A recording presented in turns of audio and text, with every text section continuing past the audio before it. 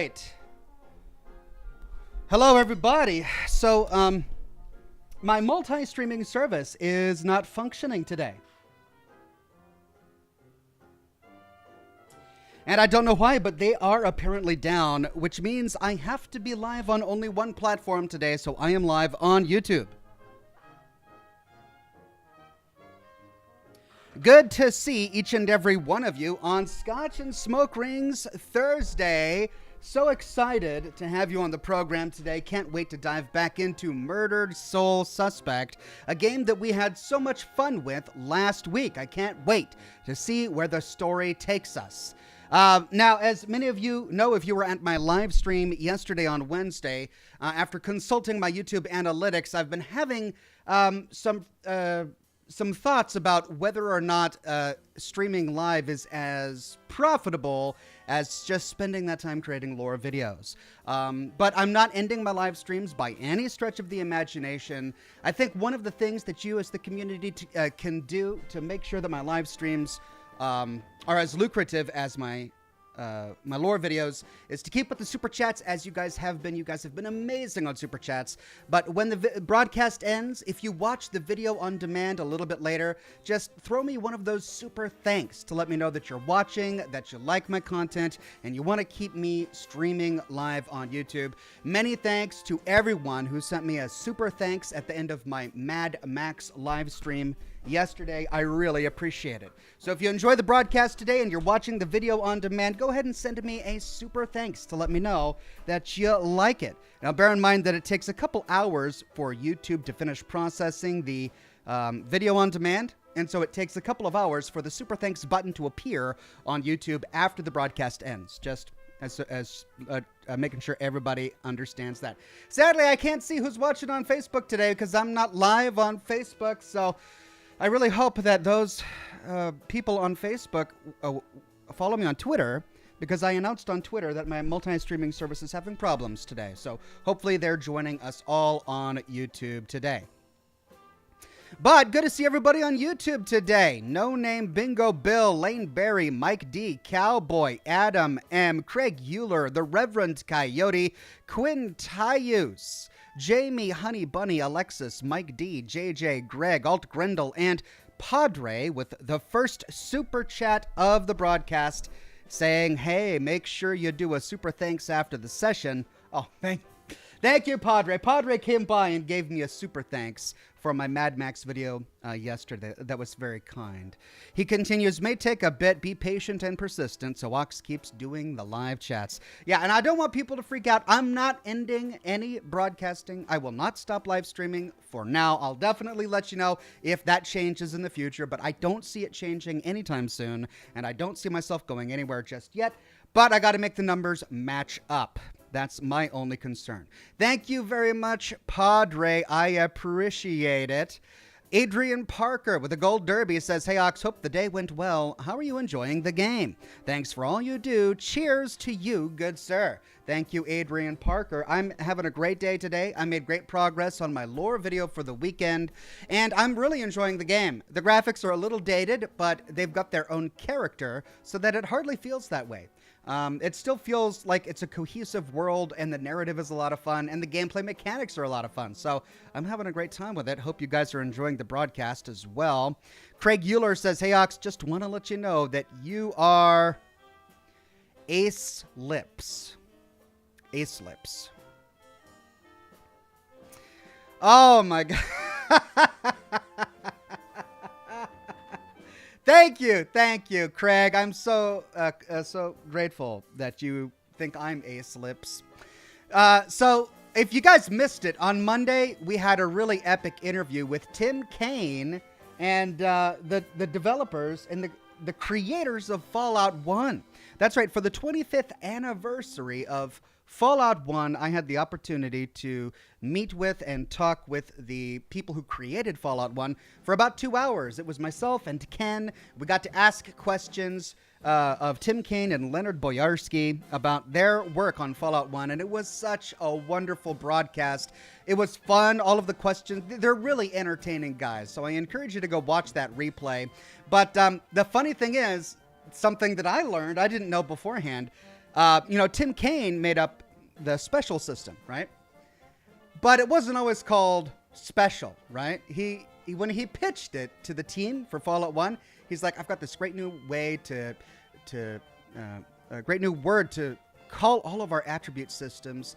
And, we've got perception and agility and intelligence and all of that. And here's the acronym ACELIPS. You got to listen to him tell the story because he tells it a lot better than me. But apparently everyone in the meeting was like, oh, ACELIPS. That's the word you put together from all the letters in that system, ACELIPS. Apparently after the meeting, which he thought went really well, somebody came by Tim's office and said, hey, so ACELIPS, huh? That's good. But there's another word you can spell with all those letters. Special. And of course, that's the one they ultimately went with. Which I thought was such a fun little story for him to tell. Thank you for that one, Greg. No Name says, I asked my North Korean friend what it was like living there. He said he couldn't complain. As he wouldn't be able to, that's for sure. Thank you, No Name. Tim Burjack says, currently playing Fallout New Vegas, where I have to pick up every single piece of non-owned trash in every location. It's taking a while. Well, if that's the goal you've set for yourself, my friend, I can imagine it would take quite some time.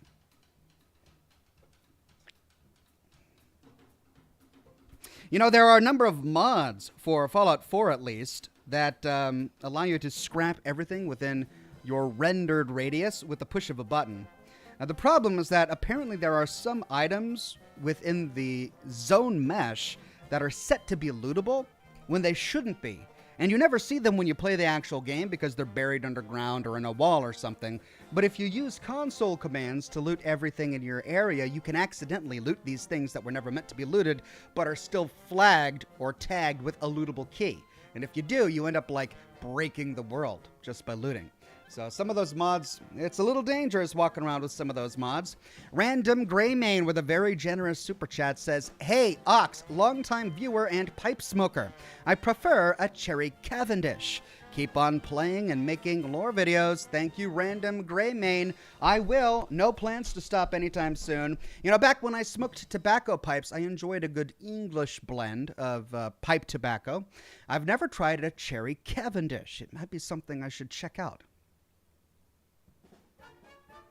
Night Paladin Eleanor says, wait, what happened? Why is Ox talking about possibly cutting live streams? I'm not talking about possibly cutting live streams. Oh, dear God. This is why I don't talk about the technical aspect of my broadcast much on camera. Because confusions like this happen. Night Paladin Eleanor, I am not possibly cutting my live streams anytime soon. I was just letting everybody know that the numbers don't always line up. It would oftentimes be more profitable if I took the time that I'm spending now on a live stream to work on a lore video. That's how I would make more money. So for this to make financial sense, I need more generous interaction. Not that the community isn't generous, because you are. So I feel awful even bringing this to you guys, because I know you guys reach into your pockets and you help out as much as you can, and I truly, deeply, genuinely appreciate it. So, which is why I don't talk about it a lot. I've been going live and doing these live streams for years now, and I never really talk about it. So I don't want to put any confusion out there. I'm not ending the broadcasts, okay? I'm still going live. But if after the broadcast you guys have it in your hearts to send me a super thanks on YouTube, it would mean a lot. That's all I'm saying. That's all I'm hoping I can get across. And I appreciate each and every one of you. Pyro Mythical says, I'm at work, so I can't stay, but I just wanted to show my appreciation for all the content I watch. Being Australian, it's hard to catch you live. Here's 20 authentic Australian dollaroos for you, good sir. Well, thankaroos back at you, Pyro Mythical. I deeply appreciate it. And I'm so grateful that I get such a wide audience all around the globe. No Name says, the other day, I sent my girlfriend a huge pile of snow. I called her up and asked, did you get my drift? Did you make that one yourself, No Name? That's got like a handmade hallmark to it. Very nice, No Name. Thank you. Cloud Big says, that I missed his super chat. Sorry if I did. Yeah. I did miss it. I'm sorry about that. First of all, Parzival became a Gold Ox. Thank you very much, Parzival. Clell Biggs says, what games would you do lore for? You've nearly covered all the Fallout lore. I know. Yeah, that's another issue that I'm having to face with myself having nearly covered everything in the Fallout universe, with the exception of Fallout Brotherhood of Steel, the game that shall not be named, which I just named, so curses upon me. Yeah, I mean, once I finish the full story of Fallout 4, unless I start doing mod reviews or like top 10 lists, I'm going to have to find other games to do lore content about. And I've been thinking a lot about this because did you guys hear the news about Starfield that came out? It's looking so good. I don't know if you guys saw it, but on Twitter and on social media, they released some screenshots of the dialogue system in Starfield, and it's exactly what we were hoping for. Gone are the days of the Fallout 4 style dialogue wheel or the Mass Effect style dialogue wheel, which honestly didn't bother me all that much, but it was a point of contention from the hardcore Fallout fans. One of their major criticisms of Fallout 4 was the dialogue wheel and how some of the dialogue options were obscured by abbreviations, and so you would make a choice with the Fallout 4 dialogue wheel, and then your sole survivor would say something unexpected, right? Gone are the days of that, because in Starfield they're gonna pull a Fallout New Vegas, they're gonna pull a Fallout 76, and just write out all of the text from the dialogue system, and it looks great. There's choices that you have to make based on the traits that you choose, and they cost points. It looks really good. There was also an interview with Todd Howard. I saw it on Twitter. That looked really promising as well. So lots of good stuff coming out about Starfield. That's definitely one of the games I want to focus on when the time comes. Aside from Starfield, I don't know. I loved Outer Worlds. I loved playing and streaming Outer Worlds. I don't know if I could really get into the lore of the universe because there's just too many cysty pigs for my liking. Just a lot of cysty pigs. Ryder Wheeler with a super chat says, finally enjoying a Scotch and smoke rings with a nice Doc Ock. And I've just started wrapping up Watch Dogs Legion and started Assassin's Creed Syndicate. Congratulations, Ryder Wheeler, and I'm glad you're here. Padre says, I told you, and I quote, challenge accepted. Thank you for your kindness and generosity, Padre. No Name says, the depressing thing about tennis is that no matter how good I get, I'll never be as good as a wall. I mean, yeah, you fight against a wall and the wall fights back. That's a bit of a problem. Julian Z says, hi Ox, so good to see you on this Scotch and Smoke Rings. Hope you're well. How is the lore video coming along? Also, did you see the new Nuka World on Tour event on the private test server for Fallout 76? I'm doing well. The lore video is coming along strongly. I'm almost done with the primary editing of it. Just got some sound design and music to do on it. I've seen a little bit of content about the Nuka-Cola thing, but I haven't actually seen anything on the private test server. I haven't logged into it to check it out. But I'm looking forward to it, and we'll definitely cover it on my broadcast when the time comes.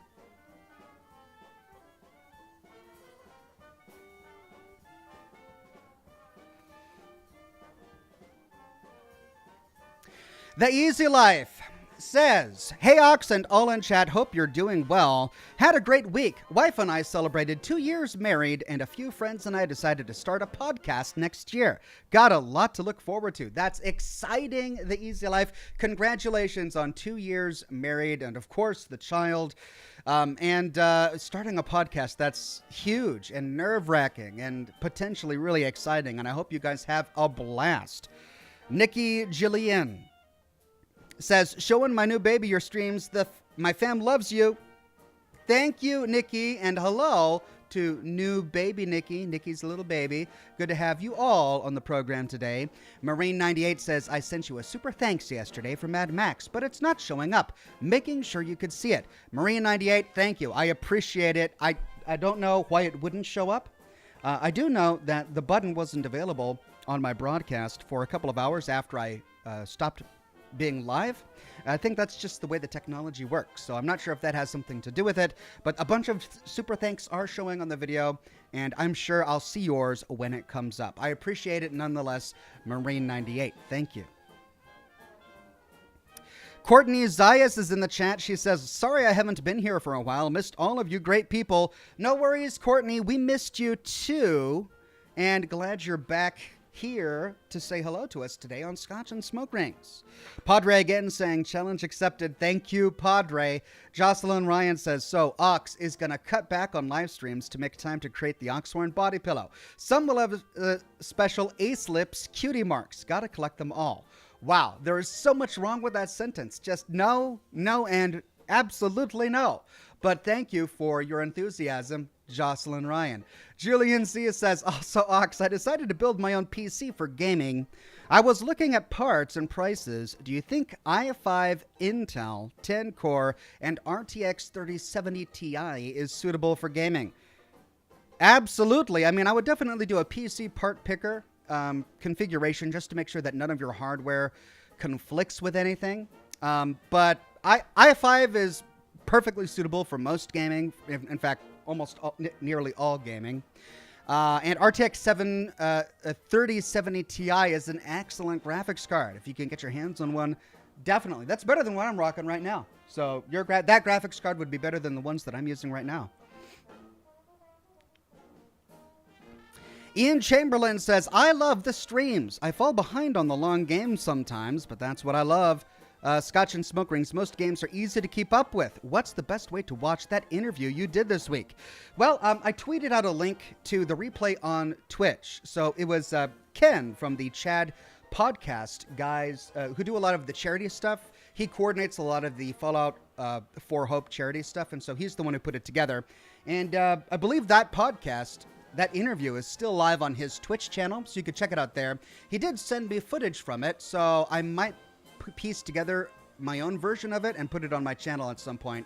I haven't decided whether or not I'm going to do that because it would take some time. But yeah, right now the best way is to check it out on his Twitch channel. Wormy says, thanks again for the chick retweet. Game on, sir. You're welcome, Wormy. That was in reference to a cartoon about chicks becoming dino nuggies. It was delightful. Random Fandom says, Sisty Pig lore is a minor inconvenience. Oh, God. Random Fandom, I mean, you're right. It absolutely is. I've done a few Outer Worlds lore videos on the program before. I tested the waters, so to speak, with some lore videos about the Outer Worlds. And, you know, they didn't receive the same attention that my Fallout ones do. So I decided not to pursue it. But I think I got like 6 lore videos in, and before I finally decided to give up the ghost there on Outer Worlds lore. But, you know, perhaps it's something to revisit. Alt Brindle says, hi, Oxhorn. No joke tonight. Game on, sir. Thank you very much, Alt Grendel. Mark from Sales says, what do you call a pumpkin that works at the beach? A life gourd.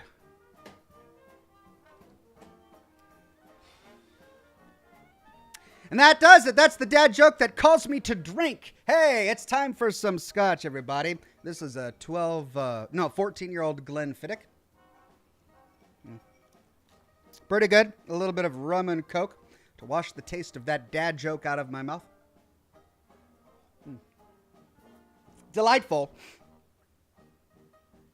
And I've got a surprise for me. It's not for you. I mean, it is a surprise for you, but it's a surprise for me, a treat for me. I was at the cigar shop, and I got a bunch of really nice cigars. This is one of the ones that I smoked earlier. It's a good brick house, but I saw this monstrosity. This is an Salem 13. I believe I've smoked these on the program before. And it was just the right price. I got to try it out again. It's been a while since I've had something this huge.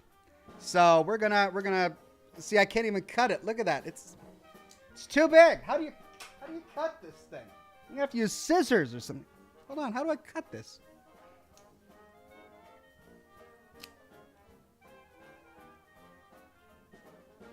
Is that enough?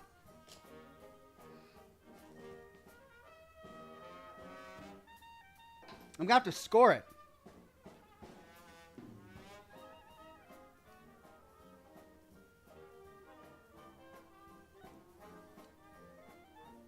Hopefully that'll be enough. Oh my God. Ha! Oh, that's huge.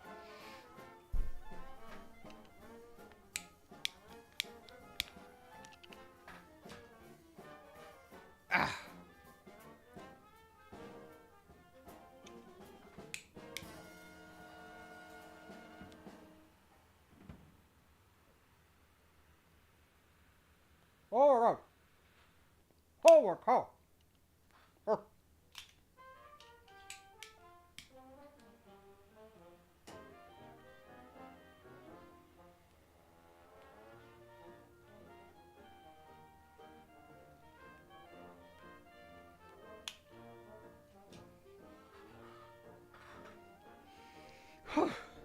Hope there's no sprinklers or a smoke detector in my office. God.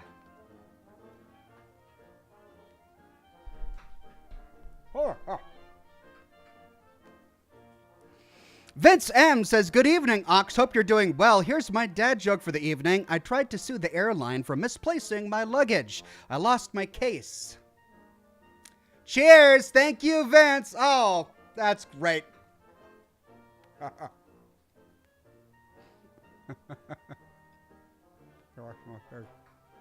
That's clever. Ah.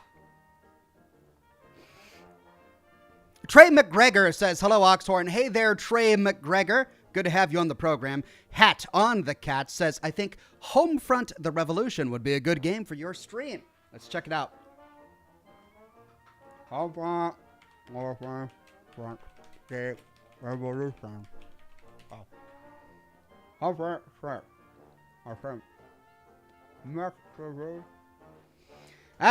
2016 mixed reviews. All reviews and recent reviews are pretty mixed. Homefront the Revolution is an open-world, first-person shooter where you must lead the resistance movement in guerrilla warfare against a superior military force. Well, I can certainly take a look at it. Thank you for the recommendation. Brett Buss says, Ox asking for super thanks to buy the 4090 when it comes out. I mean, one of the reasons I spent so much money on my computer rigs a couple of years ago when I built them was because I didn't want to have to upgrade my rigs every time there was a new graphics card. And I know that there are some people who are all about hardware and it's your hobby and you love it. And I'm not, that's great. More power to you. But for me, I just need something that can work, that'll run most of the games I try to play, that will allow me to do my work. And so I built these computers. It was a ton of money at the time, but they've been holding up. I think I upgraded my graphics cards only once. I went from the 1080 Ti's to the 2080 Ti's, and that's what I've got today. Still rocking the 2080 Ti's. I think, did I ever go up to a 30? I don't think I did. I don't know. It's been a while. But yeah, I'll just keep using these until they break.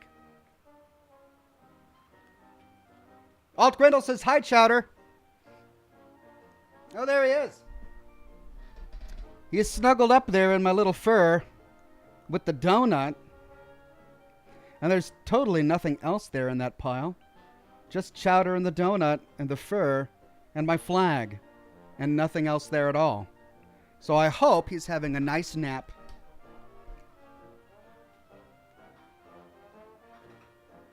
No Name says, so show us Chowder. Here you go. There he is. He's having a nice nap. He was really meowy and needy today. I don't know. I fed him. I petted him. I made sure he had water. And he was just meow, meow, meow, meow.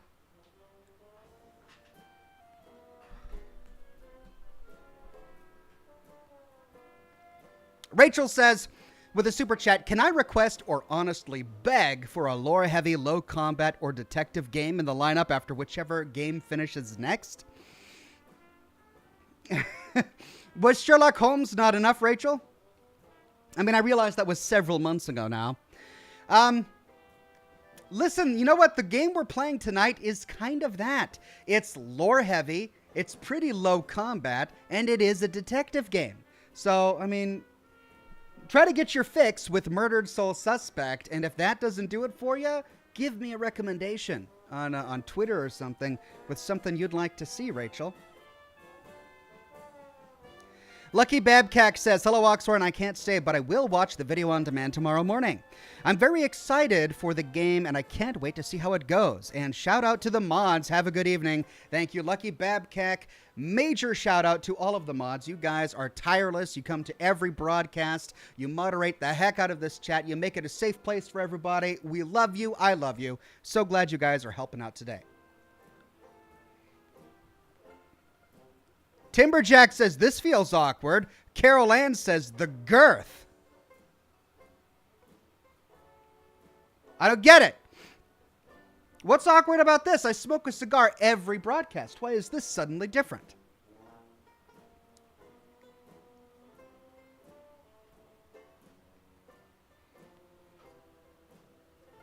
Fishke says, great interview stream Monday. Really interesting stuff. Glad to be here with y'all tonight. And please, Ox, send my pets to co-host Chowda. Cheers. Trust me, he'll get plenty of pets after the broadcast tonight. Jocelyn Ryan says, Dino Nuggies, pink paste, or Sisty Pig and pineapple pizza. Which would you choose to have to eat for a week, Ox? None. Have you not been listening? I would not choose to eat any of these things, let alone for a week. I don't know who would be forcing me to eat these things for a week, but I refuse to participate in this absurd thought experiment. Jocelyn. Yeah. Padre says, cigar looks like my sister's preference. And I'm talking about her dating preference. How would you know, Padre? How would you know the size your sister likes to date of cigars? Also, why would your sister be dating cigars? That doesn't make much sense to me. You set these on fire. They're not dating material. They're burning material. And trust me, the two are not the same. Huh.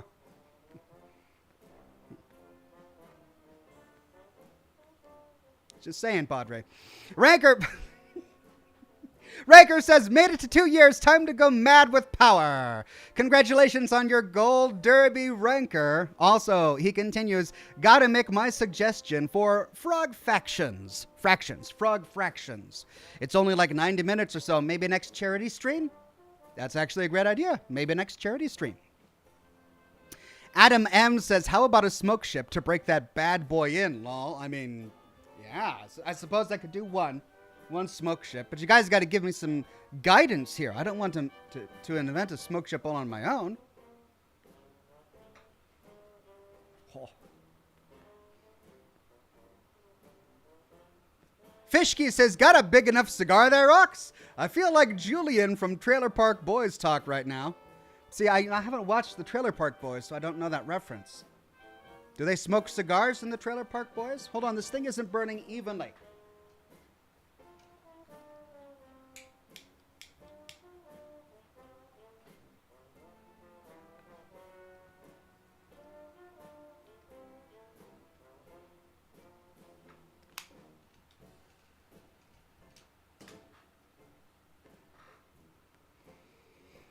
Oh. Timberjack says, didn't know toilet paper rolls were now cigars. Yeah, I mean, maybe that's how they rolled this thing. They just rolled all the tobacco into a toilet paper roll. Freddie Simmons says, to be fair, one doesn't need to be a hardcore fan to detest Fallout 4's quasi-Mass Effect dialogue wheel. Limiting us to 4 choices, especially when most of the time at least one of them is redundant, was a bad idea. I have to agree with you there. Again, I'm not one of those who was terribly put off by the dialogue system in Fallout 4. I don't even actively dislike the dialogue wheel. I do think that limiting 4 responses for every speech check or for every conversation point is unnecessary. And another reason it's a bit of a problem is because there are some conversations where you don't need more than 2 choices, right? And so they have to fill it in with 4 spots on the wheel because they're limited by that. They can't have 3 spots on the wheel. They can't have 1 empty. So they've got to have 4 spots there, which meant that they had to create they sometimes had to create unnecessary duplicates to make it look like there were a bunch of options when really only 2 were necessary. Whereas if they just had the list, you could have a few dialogue panels that only had 2 choices where that was necessary, like a yes, no dialogue. And then you could have, room for 6 or 7 on another one, right?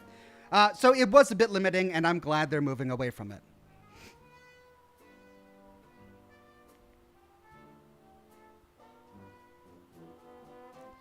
Pleased to meet you, says Hey Ox, if the Hindenburg disaster never happened, do you think blimps would have been the flashpoint for a steampunk or clockwork punk-esque modern society?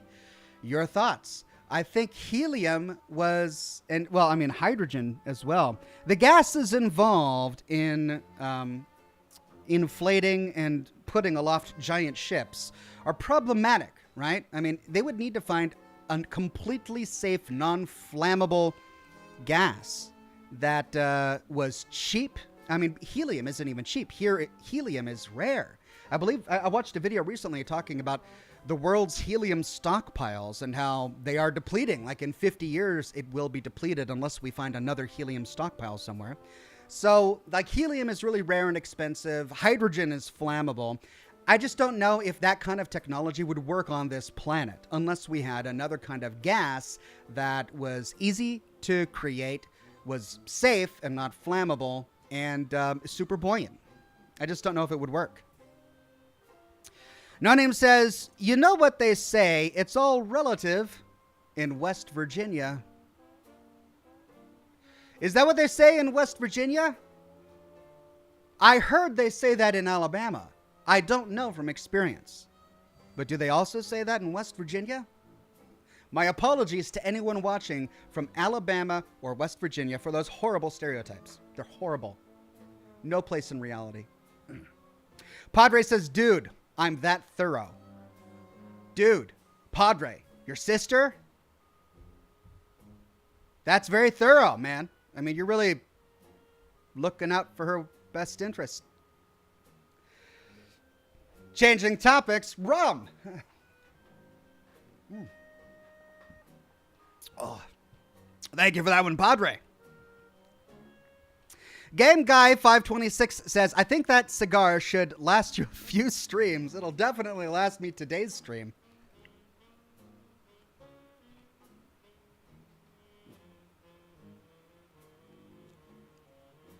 Adam M says, smoke ship idea. Todd Howard saying, it just works. Is that a ship, though? That's more like not a ship. I could put him on a ship. Adrian Parker says, what's your favorite go-to drink and cigar if you had them readily available? Brick House is my go-to cigar. It's affordable. It's consistently delicious. In terms of drink, I mean, Scotch with a cigar is great. I do like a little bit of sweetness every now and then, so maybe, rum and Coke is really good with a cigar, I like. Okay. Timberjack says, I'm from Alabama, and I get those jokes constantly. Okay, well, then you're used to it, I'm sure. We don't need more on the program if he gets them constantly.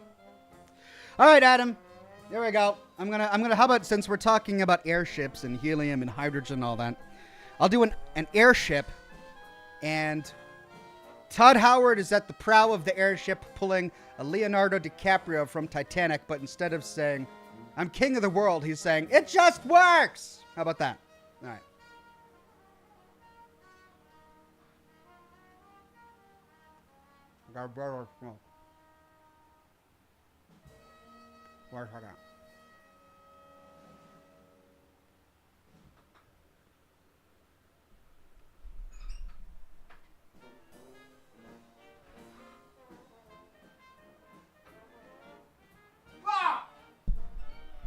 There you go. I hope you didn't miss it.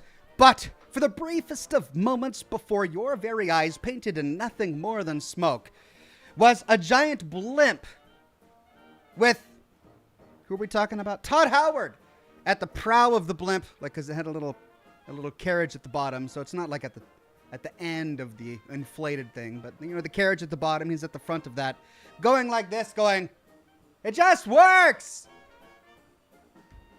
And you know, it's a gift, really. I don't know where that power came from. It's not like I even practiced. It's something that came natural to me, so I can't even say, you know, if you want to do smoke ships the way I do, you just need to work hard and practice. No, it's not that. It's a gift. You know, maybe even a divinely inspired gift. So I'm not going to claim to understand it. I just have the ability to do it.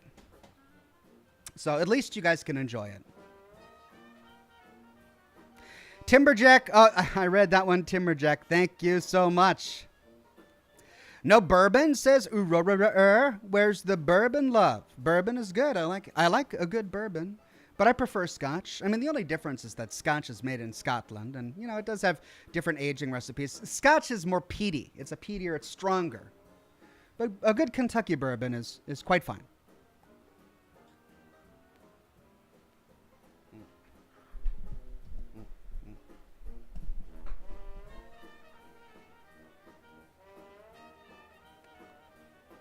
Sean Fernando says it just works while the ship is crashing. Was the ship crashing there too?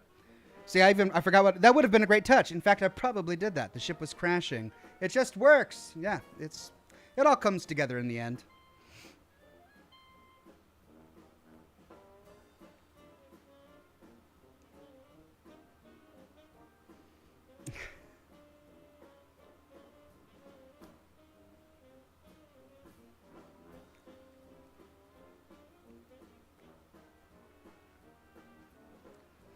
I'm afraid to ash this thing, because do I do it now? I mean, usually that's enough ash, but the length of it... Here we go.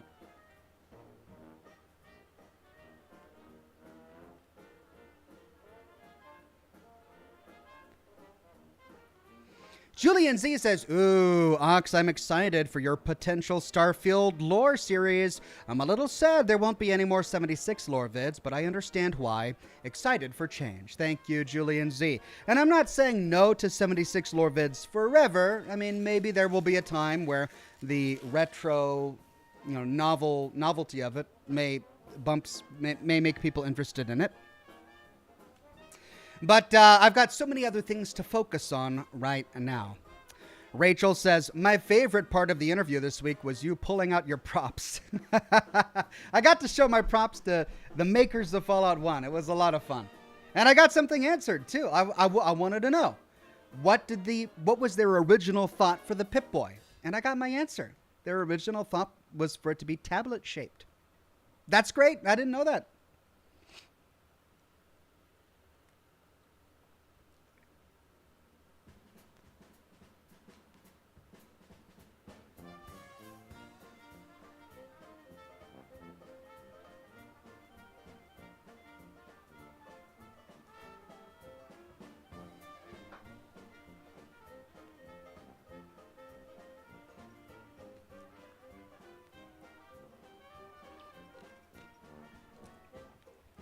Scotty P says, can I get a happy birthday for my wife, Lily Pelletier? Absolutely. Happy birthday to Lily Pelletier from Scotty. Thank you both for watching.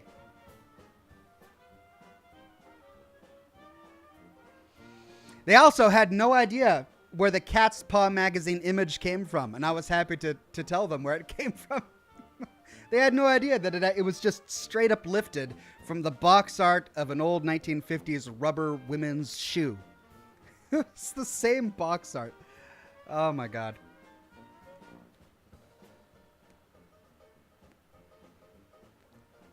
Canuck82 says, Ox, did you hear about the fail pit injuries at TwitchCon? I did. Wasn't there a Twitch streamer who jumped into a pit filled with like foam rubber or something, and she practically broke her back? Yikes. You'd think they would have tested that, or I hope they have insurance or something, because that's awful. I feel so bad for her. I hope she's going to be okay. Claus says it was only like a foot deep. Really? Was it that shallow? Oh, man. I mean, unless they gave her explicit instructions at the beginning, do not jump into this pit, but I doubt they did.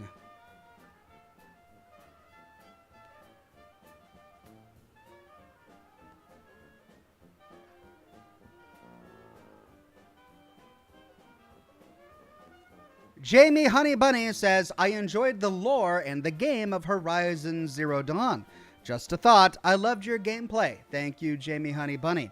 I enjoyed all of the world building in Horizon Zero Dawn and all of the quest-related lore that talked about how the world came to be and all of the things that happened before the apocalypse.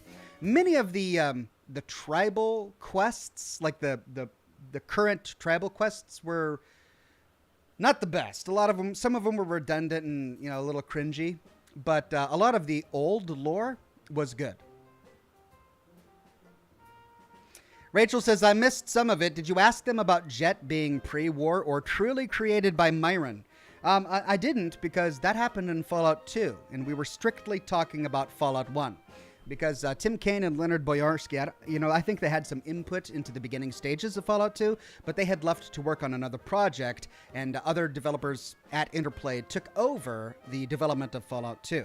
So they weren't quite as involved in that game as they were in Fallout 1. So that's what we primarily talked about. It is interesting to note that we don't find Jet in Fallout 1, right? I think that answers the question. Julian Z says, Ox, so after the Fallout 4 lore series, will you just pause on lore vids until Starfield release, or do you have something to fill the time until then? Yeah, I've got other ideas of stuff that I'm going to do, in addition to places in Fallout 4 that I missed, that I haven't done yet. And I'm discovering some of them as I go through this series. So don't worry, I've got a lot more content to come. Padre says, if you start getting red eyes, I'm going to send you Deadpool ending credits videos. Well, I think that would be justified, but I've been doing this long enough that you would know if this particular hobby gave me red eyes, and it doesn't. Look, clear eyes, no red eyes. Jocelyn Ryan says, the interview was great to catch live, really entertaining, and enjoyed getting to see the two communities involved in the chat. It was pretty fun. You had Oxhorn fans, you had regular Ken viewers there, and people who were just interested in Fallout 1. It was a great little community there in the chat.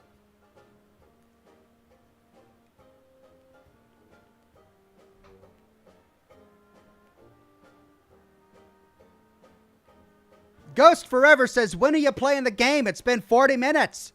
Ghost, I forgot to say, at the beginning of the program, I usually say, hey everybody, welcome to Scotch and Smoke Rings. I've been doing this show for over 10 years, and in that time I have established the following, that we have a Q&A for about an hour at the beginning of the broadcast, and after the hour-long Q&A, I dive into the game. It's been about 40 minutes, 42 minutes, so we got some more time before I dive into the game. I thank you for your patience. Pleased to meet you. Says, that's fair, though I gotta say that automaton would be more interesting than AI. A self-aware clockwork machine, preset codes that could randomize and thus creating a semi-sentient being. Yeah, and an automaton would be really interesting. Would it be more interesting than a true AI? I don't know. And we've got to talk with a few AIs in the Fallout universe, including Zax. So maybe. Great idea, pleased to meet you. Freddie Simmons says, was anyone else incredulous about the airworthiness of the Pridwin? It doesn't look as though 3 relatively small gas bags would be able to keep it aloft. That's a great point. I mean, you look at the Pridwin and the way it looks on the outside, you're like, okay, maybe I could buy that. But then you get inside and you see 3 decks made of steel, all of which have tons of different stuff on them. You've got a quartermastery, you've got a barracks, you've got storage, you've got a science lab, you've got a couple of you've got a library. I mean, Quinlan is a straight up librarian there. And all of this is held aloft by 3 hydrogen canisters. I mean, at some point we have to suspend disbelief. Either they wouldn't be able to have that much in the Pridwin, or it's sort of like the TARDIS, right? The inside is a lot bigger than the outside. Dalton Williams says, theory. Vault-Tec launched a single nuke to scare people and sell more vaults. But that spaced America and China thought each other did it and fired at each other. It's certainly a theory that would explain the Vault-Tec logo on the bomb, the unexploded bomb in the middle of Megaton, and it would explain why the bomb never actually exploded. But it wouldn't explain many of the terminal entries inside the switchboard, which we're actually going to be getting into in a couple of weeks. Because the switchboard entries talked about bogies off the coast, off of the Pacific coast. And it's possible that America or even China had, it's possible that Vault-Tec hacked into nukes owned by China and launched them. And so it looked like China was launching nukes, but it was really Vault-Tec. But that's just a guess. We don't know that. You know, it's just as likely that it was aliens. Aliens just happened to hack into a bunch of Chinese nukes and push the button. It'll be really interesting if we ever get the answer to the question, who dropped the bombs first, but I don't think that'll ever come. Adam M says, clear eyes, wow, like the commercial, please. Clear eyes, wow. I can't do it. I'm not good at impressions. Sarah says, I support you in whatever is best for you. Thanks for the endless entertainment. Applying for the nursing program next week.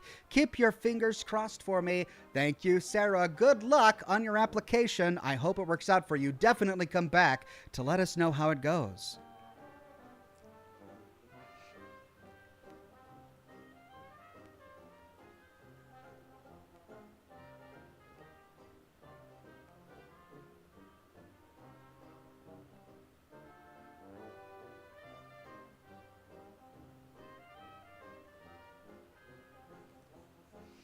El Rondorio says, Ox, the Yangtze did launch its missiles. Right, but before or after America launched theirs? So we know that America and China launched their nukes at each other. But in response to whom, right? If we take a look at the DEFCON notices inside the switchboard, it gives the impression that America was unaware of any nuclear detonation or launch until they saw bogeys coming from the direction of China over the Pacific Ocean, which gives us the impression that China moved first and that the detonations done by America were in retaliation to that, right? That said, clearly Chinese submarines were in waters outside San Francisco and outside Boston long before the bombs dropped, because they had to have been there for some time. They were equipped to launch tactical nukes. They could have done it at any time. I honestly think, my bet is that China did it first, because they had the reason to do it. They were losing the war. They had just lost in Anchorage. They didn't have the technology to compete with America's T-51Bs. Yes, they had Chinese stealth armor, which allowed them to infiltrate the Hoover Dam and a bunch of other stuff, but it wasn't enough for them to actually have battlefield victories. And unless they could get their own hands on some power armor, it was going to remain that way. And they could quickly see America just plowing through mainland China with a bunch of T-51B suits of power armor. So if anyone had a motivation to drop the bombs first, it was China. America didn't. They were winning. They had just won in Anchorage. They had no reason to drop the nukes, because if they just kept doing what they were doing, they would win the war. So either China did it because they were losing, or another actor did it for their own reasons. Vault-Tec wanting to actually test their vaults, it's possible, but there's no end game in sight. They made their money off of getting people into the vaults, off of wartime paranoia. It was a company that made its money by making people afraid of bombs so they could get them into vaults. And yes, they had the experiments, and I'm sure that the experiments had their own reasons for being done, but there's no money involved there. And to find a cause, you always got to follow the money. And that's one thing about the Fallout universe I don't quite understand. What was their motivation, Vault-Tec's motivation, for doing the experiments to begin with? Because if they get a result from all of their experiments, but the world is ended, okay. Who learns from that information? Who benefits from that information? Clearly not Vault-Tec, because as we learned, they weren't around to give the all-clear signal decades after the bombs dropped.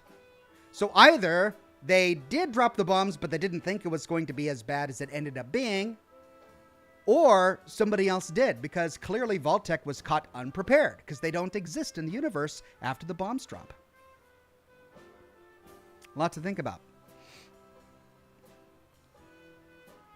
Marine98 says, you got me into modding Fallout 4 years ago with your mod reviews. Recently, you turned me to Mad Max and Horizon Zero Dawn. Thank you for all you do. Thank you very much, Marine98. I'm glad you became a modder. It's one of the things I wanted to do. I wanted to get into modding. I never just found the time, though. Brian Tripp says, cheesecake thumbs up. Cheesecake super thumbs up. I love a good cheesecake. Cheesecake, munching on a cheesecake, munching on a cheesecake. Cheesecake. Pleased to meet you, says, in regards to your ISP having slow speeds at certain times, it could be that they are adding another carrier to the low-end frequency, 5-42 megahertz. We have begun the same, and it causes problems. Low-end noise is hard to clean. Thank you, pleased to meet you. That's quite possibly an explanation. Rachel says, what do you call a detective electrician? Sherlock Holmes. Ugh. Rachel. Sherlock Holmes. I'm surprised you didn't say Watson. Oh. Thank you, Rachel.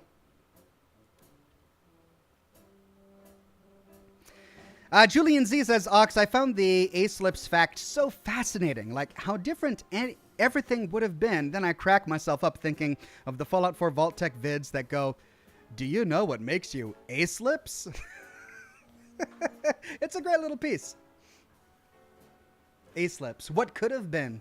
Jocelyn Ryan says, I'm less curious as to who actually dropped the bombs, but would rather find out if Vault-Tec has evolved into another post-war faction that is still collecting the data from the experiments. That would be interesting. I'd love to have that question answered as well. Christopher Estrada says, I think Vault-Tec, in an effort to make more money, wanted to stage a nuclear strike to sell more vaults, but maybe it was taken a bit too seriously. Now that is a good explanation. And I wish we had evidence for that because it would answer so many questions. But we really don't. It's a great speculation, but we don't have any evidence for that. Though it does make a lot of sense. No Name says, my wife first agreed to date after I gave her a bottle of tonic water. You could say I swept her off her feet. Swept. Well done! Thank you, No Name. Game Guy says, I'm surprised no one has invented a time machine in the Fallout universe to stop the Great War. Do you think they have always wanted anarchy? No, but time travel is impossible. At least backwards time travel is, as we've learned from our own universe. And I doubt it's something you really want to introduce into an already cluttered field. Like, in the Fallout universe, we have aliens, we have ghosts, we have Lovecraftian monsters under the earth. We've got psyker powers. We've got a lot, right? Already in this post-apocalyptic wasteland. To add time travel to that, I mean, it might as well be Doctor Who by that point. So I think it's okay to steer clear of too many things. Otherwise, it just becomes a very muddy IP. Eric Rodriguez says, hey, Ox, hope everything is well, my friend. Keep up the good work, and I'll be sending you a thanks tip every time, my good man. Cheers. Thank you, Eric. That's so kind. So very kind of you. The Abyss Hunter says, hello, haven't really got any questions. That's okay. Thank you for your support. All right, we got about 7 minutes or so, and then we dive into the game. Let's see if I have to relight this thing. Time travel is canon in Fallout, says Murden Philippe.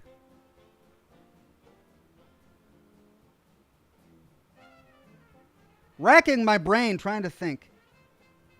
I mean, even the aliens. I mean, they have abducted people on their ship from a wide variety of times, but that doesn't mean they went back in time to abduct someone and then brought that person back to the time that we found them during the events of Mothership Zeta. No, we have to believe that the ship has been orbiting planet Earth for hundreds of years. Not necessarily that they went through time travel, but I can't think. Was there another? I don't think there's time travel in the Fallout universe. I could be wrong, but I don't think so. Singe Furno says, but Ox, your sneak peek of Fallout 5 talks about time travel. Yeah, that's right. I did do that. Where in this one you go back into the times of the settlers and you get to explore Roanoke Island. Yeah. That was a fun idea.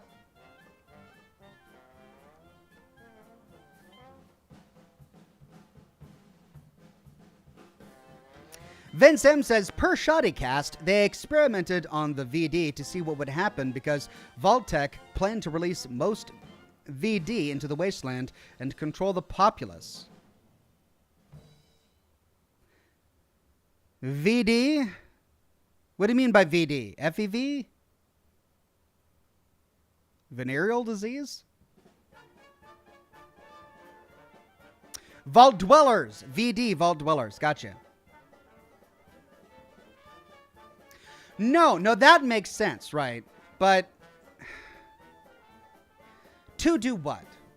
First of all, most of the experiments that Vault-Tec had met with the death of the vault dwellers. There were only a few control vaults, right? So even if they released those people into the wasteland and they could directly control them, it would be God knows how many generations before the wasteland was populated enough by people that they could actively control. It doesn't even come to... that doesn't even take into consideration all the people who survived the bombs, right? When we go out into the wasteland, most of the wasteland is inhabited by people who descended from people who survived the nuclear apocalypse. So, okay, even if that was correct and Vault-Tec does control the minds of what will be a very small group of vault dwellers, because remember, most vault dwellers died in the experiments done by Vault-Tec, they would have very minimal influence, very limited influence. So they wouldn't be this all-powerful company. So it makes me think, all right, well, what's the benefit to doing that? It's not more money. It's not even more power. They were already at the height of their power. They were in cahoots with the U.S. military, one of the most powerful nations on the face of the planet. They had access to the military's budget for practically anything they wanted to do. They were building vaults, these huge multi-billion, if not trillion-dollar things all over the planet. When it came to power and influence, they had it. Why then would they destroy the world just so that they could control some vault dwellers that they might be able to control once they get them out into a post-apocalyptic wasteland? There's just so many variables in them coming out net positive for making that decision that I don't really buy that as an argument. I think the idea that it was an accident, that they might have staged a nuclear apocalypse, but that America and China thought that it was real and then really caused a nuclear apocalypse, I think that makes a little bit more sense because it solves all of our problems. They could stage it to stoke more fear, to get more people in their vaults, to sell more vault spaces, and conduct more experiments. That's an actual motive. But then it wouldn't actually lead to the apocalypse because otherwise they lose vaults, they lose vault dwellers, the world ends, they lose their influence, and they lose money. That's probably... If Vault-Tec was involved at all, that's how they would have been involved, I think. Hat on the Cat says, Chowder launched the nukes, knocked over a coffee mug onto the big red launch button. I wouldn't doubt it. I wouldn't doubt that the entire apocalypse happened for some silly reason like that. Like a cat accidentally stepped on a big red button. I'd bet that's probably what happened. Jocelyn Ryan says, having Doctor Who's TARDIS as an Easter egg kind of introduces time travel into the universe. It does, but we have to take the things that happen within Easter eggs with a grain of salt. Otherwise, we've got to figure out the whole bar at the edge of tomorrow. The Easter egg where in Fallout 2 you stumble upon... well, first of all, you stumble upon the Well of Eternity or whatever. That was from Star Trek, of all things. And then you stumble upon a pub where the characters from Fallout 1 are having a conversation as if it was some sort of, casting agency get together. Like, how do you even explain that in the universe? You can't. You can only say it was an Easter egg. So I think the TARDIS is just an Easter egg and exists outside of the Fallout universe. Daniel Holmes says, wasn't there time travel in Fallout 2? Not really. I mean, in one Easter egg, there was a little bit of time travel, but only to a specific place. Like even dog meat. You can only get dog meat in Fallout 2 from going into the past where dog meat from Fallout 1 as a dead character shows up. It's just weird the way it works in Fallout 2. Cleansed in Fire says Red Dead lore videos. Just saying. I mean, Red Dead would be great. I love Red Dead. I love everything about Red Dead. Man of Warb says, here's a frightening thought. Had the bombs not dropped, Sean would have gone to one of the schools in Boston. I mean, yeah, we have to say that he was smart enough. Sean was. He's definitely had...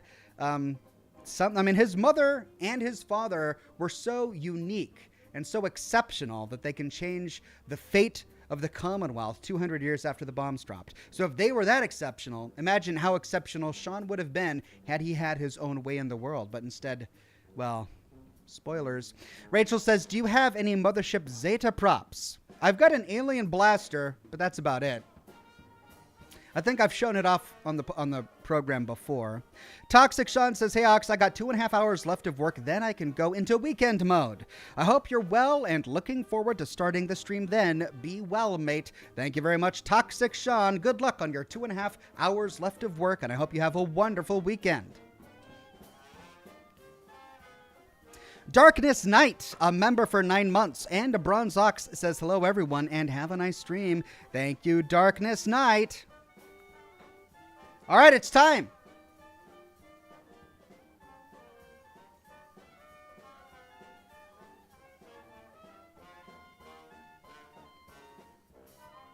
All right, let's launch the game and get to the gameplay.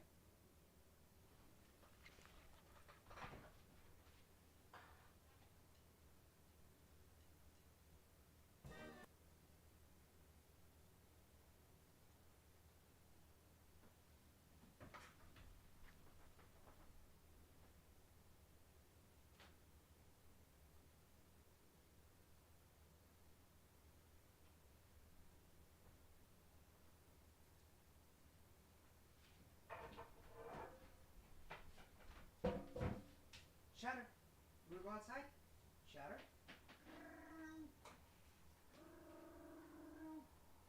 Wanna go outside, Shatter? Shatter. You wanna go outside? No?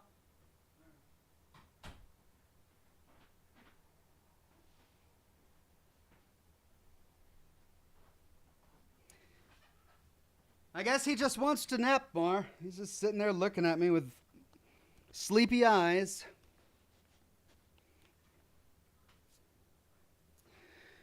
All right. Let's see. Where are we? There we are.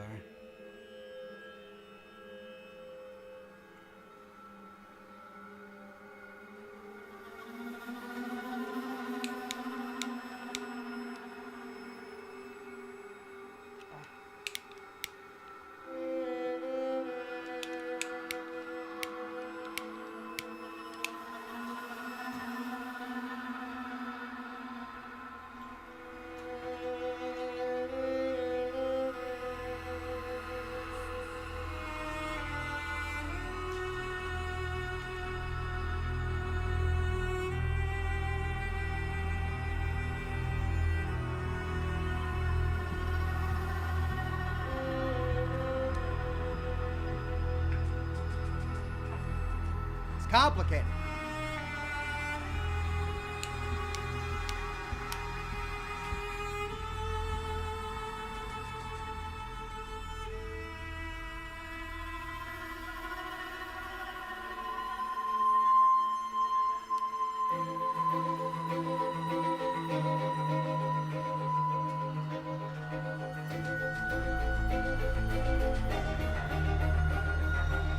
There we go. Alaskan Blitz says, "Cheers, Ox. Have a great time watching." Thank you, Alaskan Blitz, or having a great time watching. I'm glad you're enjoying yourself.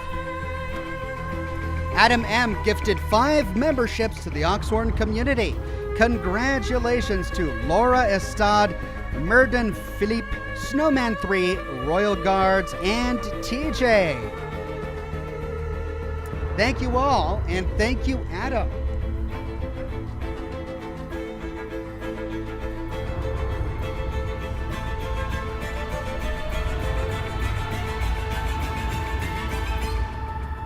Okay, here we go.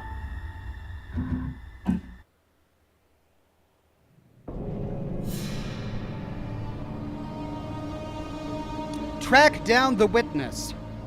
I can't lose track of the witness. She's the only one who can help me find the Bell Killer. And we can start the investigation. I forget my fingering here.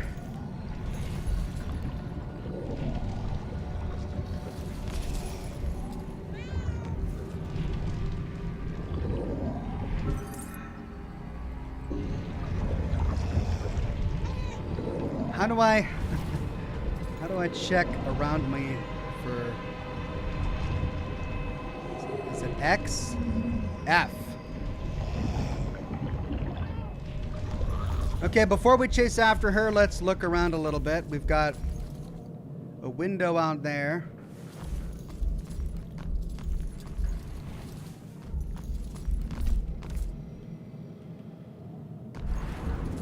And we went into this room earlier.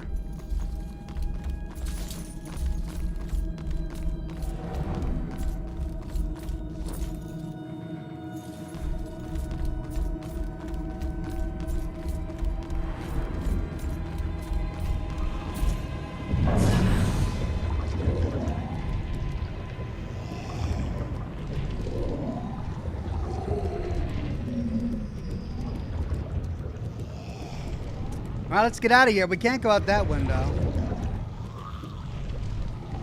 But we can go out here. Jocelyn Ryan says, we'll have to catch the replay Ox last tip to help donate to the lighter fund. This 2 lighter defaults you have is just something else. I just need to replace the flints in them, and I haven't bothered with it yet.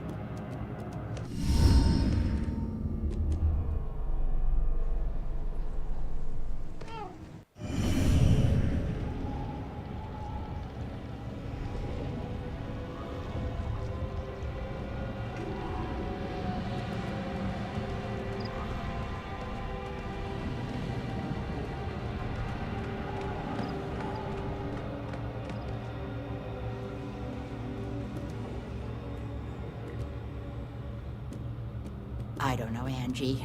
Brian is a lovely boy, but I worry about his family. Well, his mother does seem to be a bit of a heartbeat, but Brian's worth it. I think so too, dear. It's just that Shelley didn't grow up.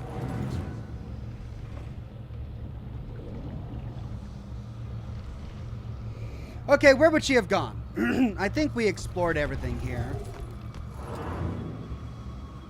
We killed the demon. We don't have to do that again. No, there is that.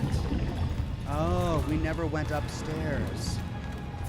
I must admit, I'm looking forward to the children. Ah.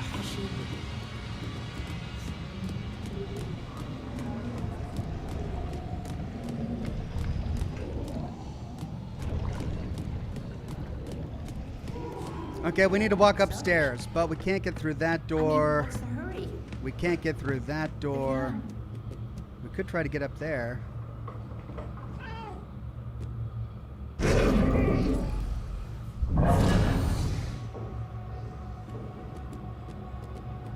Why can't I jump up there? What do I need to do to jump?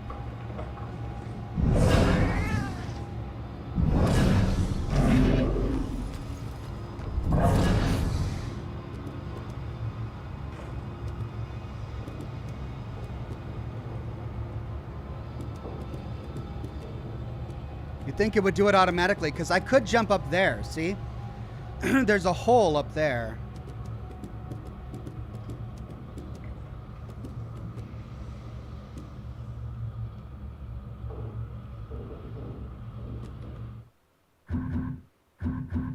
Options, game options. No, let's do PC options. No.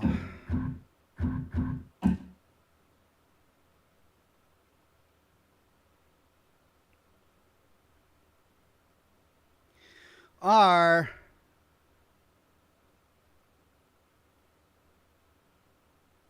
No.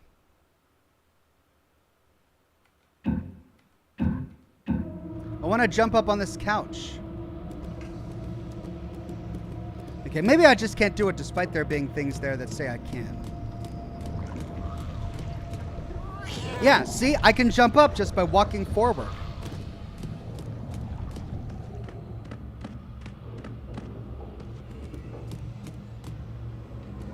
There we go. There we go. All right, I want to get on that ladder. All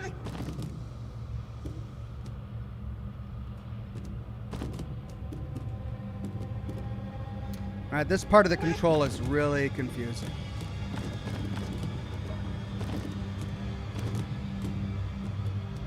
Well, I'm just going to have to find another way, because I can't get up there.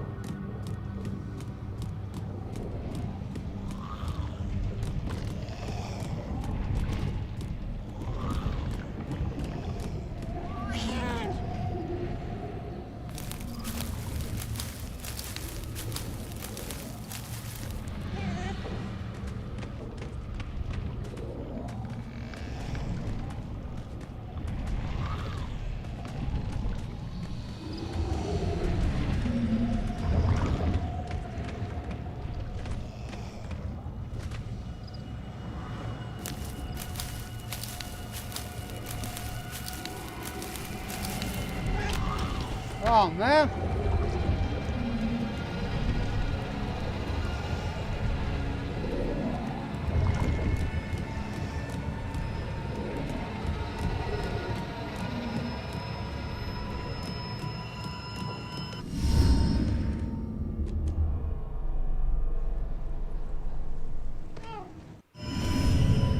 Right, well, that won't work. I can't get anywhere but here from there. And that door is closed, and that door is closed.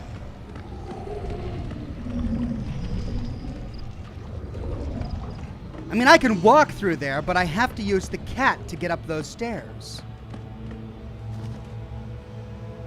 You can see the arrow, right?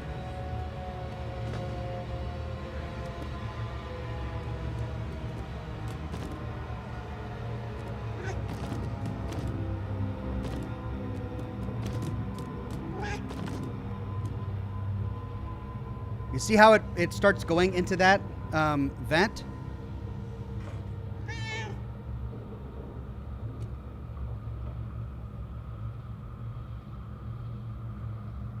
All right, can I get onto the ladder?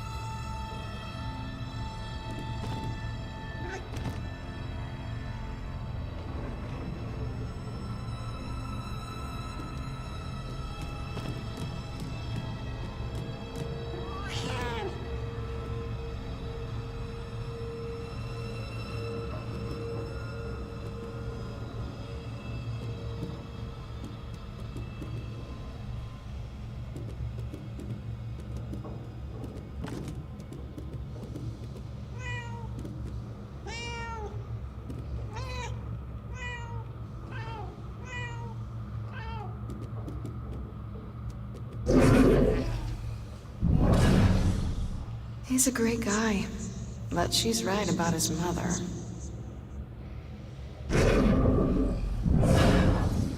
It's so simple to be a nice person. Why can't everyone do it?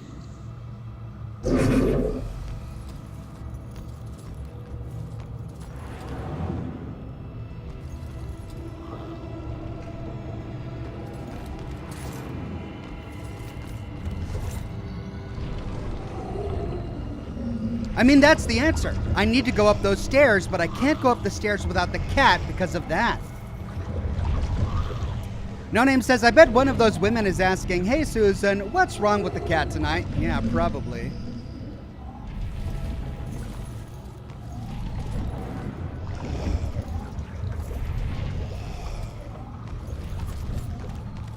Okay, I'm not trying to be picky, but seriously, now do you call this a centerpiece? I'm sorry, ma'am. The request form said.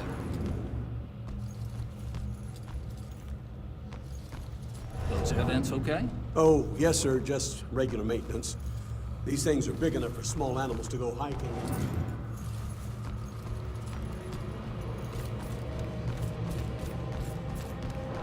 If only I could get through that door. Ugh.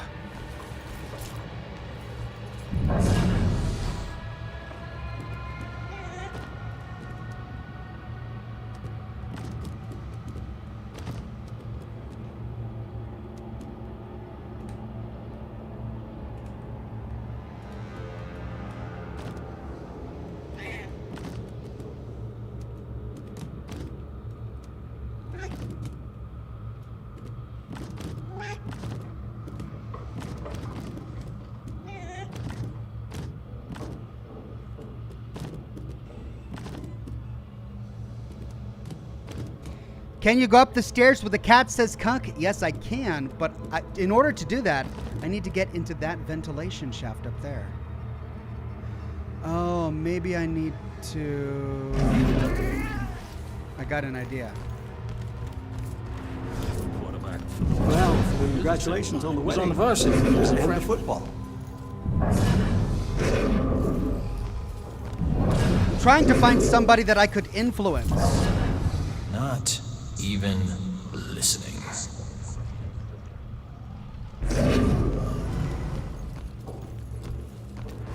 From Wayne. Not my husband's Irish family, but my family, the Windsors. We go all the way back to the Pilgrims.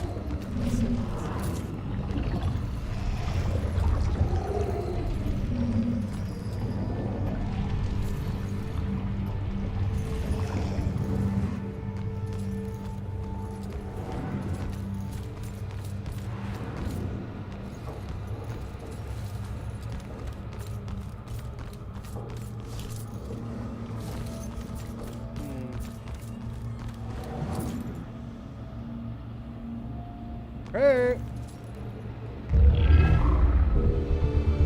Completed story.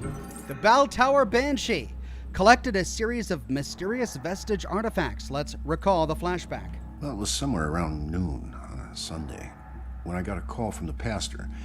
He was looking for someone to fix up the old church.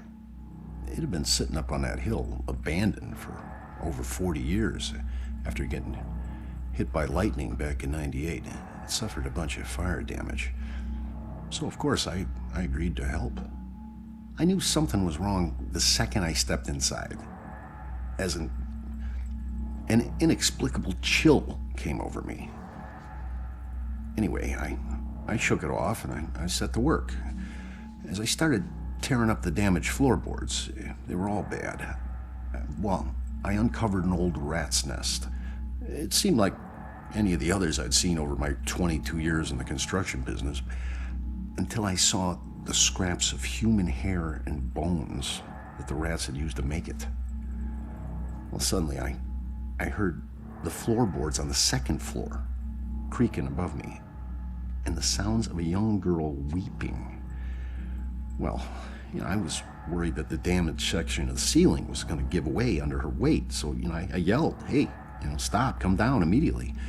Well, my voice must have startled her because she went completely silent. So I got up and I went to look for her. When I entered the room upstairs, though, I was surprised to see it completely empty.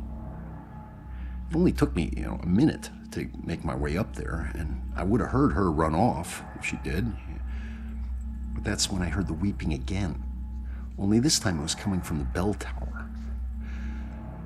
So I climbed up the long, treacherous, curving stairs at the top, and I noticed what I thought was dried blood dotting the way. When I finally got up to the belfry, I was just paralyzed with terror, because lying before me was the withered corpse of a young girl. Judging by her sun-bleached clothes and weathered bones, it seemed like she'd been lying there for the better part of those 40 years the place had been empty. The rats, they picked her bones clean. I took off running. I didn't stop until I got all the way to town. The ravages of time made it impossible for the authorities to get any identity on this girl. It seems Salem will never know who killed her. Jeez. Some people still claim to hear her weeping there. As for myself, I never went back. Oh, God. Singe Furno says, "Ox, you don't need the cat anymore. You just need to leave from the courtyard." Yeah, but what's up the staircase, though? That's a section that I can't explore without the cat. But maybe I don't need to.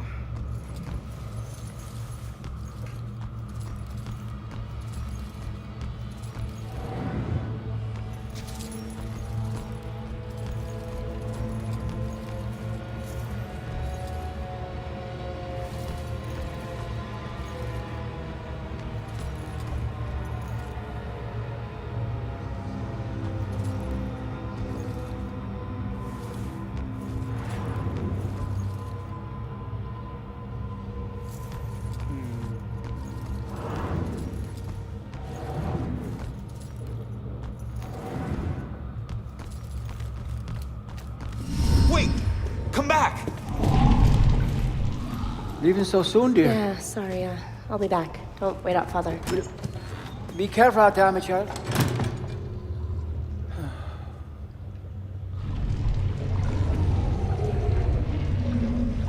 Oh, great. Now to get around that.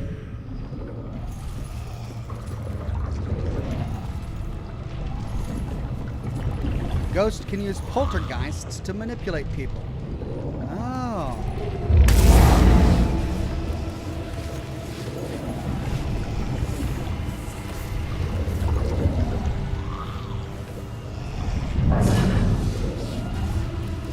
Well, I'll be.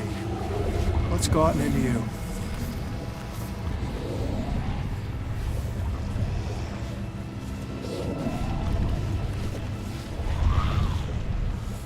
This place is so cold tonight.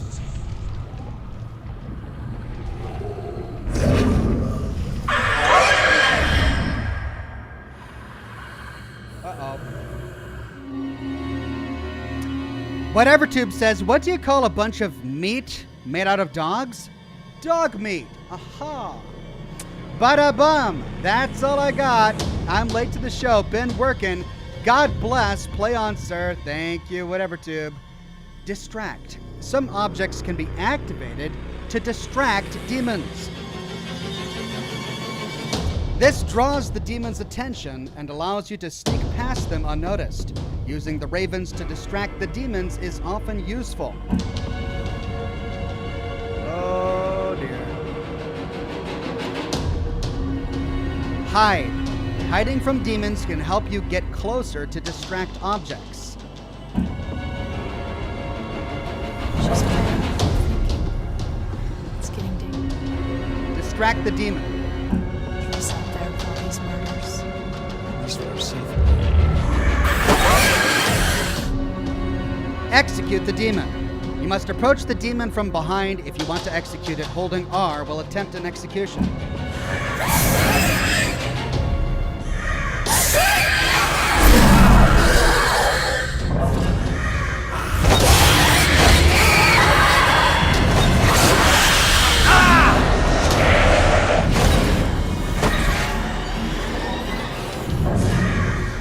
How did that not work? When demons lose you, they will start to check hiding spots.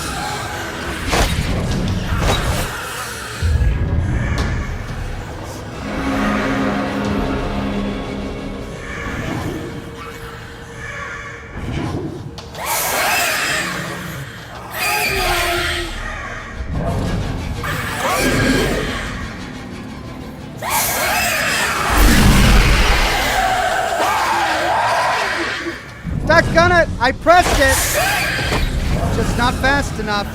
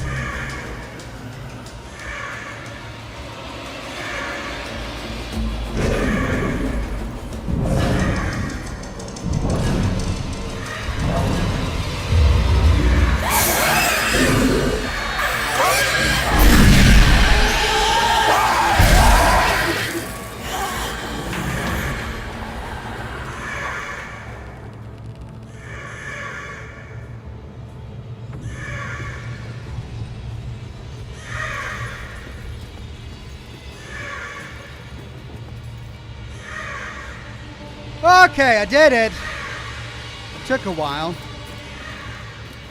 But, okay, before I exit, I want to see if there's any way I can get across there to the other side. Yeah, I can get across here this way. Aha! Second time's a charm.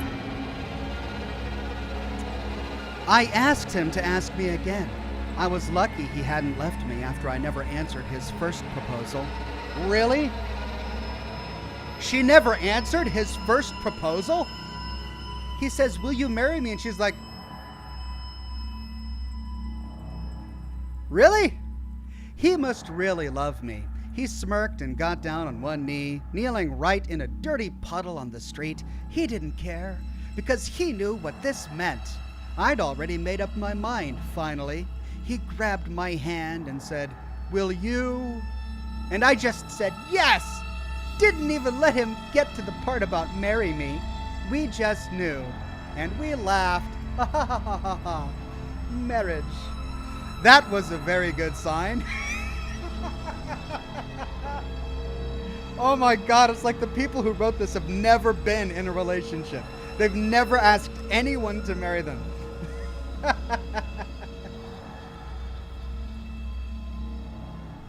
And we laughed. Ha ha ha ha ha. What a funny proposal.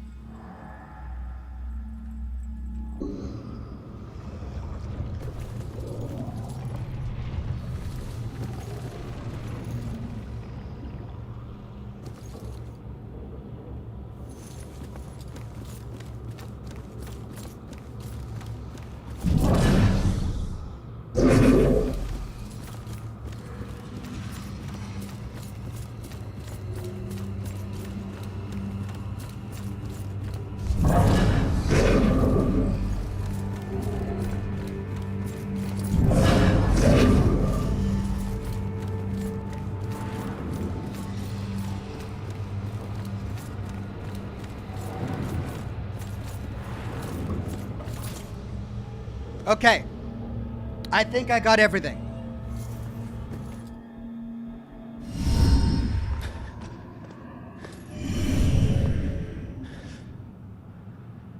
Damn it.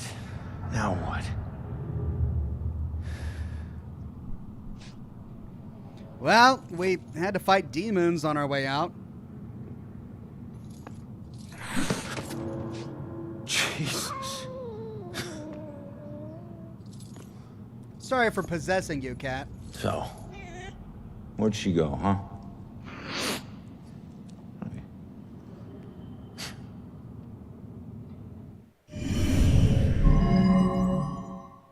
What clue would tell me where she's headed? The witness's mother's note, the church attic, runaway witness,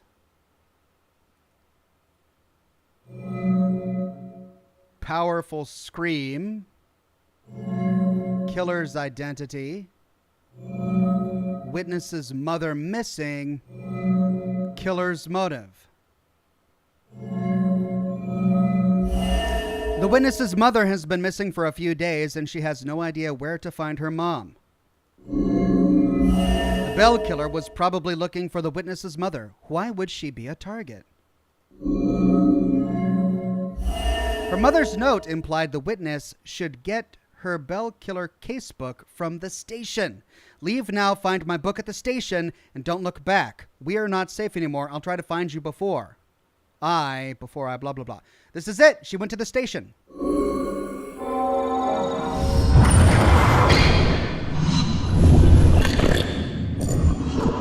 Leave now, find my book at the station, and don't look back.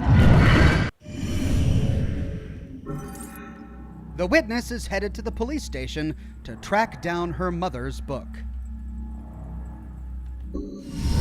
Yeah. She's headed to the police station to steal some book. She'll blend in well there. Did you know her mother worked for the police? Fine. Don't tell me. puss. Right. Cats can see ghosts. That's disconcerting.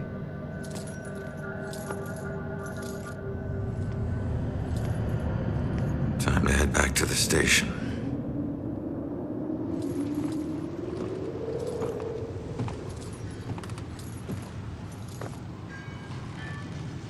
All right, SPD.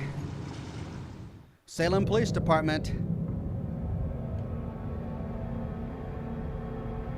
Get to the police station. This gives us an opportunity to explore the town a little bit on the way. Is there anything we can reconstruct over here? Probably not. We kind of looked at it really thoroughly when we came through last time.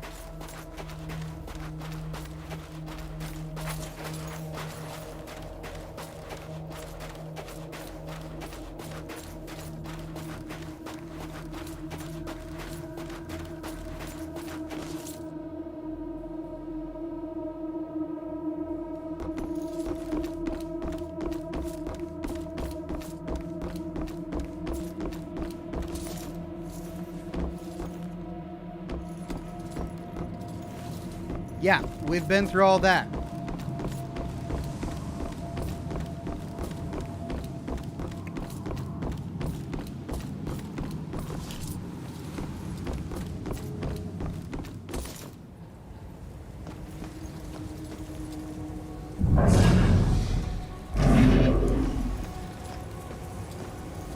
Ah.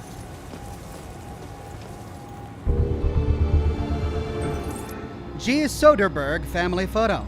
She had so much potential. This is a terrible shock, especially now. She had been accepted to Smith College and was all prepared for the move.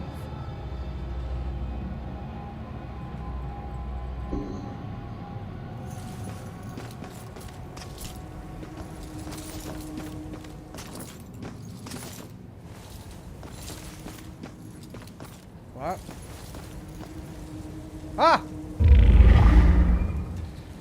Each secret treasure is observed more than darkness knows. Each secret treasure is observed more than the darkness knows. The darkness. Look at that.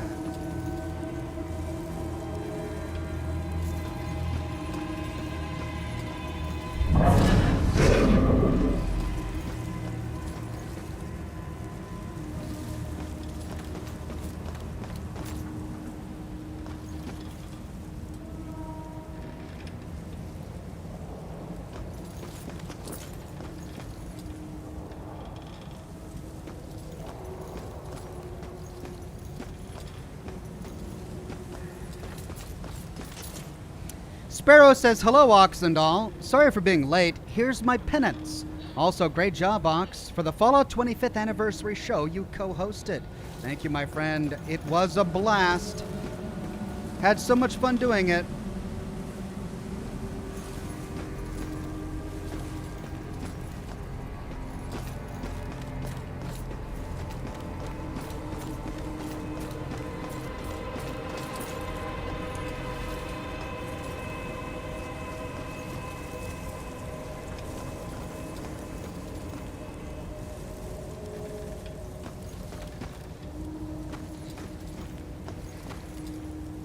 That's a memory that we picked up.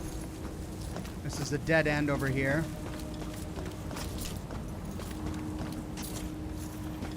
Can't get through there. So we gotta go up here.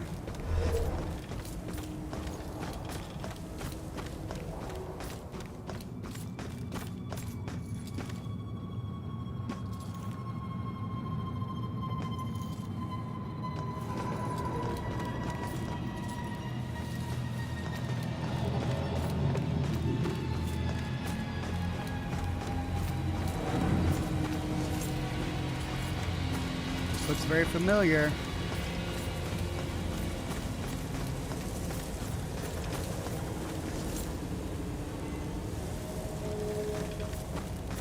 There's the playground where we met the little girl. Hey! Family of 3. Family is what you're given and also what you make it. had such a lovely dinner with Rax and Ronan, the two men in my life. What are the chances that these two guys are going to be the best of friends, like brothers? They can really be themselves around each other, and I get to see a different side of each of them. I'm so grateful. So Rex must have been her brother. Hello. Review my life. Those street brawls.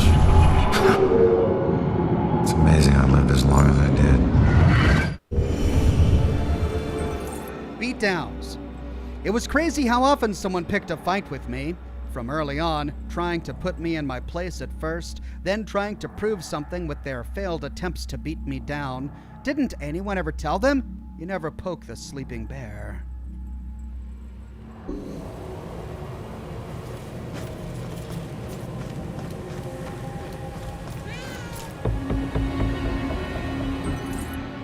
A. Grace, cause of death. Victim died of massive blunt trauma when the bookshelf in her shop collapsed on top of her.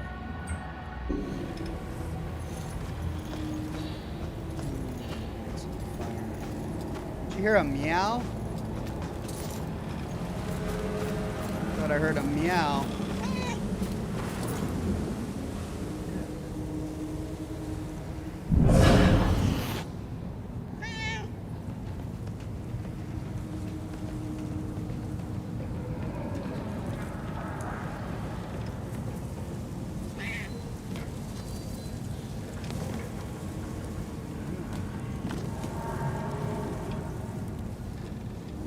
So cats are secrets to exploring otherwise inaccessible locations.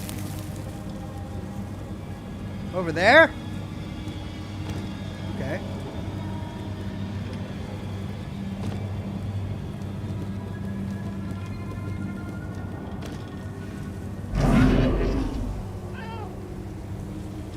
Miss, what happened here? That looks like a baby down there. Please help me. It's supposed to be dead. I can still feel growing inside me. It's trying to rip its way out. Wait. What? You did this? You killed your own kid? You don't understand. There was something wrong with it. It wasn't human. It was something else. Something darker. What the hell are you talking about? It showed me things. Horrible things. This was the only way to stop them from happening. But I was too late. They've already begun. I can see them crawling their way up from the flames. We have to run! Find a way to move on or you'll never escape. If we choose you'll never escape, maybe she turns into a demon. Maybe that's what she deserves after, what, throwing her baby off a balcony? Yikes! We'll try. You have to find a way to move on. You can't run from this. If you want it to stop, you have to find a way to move on. I can't. There's nowhere to go. There's only darkness and flame. Oh. God. Wow, that's an entire baby carriage with the baby. Holy crap, man. This game just suddenly got way darker than I wanted it to. There's no escaping this hell. Right. Can I jump over that? No?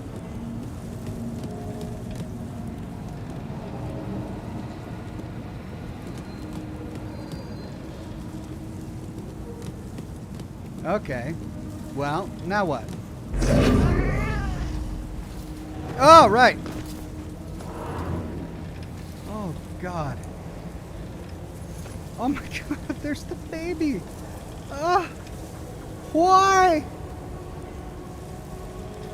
Why?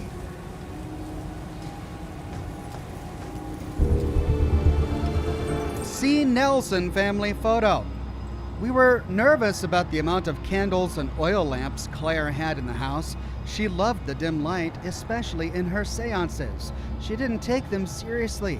She just wanted to talk to dead celebrities. All right, my cat, speaking of cats, is finally wanting out of the room. Of course, he doesn't want out of the room when I'm at the door ready to let him out. No, he just sits in the chair and looks at me blankly. But now that I'm sitting down doing something, he wants out of the room because he's a cat. Cats are awful. I kid. I love cats. Come on, Chowder. Time to go. Hello to the chat. Go. Go.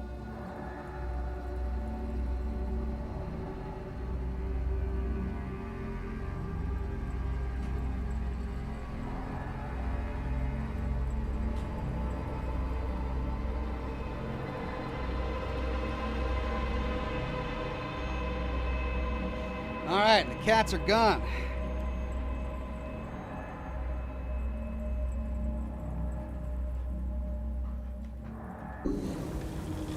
Whoa.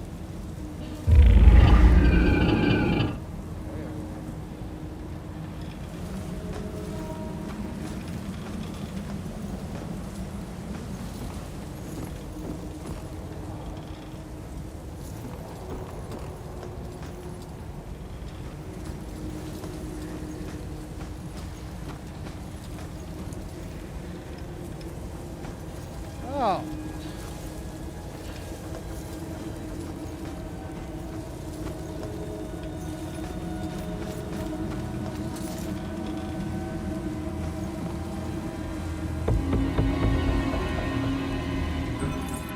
C. Nelson, cause of death. Cause of death was burn shock. Kerosene from an oil lamp covered front of the clothing. Hands on face. Likely a large spill. Then ignited by a nearby flame. Ah, sorry everybody. I'm sorry. Oh, I'm sorry. Ah, why do I do that all the time? No Name says, imagine being a cat just minding your own business, doing cat things, and some dead guy just keeps possessing you. I know. Rude and awful. Sorry, everybody. Okay, all I did, let me show you what I did. I came, okay, I was over here, and I picked up that, and then I saw some barrels here, and I saw that I could interact with them, and then I pressed interact to remove them. I removed the barrels, and then I came down here, and then I turned right into this room, because I had a sneaking suspicion that even though we explored this earlier, something else was going to be here, and sure enough, there was a number 3 marker on the ground where I got the next clue.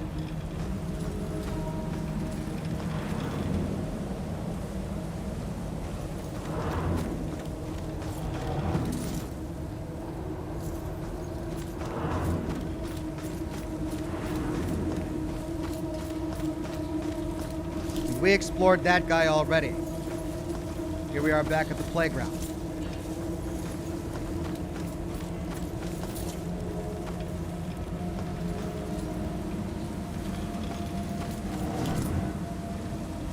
Okay, that just goes back to the alley. All right, let's follow the marker.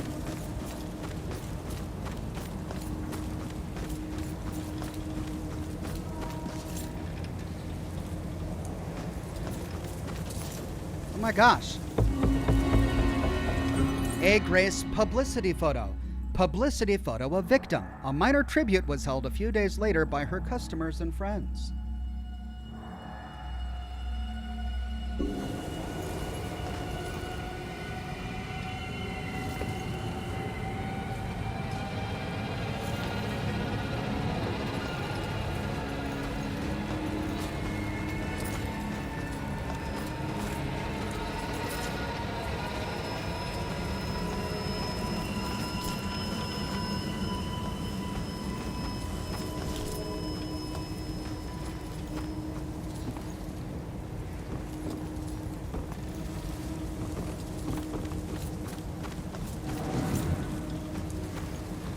Okay, why do I feel like I'm going in circles?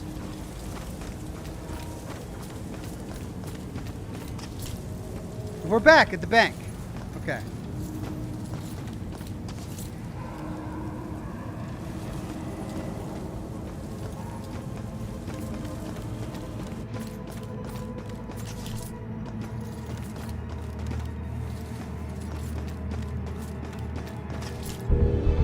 Ronan pops the question. Again? Oh, this must have been the first proposal. Today he asked, and I honestly didn't know what to say. I want to be with him. I love him. But when he asked to marry me, I found myself unable to say anything, like my voice was frozen, and he just knelt there, my silence crushing him. And then he got up. It was 5 minutes before I could tell him I needed to think. But have I blown it now? Ouch! That's awkward. Will you marry me? And then silence for 5 minutes? Gee whiz.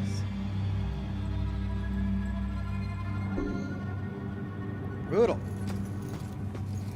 Okay, Salem Police Department, what is this? This is like an old castle or something. The spirit of which is blocking our path. Wormy says cats and cameras see ghosts. Evil dead baby. Just saying. So maybe there is an evil dead baby somewhere in my office and the cat can see it. The camera can see it. I can't see it. No, that can't be true. It's bupkis. Rubbish.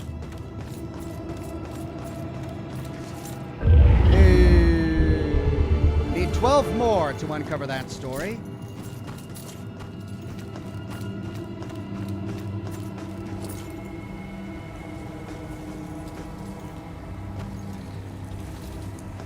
Oh, jeez. If I could only possess him, I could walk through it. Here we go. Oh, come on! I was just about to I just possessed her and it wouldn't let me do it.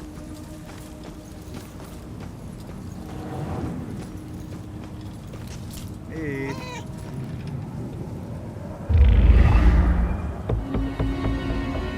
All right, there's a cat.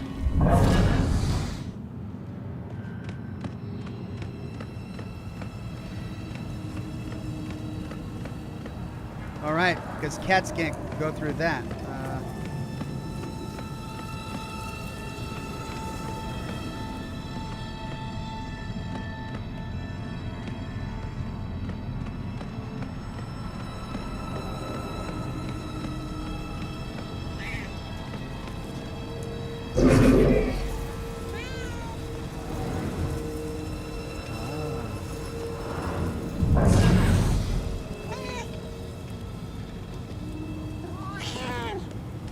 Ah. Oh. Big leap. Up there? Right, Ivy.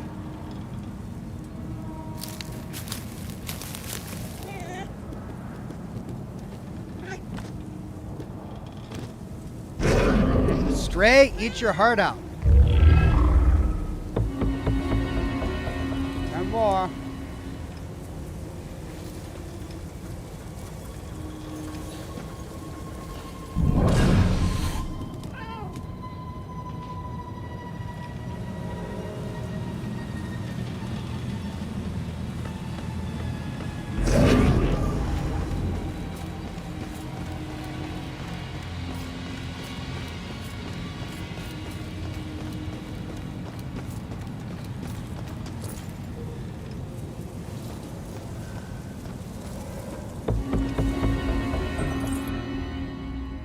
Salem feels dangerous.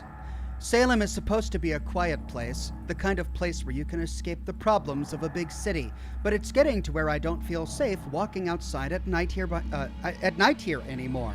I talked with Ronan about it, and he tries to assure me that he's the most dangerous guy in this town, but the bravado doesn't help much. Something is sick about this place.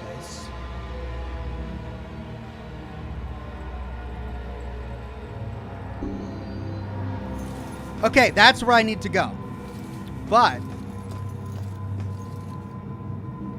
there's a symbol on the ground. It can only mean one thing. Something is nearby. Ha-ha! Oh, the things that bloom in this town. Oh, the things that bloom in this town.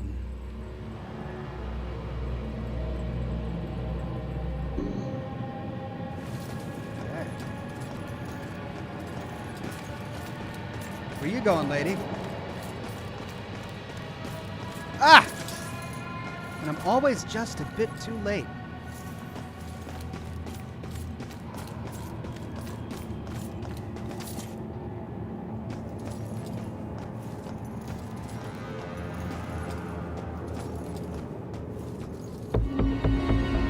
Judgment House plaque. Known as Judgment House, the former residence of Judge John Hawthorne, 1641 to 1717, who at times held court in his own parlor room. He kept the accused locked in his cellar, as was the custom in colonial times. His unfortunate role in the witch trials of 1692 became a permanent blotch on his name.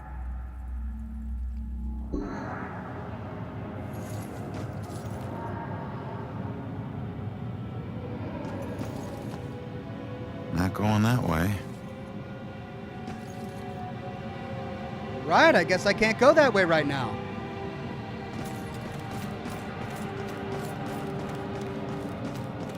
Okay, these NPCs are in a loop, which means if I wait long enough, someone will come back this way.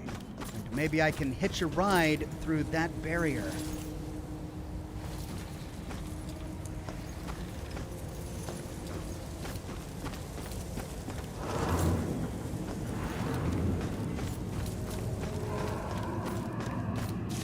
I feel like this is the Truman Show. All right, who's gonna come by and walk through that barrier? I don't want to wait.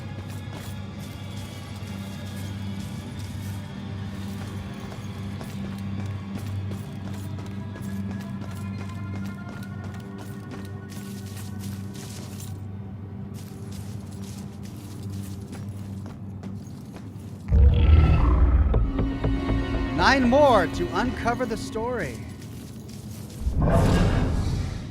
Thrown out a window. That would be so awful. Stay in well-lit places. Should be okay. Talking about my death. Oh, so even if I possess them, when they begin to walk through a barrier, I can't follow.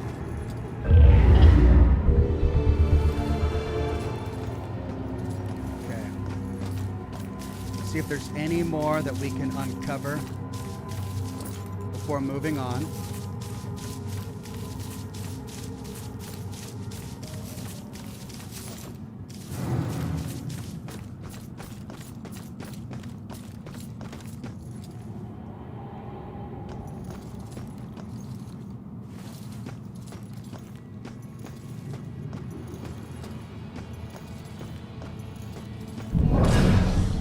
Thrown out a window.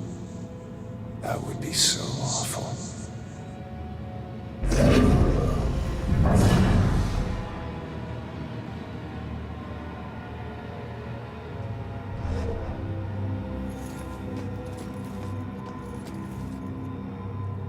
B-Rad. Oh God. What have I done? No. Rick and Laura, they're dead. It's all my fault. We were just having fun. It was an accident. I didn't mean to hurt anyone. I can't even remember doing it. Hey. Calm down for a second and talk to me. What's your name? Oh, hold on a second. Brad. Good. Now, tell me what happened. I don't know. We were out in the town blowing off some steam. One drink turned into three, and three turned into... who knows how many. The details are hazy. I must have been driving Rick and Laura home when... Oh, God. I killed them. I'll never forgive myself for doing this. You don't know if you did. You said it yourself. The details are hazy. Now, I can take a look around here and see if anything jumps out at me. God, what have I done? Well, at least he's in remorse for it. Gruesome car crash. It's not much to go on, but this brutal car crash might have some evidence that points to what happened that night. All right, hold on. I just saw a super tip that I missed earlier. When did this happen? Padre. Oh, no, it was Padres. I didn't see how much Padre sent when he said, "Dude, I'm that thorough." Padre, extremely generous super chat. Thank you so much, Padre. All right, back to the game.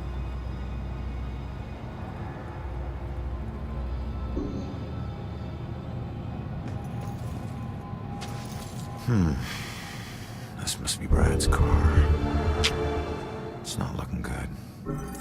The car's vanity plate. There's no doubt that this was Brad's car. Be rad.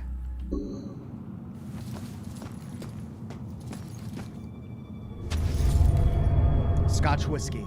Hey. A broken bottle of Brad's favorite whiskey. Not a good sign.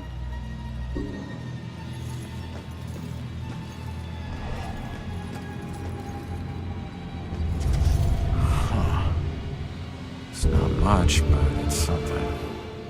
Gas station's not far from here. I should check it out. SOC gas station receipt. An SOC gas receipt from the night of the accident. It's a long shot, but I should check out that area. All right, an SOC gas station. This is the first case that's sending us far afield from the scene of where this took place. Now, before we do, let's run around really quick to see if we can find any more clues on the ground.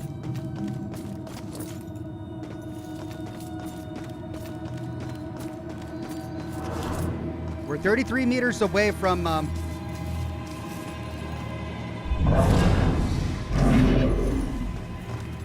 where we need to go, so we've got some room.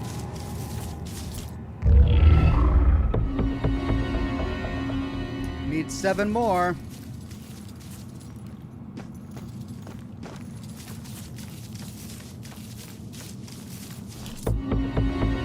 Armament history plaque. On this spot stood a fortification that contained the armament store sought by British soldiers on February 26, 1775. The brave citizens of this town kept the British Army at bay by the strategic use of drawbridges, thereby preventing the seizure of critical weapons for the war that would begin only months later.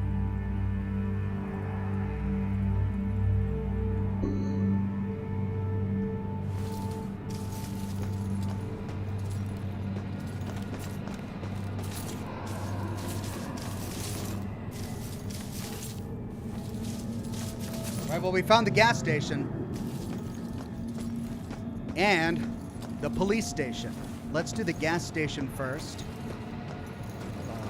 SOC gas station. Is there a witness who saw who was driving? Find an answer. Refueling woman.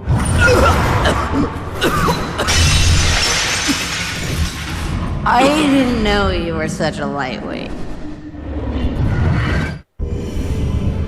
Laura pumping gas. Laura was in the middle of filling up when she heard that loud noise and cut it short. So Brad was puking, then there was a crash of some sort.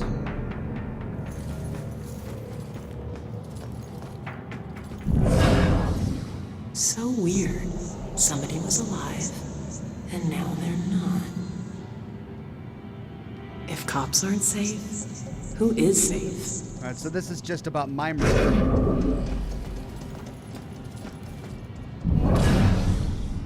Maybe if we walk a little faster. If I ever met the killer in the street, I don't know what I'd do. All right, sounds like the living people aren't going to give us any information about what happened here, so we have to recreate the scene. Vomiting man.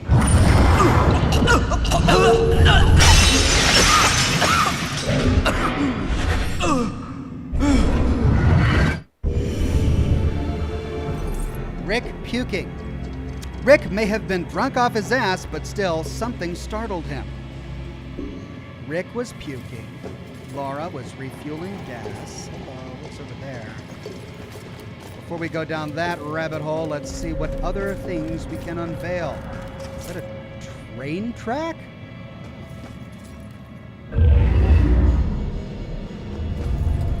Rad. Yeah, cab. I mean cab. What? Oh, gas station. Yeah, the SOC. Okay, great. Brad making a call. Looks like Brad was trying to call a cab, but something scared him off before it could arrive.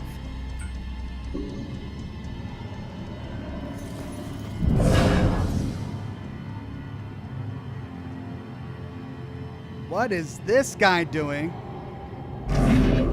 Well, we need more clues.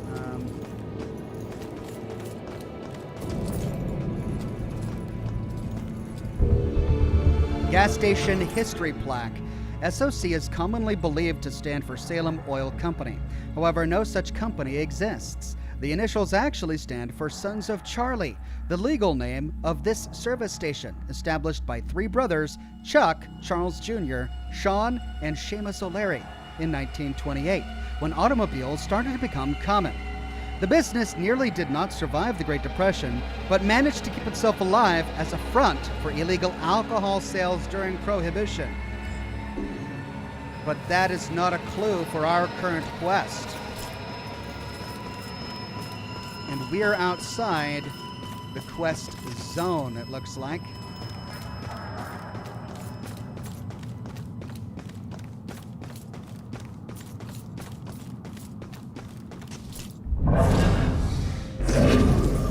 We need 2 more clues, and we may have to get them by piecing the scene together.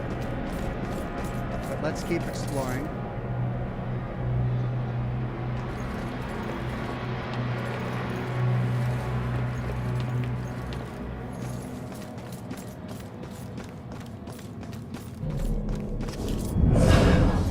What's it feel like to die? Wow. Everyone is just talking about death. Death. Okay, and that leads to the police station. So I guess more clues will be found this way.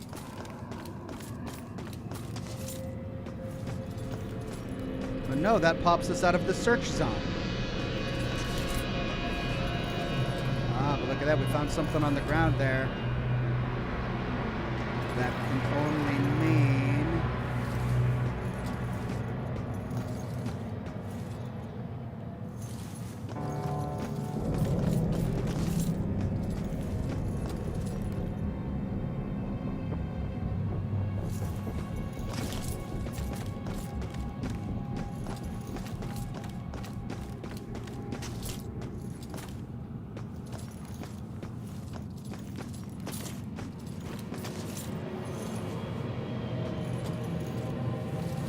Oh.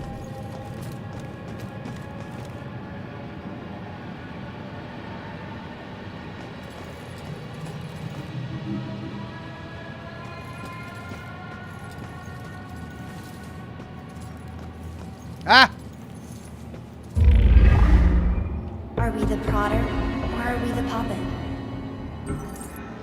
Are we the prodder, or are we the puppet?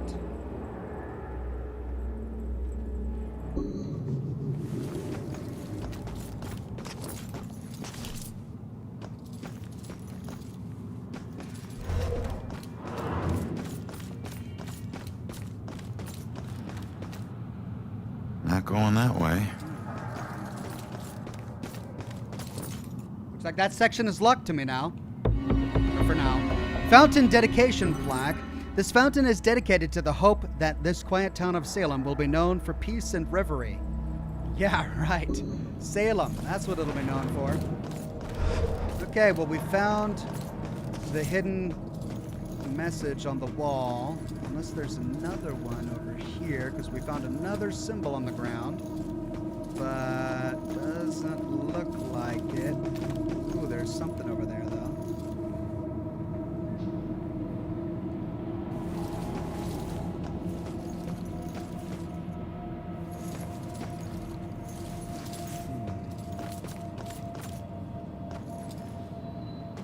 Is there a ghost I can teleport to? Doesn't look that way. A cat that can help me squeeze through there? No. Alright, back to this puzzle. I'm not finding any more clues, which means we could probably get the rest of our clues by piecing this together. Wait a minute, hold on. No, that's a Baxter's official comment. Unfortunately, we haven't made any arrests. We don't have any suspects.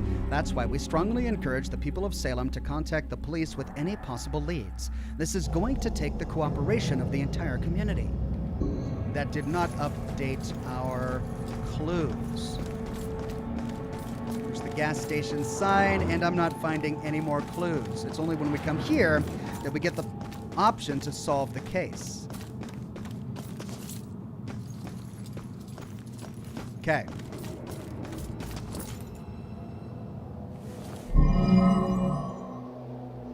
Is there a witness to who saw who was driving? Could the crash have been a car smashing into them? Rick puking, Laura pumping gas, or Brad making a call? He was on the phone, he was puking, she was pumping gas. All three of them were busy.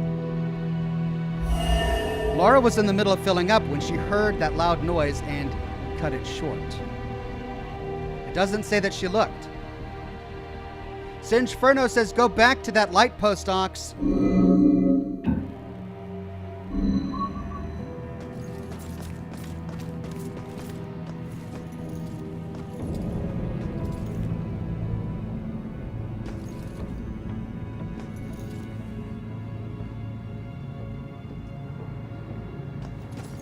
Well, that's not a light post.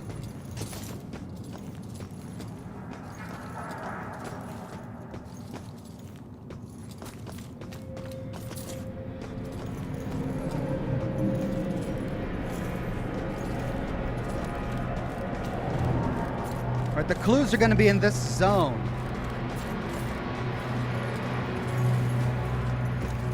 We've discovered all the clues in this zone. If we go outside the gas station, our ability to solve the crime pops off, which means there won't be any more clues in there. And it's the same for if we wander off in there, which means I think we have found all clues that are actually lying out in the world. Now, I think we need to make some deductions. Singeferno says telephone pole, the trash can. Look at the gas prices, says Snowman. Telephone pole, the trash can. What? Oh! Oh my God! You're right! Wow! Taillight fragment. Pieces of a taillight. A busted taillight. I wonder if this has anything to do with Brad's accident. And in the trash can... No, a dent in the trash can. Dented trash can. A severely dented trash can. Someone's either a bad driver or in a hurry or maybe drunk? Okay, that gave us our final two clues. Where's the car? The car is over here.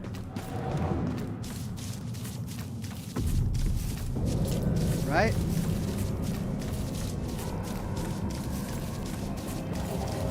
Yeah.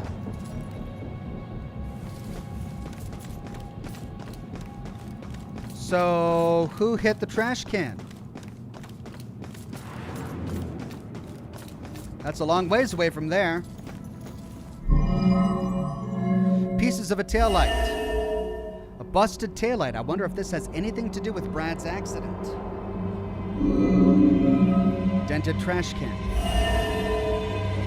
A severely dented trash can. Someone's either a bad driver, in a hurry, or maybe drunk.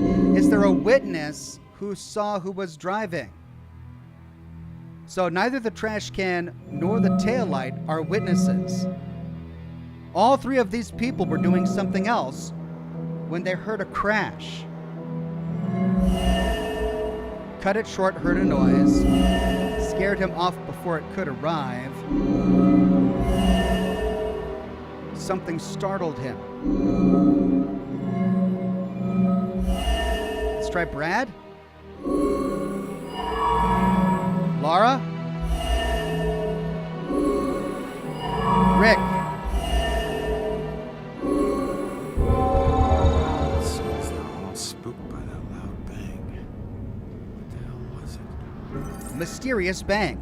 They all heard a loud bang that scared them off. If I could just figure out what they heard. Okay. Well, it was a car hitting the trash can. So I guess we go talk to Brad now.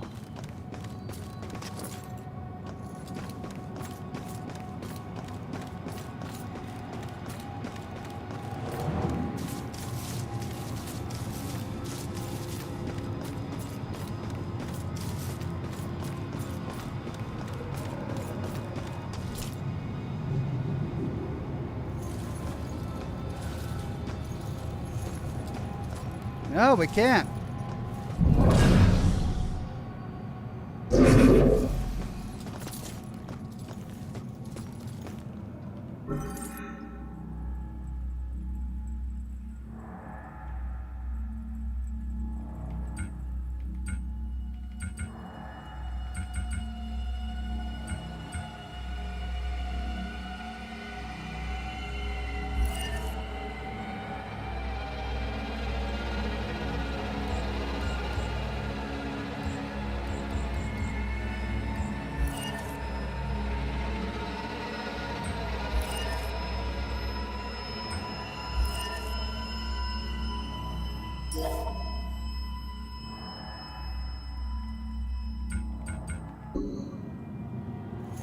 Who was driving? Well, I can't solve the case here. Pressing Q does nothing.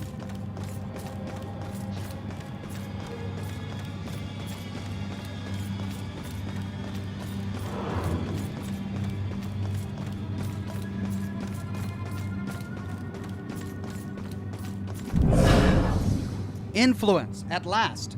Here we go. What does he remember about the accident? Brad making a call? Gruesome car crash? Mysterious bang. Let's do mysterious bang. They all heard a loud bang that scared them off. If I could just figure out what they heard. Wish I hadn't slammed the door so hard. The stupid window's coming out of my paycheck. I was just so pissed at those drunken assholes. Who do they think has to clean up their puke? Jerks like that discourage business. I never should have let that woman drive off. I should have just called the cops. So, Brad wasn't driving after all. It was Laura. Well, I can't change what happened, but he'll be glad to know he wasn't the one behind the wheel. New clue, female driver. The cashier remembers a female driver. That can only mean one thing. Look at that. We solved it.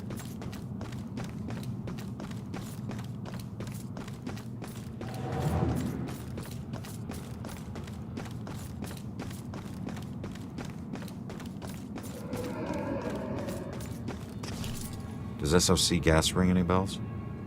Wait. I remember stopping to fill up. You guys did more than fill up. The cashier wasn't thrilled to clean up after your buddy Rick. And you even tried to call a cab. God. I don't remember any of that. When the cashier came storming out, you guys took off with Laura behind the wheel. So, I wasn't driving. Oh. That whole night was a disaster. It's hard to accept my part in things, but at least I know it wasn't all my fault. I don't know what to say. Thank you.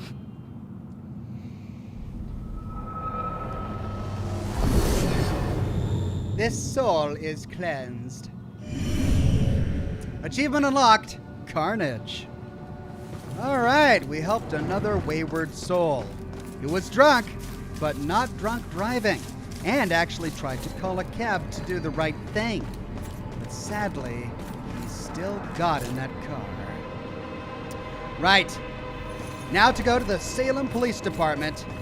Here we are. Any demons? No. Let's look around here for any little lore bits. And here we go. Bits of lore, bits of lore. Gotta get more bits of lore. Escorted by a knight. And for once, I felt safe out at night. All the stories he told me about being the most dangerous man in Salem, they felt true. No one could touch us, because no one could touch him. And I was with him, and am with him, will be with him. I know it. Oh.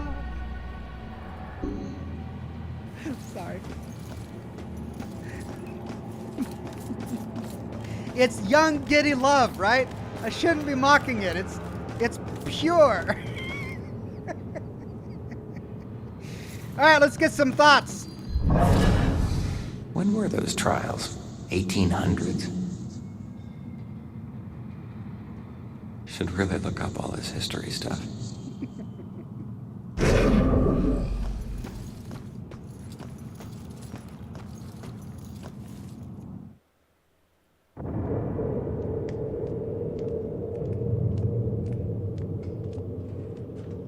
Strange coming back here now, like this.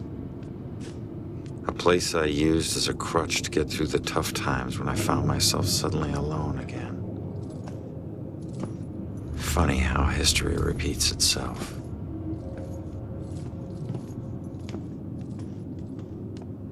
Tonight was the first time he used a gun. This guy relies on close proximity. So remember, if you approach him, it gives him power. Sir, if we can't approach him, how do we arrest him? Remember your training. He's a wanted cop killer now. You can shoot him on sight. Bell Killer War Room.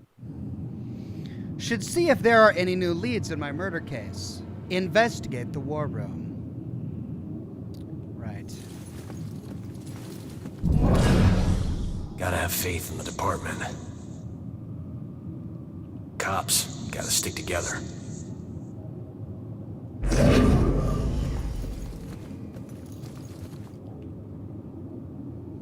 Missing persons poster. Update to reflect recent developments. Stewart, Joy, and Cassandra Foster. Missing persons flyer. Stewart wanted something about this updated because of recent developments. What happened? Oh no, did the mother die?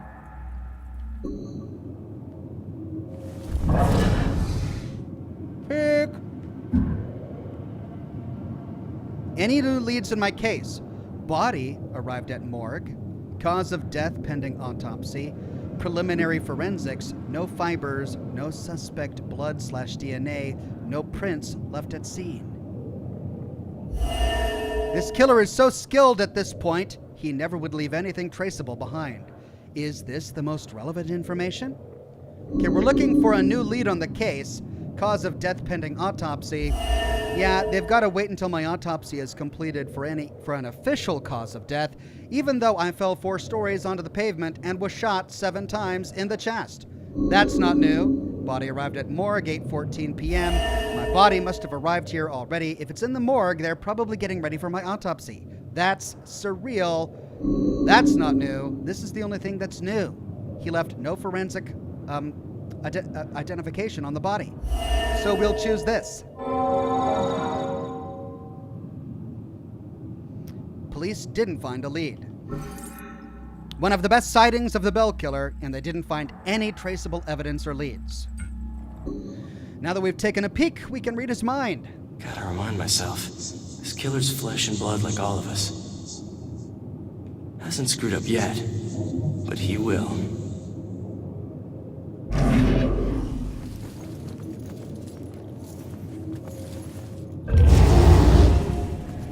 Wish I could say that's the weirdest thing I saw tonight. Ha! Look at that! Oh, that was so cool.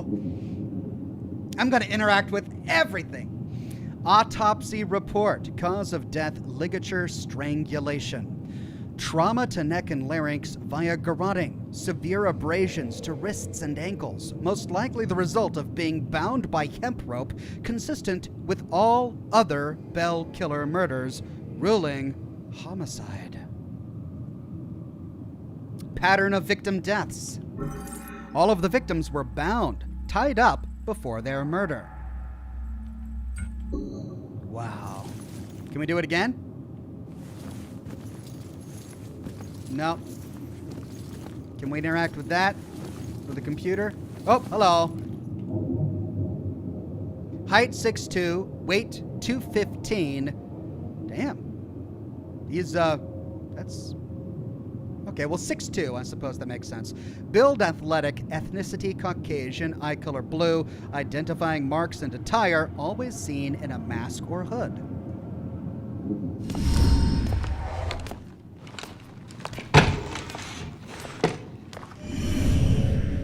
Well, I've got 4 of 11 clues, and then I had a cutscene. Let's possess that guy who just walked in. Bell killer suspects. The police think the Bell killer has blue eyes. I don't know if that's true or not. I didn't get a good look at his face when I confronted him.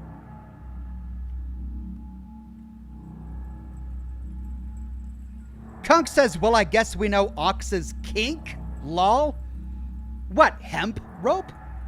No, I didn't get excited because of the rope, guys. That's not what excited me.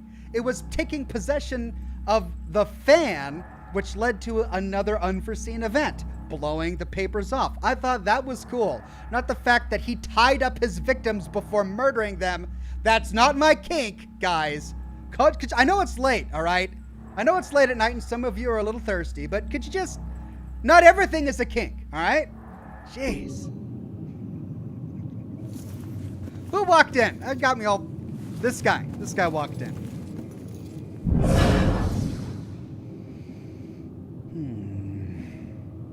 Influence. What would make him remember what he should be doing? Pattern of victim deaths. All the victims were bound, tied up before their murder. Missing persons flyer. Stewart wanted something about this updated because of recent developments. What happened? That might be it. Bell killer suspects. Now, he walked into the room after I found this clue. Should I take advantage of that game mechanic to say that this is the thing that influences him? The police think the Bell killer has blue eyes. I don't know if that's true or not. I didn't get a good look at his face when I confronted him. I really don't think that's the most relevant clue. I think that is one of the best sightings of the Bell killer, and they didn't find any traceable evidence or leads, which is the most relevant clue. Probably the autopsy one. No, the missing person flyer. Somebody should be updating about his autopsy. But we've got 1, 2, 3, 4, 5 more clues to find in here. Okay, before we go any further with him, let's finish exploring the office. Did we listen to that guy? We didn't listen to this guy.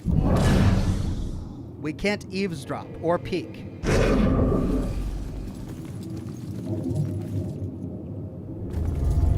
Victims.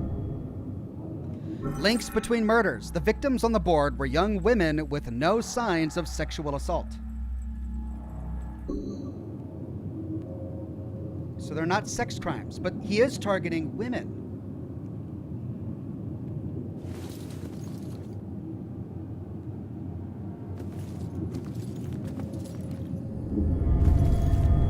Killer's symbol. The symbol the Bell killer leaves at his murder scenes. What does a bell have to do with his murders? Wormy says, you roped us into this game. Good to know why. Oh, dear Lord. Thank you, Kunk, for that. Thank you so much, Kunk. This had better not become a thing. Poltergeist.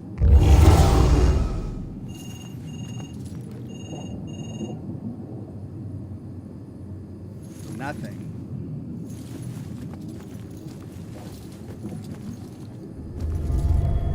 Murder locations. Map of the Bell killer's murders. The Bell killer murders have occurred all over town in random locations. There doesn't appear to be a common link to where they happen.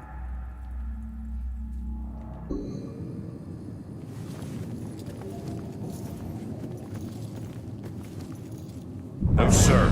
I'd be very interested to know that myself. No. No suspects at this point, sir. This boils down to sloppy leadership, Lieutenant. Whoever made the call for Ronan to go in alone, it's on you. We lose one of our own tonight, and you have no suspects and no leads? Look, Captain, he wore gloves and apparently didn't touch anything in the apartment other than the knob on the front door. He didn't leave prints, fibers, or anything else traceable. And if you think I don't want this guy to pay more than you, you are sadly mistaken. Watch your tone, Rex. Everyone knows he was your brother-in-law, so you don't need to remind us. But you lose your cool again, and more of your own will join Ronan. You understand me? You find this guy, or a clue that leads to his doorstep. Now! That's an order. Yeah, understood. Rex's frustration. Rex is frustrated by the lack of evidence or progress in my murder. Axon Media Seattle says, you might say Ox was bound to play this game. This is what happens. This is what happens when I respond to things that annoy me. You guys keep doing them. All right, well, that's a new clue. But have we got enough? No, what's this? Bell symbol research. Symbol similarity. Is this connected to the bell killer's symbol? Connection? It's a bell, but what kind of bell?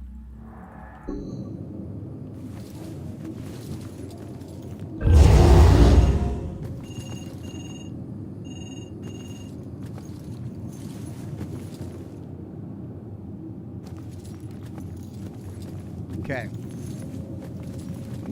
Well, influence. We've got all the clues in this scene. What would make him remember what he should be doing? Crime scene signature.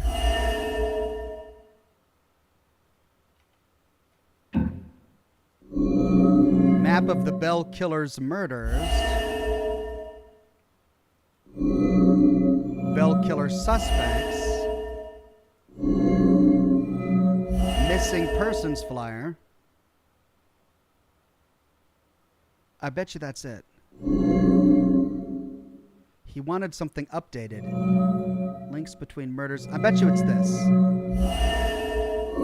Yes! I gotta find that info about the missing tenant. Missing persons file update. He just updated the file on those missing tenants. It might have information that's useful. Okay.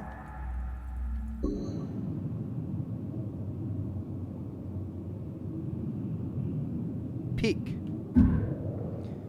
What did he update about the missing tenants? Cassandra Foster, 42. Wow, that's only 1 year older than me. She made her look really old. I'm not that old. Do I look that old? No. Resident of Regal Apartments, professional psychic medium and criminal profiler, occasional consultant for the Salem Police Department, last seen by neighbors 2 weeks ago. No criminal record. Joy Foster, 15. Her legal guardian is her mother, Cassandra Foster. Whereabouts of her father are unknown.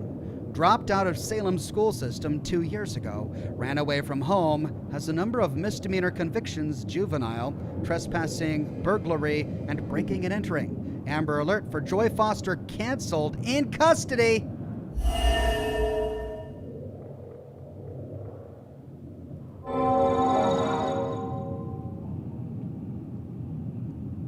The witness is in custody.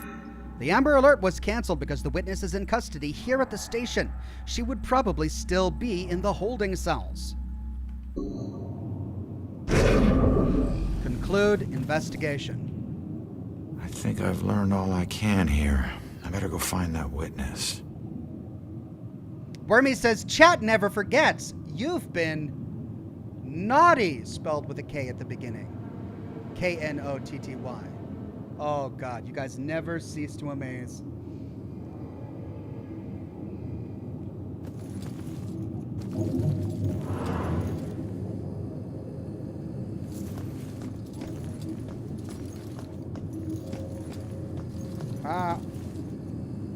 Just Cause 2.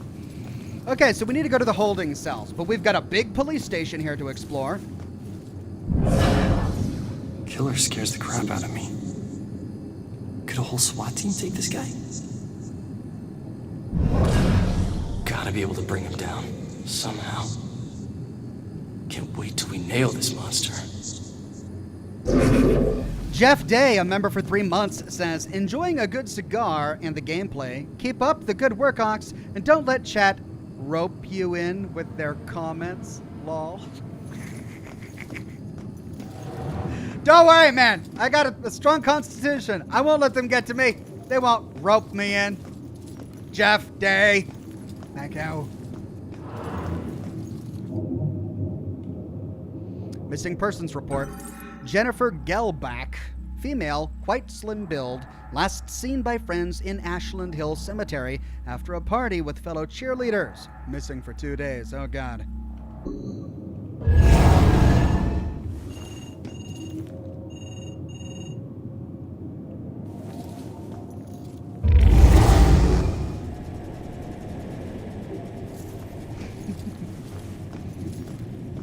I can't tell you anything, son. I'm not in homicide. I've only been in the department for 6 months. Do cops get killed a lot? No, I wouldn't say it happens a lot. I've been on the force nearly 20 years, and I'm still alive. Shakes you up when it does happen, though. Maybe more, because it doesn't happen often. Not that we want it to happen more often. I want to get out in the field someday, of course. This has just been a rough day. Listen, young man. We're all gonna have rough days.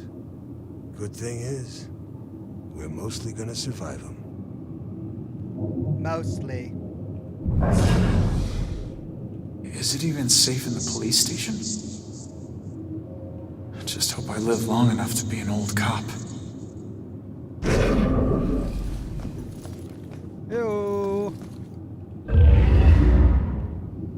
Need 7 more to uncover the story. The Stalwart Spectre. Okay, let's possess his phone real quick.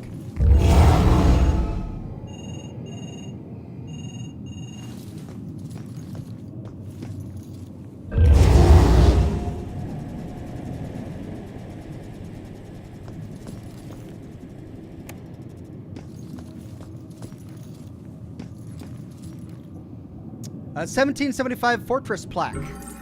In this place stood a noble fortress against the forces of the British Crown, erected in 1775. Well, if that's the case, then we're going to find ghostly masonry blocking our path. Padre, with a very generous super chat, says, so, question. Does your personal body pillow... Why are you doing this to me, Padre? Why? You gonna make me read this? Why are you gonna make me read this? Does your personal body pillow have a ball gag and wrapped tightly with hemp rope, asking for a friend? Why, Padre? Are you into that? If I sold a body pillow with a ball gag and hemp rope, would you be the first on that pain train? Thank you, Padre.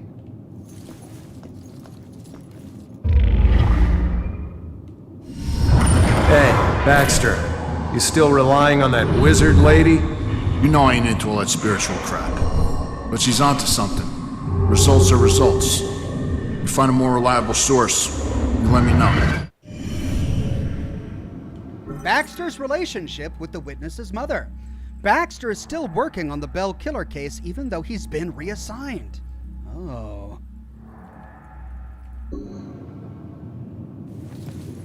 Trying to keep this stream professional. You guys keep bringing it back to bondage. Of course my community is into bondage. Info about my killer. Not that I have anything against people into bondage. If you got a kink, you got a kink. Who am I to judge? Whatever. Detained young male with a hooded sweatshirt released after rock-solid alibi.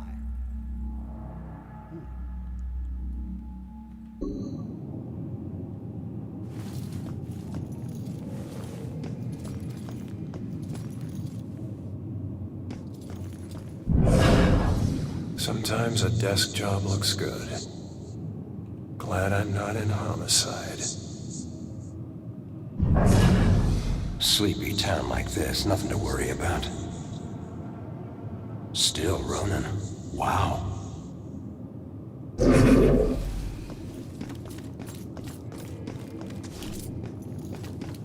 Oh, yeah. Let's poltergeist the coffee machine.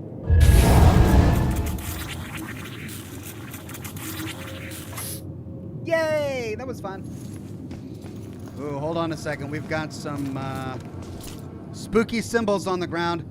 That means something is going to be written on a wall here somewhere.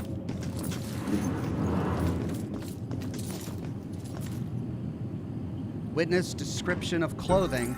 Witness said she saw a man in a dark hoodie matching the public description. Dark pants and shoes. Did not get a good look at his face. Sparrow with a super chat says, since we now know about the rope thing, when can we expect the ox thong? And will you model such an item for us? What is wrong with you? Like, what is wrong with you? Yes, I used to sell ox thongs like 15 years ago when I had a cafe press store and I put my logo on literally every object they had available for sale. That doesn't mean I bought any of them or anyone else bought any of them for that matter. That certainly doesn't mean that I'm going to wear one and model it for you on camera. Crazy, Sparrow. Man, you guys, if you really need to, go Alt-Tab to something else and come back when you're fully satisfied. Jeez. All right, hold on a second. We got to figure out where this is. Is it in here? This is the women's toilet. Oh, God, I just realized I'm a ghost. Holy cow. I hope I don't do any... Should I go in here as a ghost?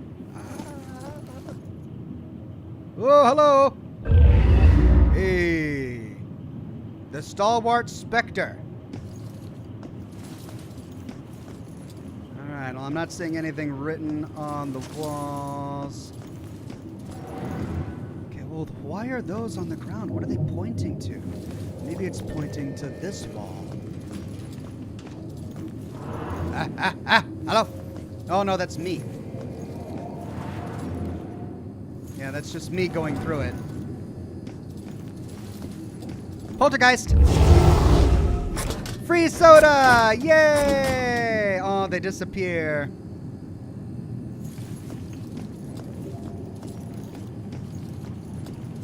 Holy cow, this is a big police station. Just gotta do our work. Keep emotion out of it. Gotta have faith in the department.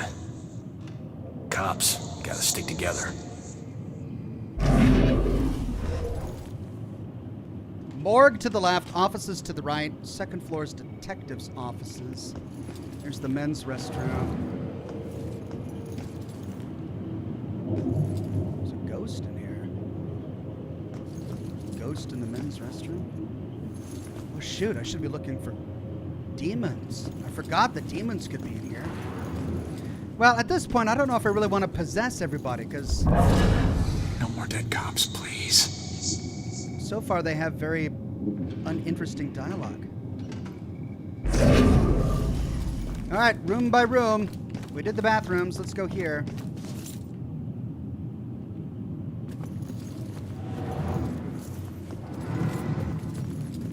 Hey. G. Soderbergh, police progress. The rocks in her pockets could point to suicide or a dare by classmates. There's no evidence of violence and no current suspects.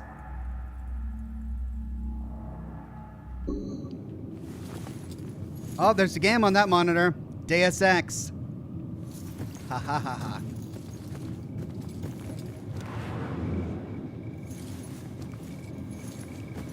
All right, meeting room.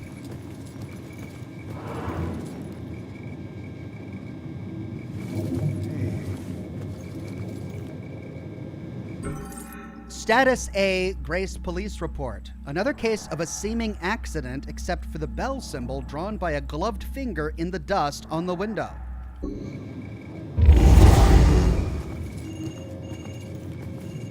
Oh, we can pull together all this.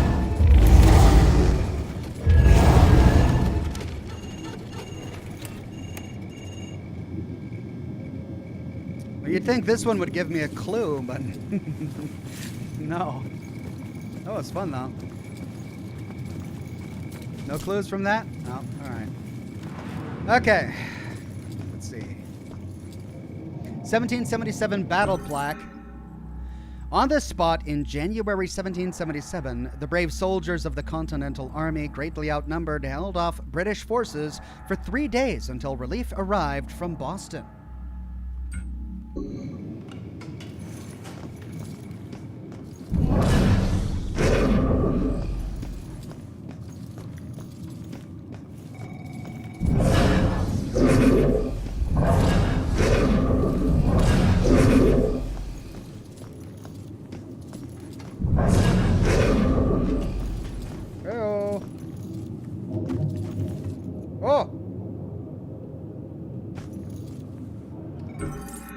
G. Soderbergh, personal info. Greta Soderbergh, female, 17 years old. Death occurred 1 week before high school graduation. Okay, so staircase up is blocked by a supernatural force.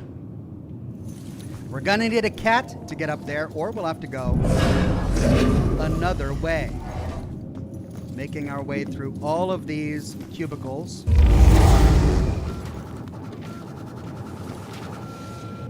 That's my favorite. But nothing happens.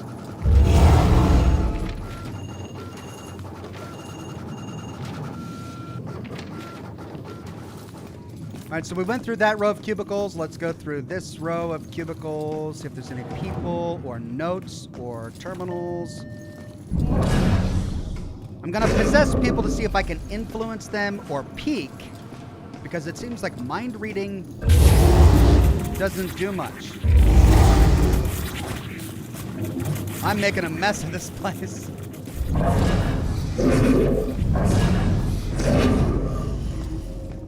Oh, maybe I could possess a guy going upstairs. I bet you I could do that. Robinson's got the girl in the room right now. Think she knows anything? I will find out. Robinson seems like a gentleman, but he's got his methods of persuasion. Yeah, he's a smooth one. My money's on him.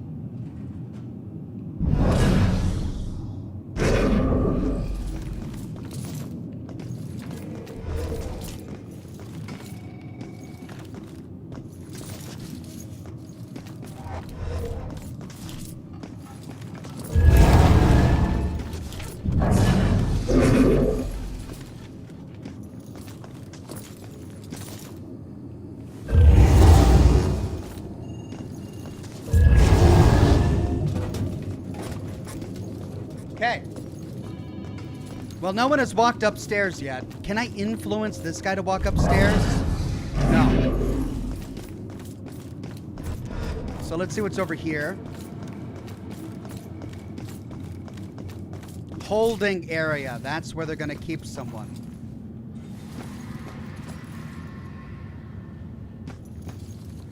C. Nelson, police progress.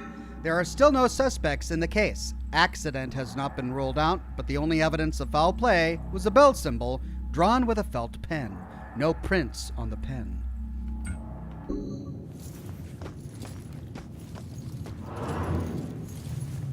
(1776) battle plaque. It was here in December 1776 that 13 soldiers of the Continental Army gave their lives combating a surprise attack by British troops. Zombie Elf says, Ox, don't set off everything. You'll need it. Really?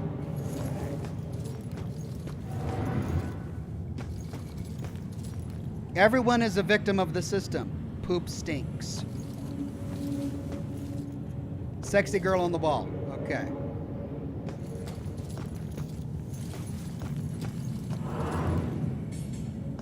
Oh, there's a ghost in here and a drain on the ground. Oh, a noose. What were you in for? It's too complicated to get into. Let's just say that I wasn't about to let some judge decide how to spend the rest of my life. That's my choice, so I made it. Either way, no, it doesn't matter now, does it? If it didn't, you wouldn't still be here. Maybe I can help? Nah, I appreciate it, but you know, it looks like you got your own shit to deal with. I'll figure it out on my own. Always have. Thanks, though. Okay, well, good luck.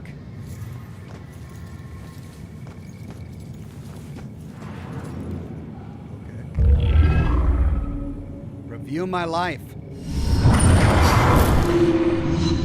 If only I could tell my younger self what I would become.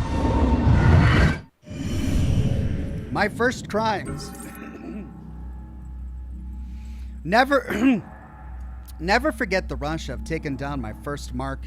He didn't see it coming, and I didn't see it coming when my dad held down my arm with a steely grin on his face and a tattoo gun in his hand, ready to give me a memento so the crime would be impossible to forget. Chomps says, howdy, just finished your Nuka World playlist. Thank you, Chomps. I hope you enjoyed it. That was a fun one to put together.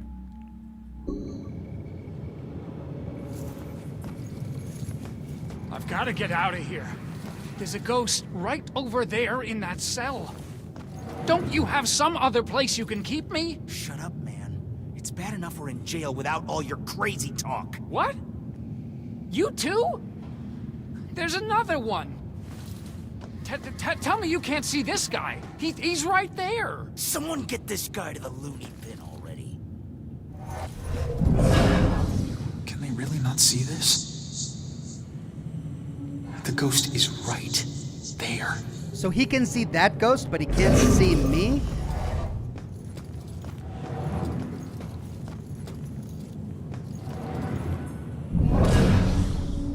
Wrong cell. Yours should have padded walls. Why do I get stuck with the crazy guy?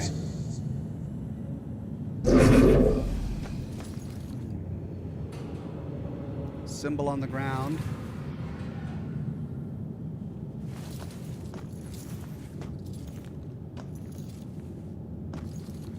Why is there a symbol on the ground? All right, I'm starting to get confused about the symbols. The symbols aren't, I thought they were to denote that something was written, but I guess not.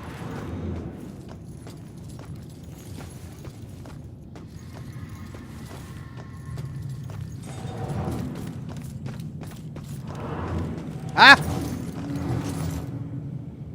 Ah! Aha! All finery and authority do not make purity. Judge. All finery and authority do not make purity. God, I found it. But I didn't find the lady who was supposed to advance my case, so wrong way.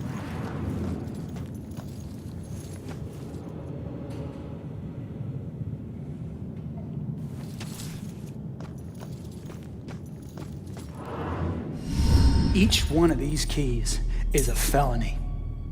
Each one. You get that, right?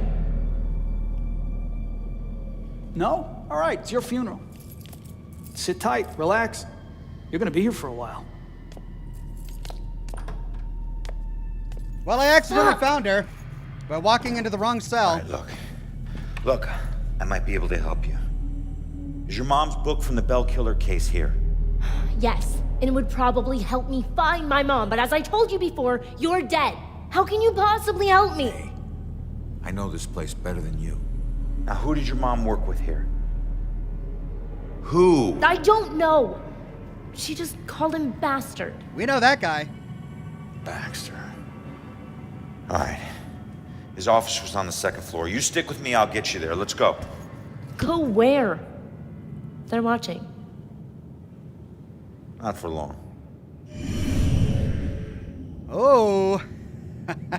Okay. Well, I suppose we need to poltergeist that. But hold on a second.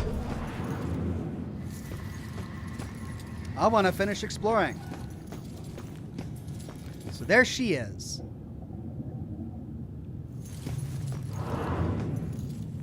C. Nelson, personal info. Claire Anna Nelson, female, 20 years old student. We're at 21 of 39 of these. We're making great progress. Can we go through here? We can, but that just leads there. Okay. Ooh. It's cool that when I go through walls, it leaves my ectoplasm all over the place. Hey, 5 more. Okay, let's go into this cell. Nothing. Let's go. This is her cell. All right, so let's poltergeist.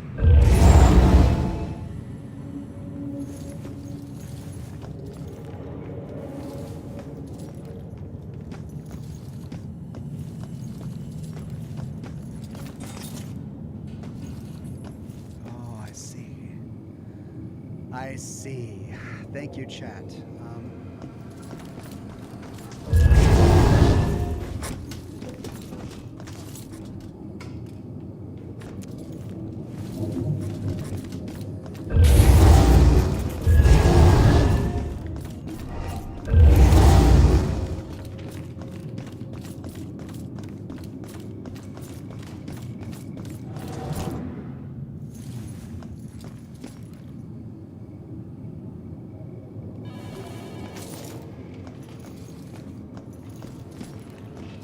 Okay, so what do I poltergeist to allow her through?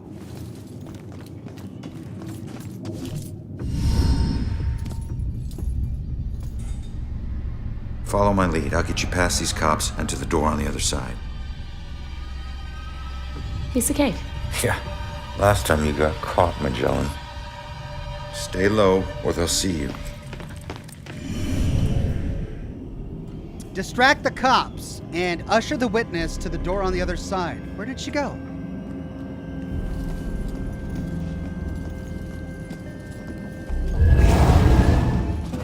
All right, let's go. Crazy.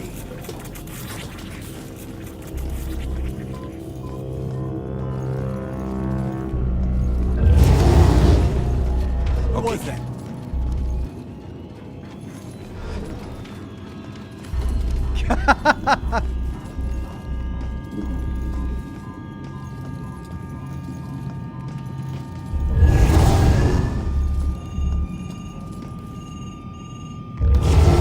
Machine?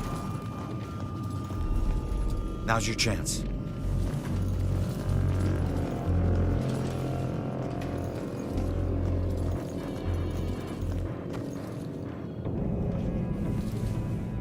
All right, maybe I can possess her to go with her up there.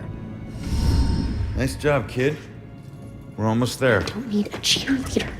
Hey, I got us this far, didn't I? Got yourself killed, Mr. Bullet Holes. Hey, kid. Hate these things. I can't get across there. You're gonna have to help me. Well, can't you just fly over it? Fly? I'm a ghost, not a plane, all right? And look, you need me to tell you which office is his. Don't read any of my thoughts, or think anything creepy. If this doesn't make us nothing. Okay.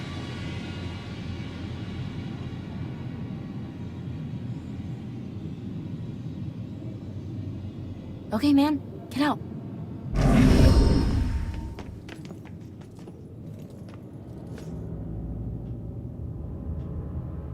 I got this. Okay.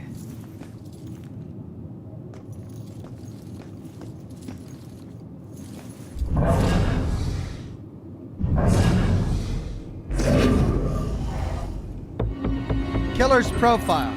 Suspect is male, likely without immediate family, able to move about the city freely, only spotted a handful of times near the crimes.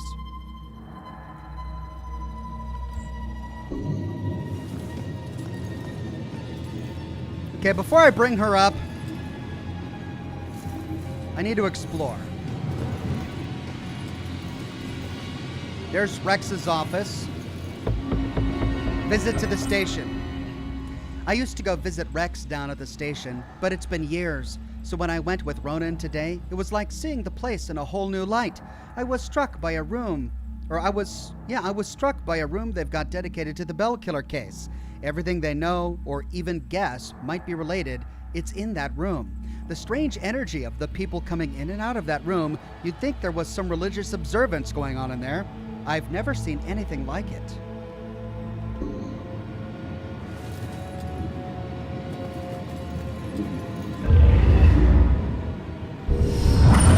Healed her, buddy. That sickness she carried in her brain, you made it tolerable. Well, I guess you must be together now. Rex's gratitude.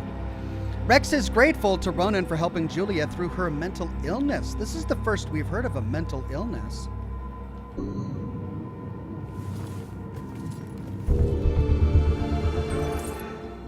K. Douglas, police progress. Virtually no evidence at the scene of foul play except bell symbol. No prints, no DNA, no immediate suspects.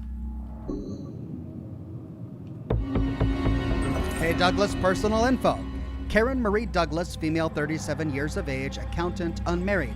No criminal record, no violent relationships, socially known for Wednesday night Ouija board parties.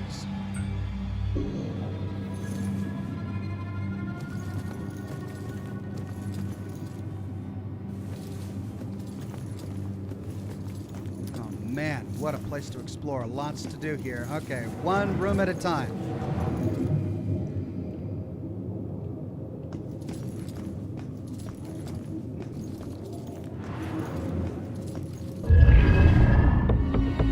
Four more to uncover the story. Goodness.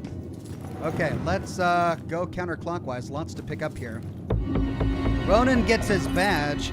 Big day. I never thought this would happen. Between Ronan actually going through with this and Rex pulling off the paperwork and managing Ronan's past, so much could go wrong. But it happened. And my man has a badge now. Looks good on him, and he loves it. I think his swagger just got even bigger. God, I love a guy in uniform. Oh, God! Who wrote this? Oh! Gee whiz. Ah. God, I love a man in uniform. Ronan's trouble with the law. I always knew there had been trouble, but I didn't know his official arrest record was that extensive. Much worse than I thought. Felony after felony. Going back to childhood. It's like his life is already ruined. How can I join my life with his?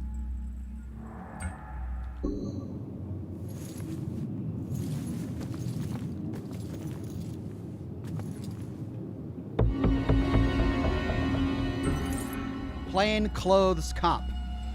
It was quite a trick Rex pulled, advancing Ronan to detective without making him spend much time as a beat cop. He convinced the captain and the commissioner that Ronan's street smarts would make him most effective as a plainclothes cop. Ronan was very relieved.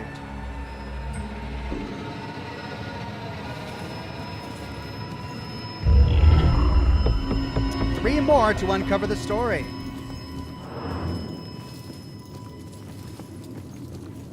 Okay, we are going counterclockwise here, or clockwise here.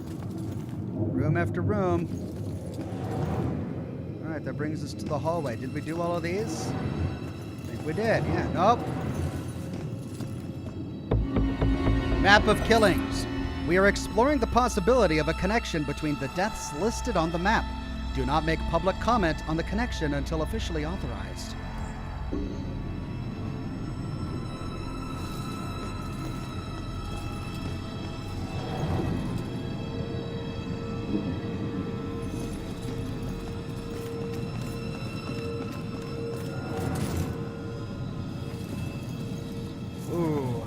Rex's office, I guess. Insight. The form of each murder changes. The inner zeal is the same. This is why the killings seem random, unrelated. But the police can't see these connections. Except Officer Baxter. I can't say I trust him, but he's my only chance. Insights on the killer's motives. A pattern of behavior in the killer's motives that the police are not seeing is the focus of Joy's mother, but she is having trouble convincing them to take it seriously. Why was Baxter listening to her and no one else was? So is this Baxter's office? We should probably just read what's on the door. Yeah, Baxter.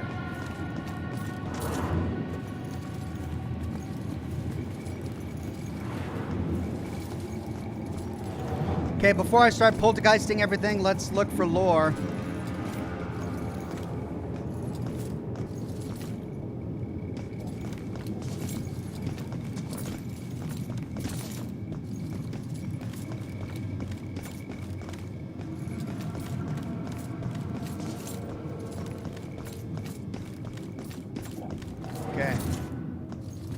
That's all the offices. Now let's explore this room real quick.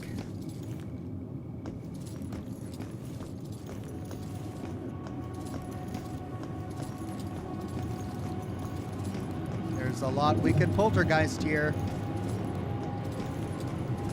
But what will draw them away? Probably whatever's closest to them. Hey.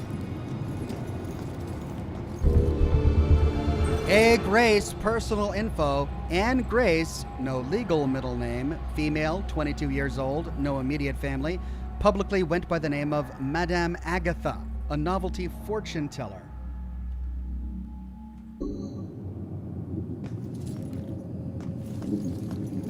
Aha! 2 more.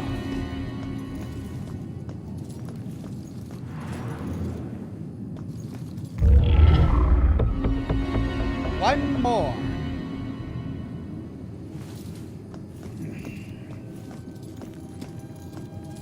That's the staircase down. Balcony overlooking. Lots of guys to hide in. Does that mean there are demons here? Hold on, what's this? Oh, review my life. What an ass. He was wrong even when he was right. When Baxter tried to threaten me, Baxter thought he could blackmail me with my past, as if my past hasn't already done all the damage it could do.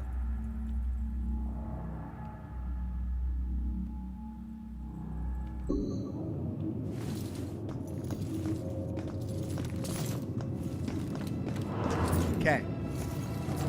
Let's see what's down here. We didn't take these stairs last time. But I think we did explore all of this. Yeah, that led to the bathrooms. And we came from here.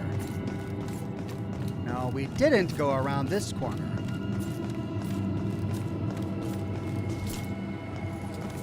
I don't think. Actually, we came from around this corner. We came from that room. All right, that's the full circle that leads back up there. But did we explore over here?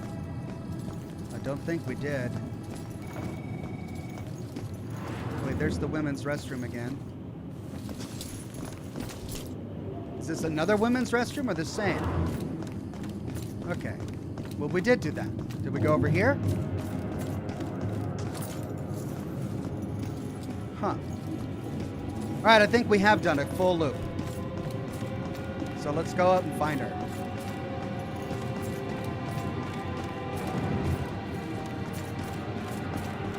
So there's the witness. We need to get into the detective's offices, so... What the...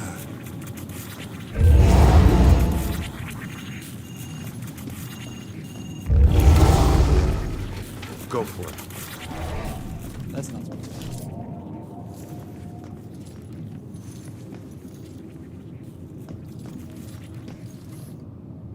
Okay. That was close. Where is everybody? Detectives usually work the day shift. Okay, but which office is Baxter's? It's in the back hallway to the right. Okay.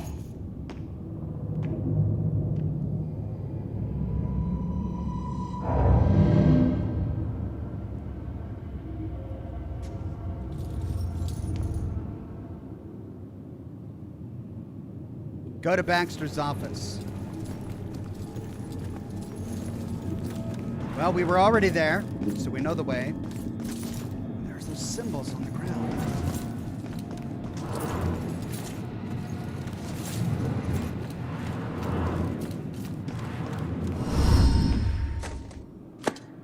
Are you trying to get caught?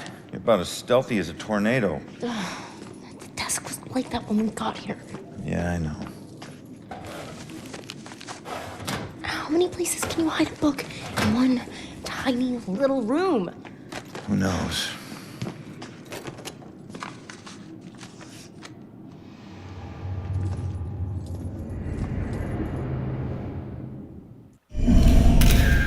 What's making those sounds?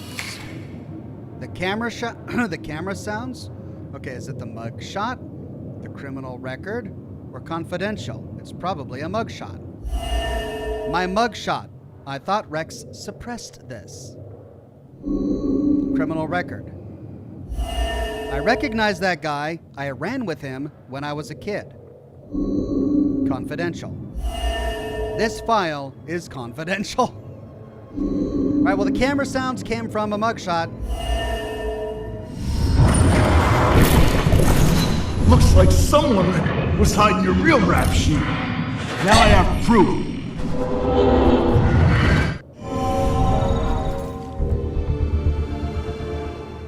He never used that blackmail file against me. Sure, take your time. No rush, I'm sure the book will find itself. All right, just calm down a second here. Cops don't hide things in plain sight. I just need to figure this out. Need to find... Hold on, criminal record information. Rex prevented Baxter from blackmailing me and using my criminal record against me.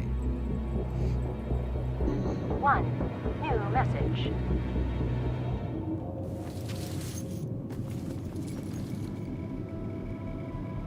Need to find the witness mother's book, but we just heard that he's got a message. New message. Phone message. Someone left a message on Baxter's voicemail. Okay. Can we have her... Hey, can you check that voicemail message? Okay. Baxter, I told you, you're off the case. Now we need all the files in that psychic's book in my office, now. Rex was still asking for the book, so it is probably still in here somewhere. Good. Baxter hid the book. Baxter probably hid the book somewhere in his office because Rex was still looking for it.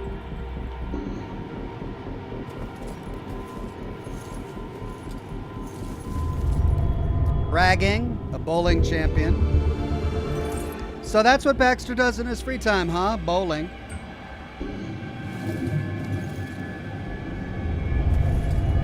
Ticket out of town. Why would Baxter leave town?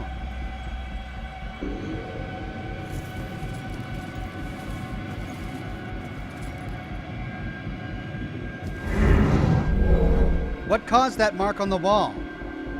Matches a body outline, shadow, projected, writing, matches gun rack, drawn, stain, imprinted.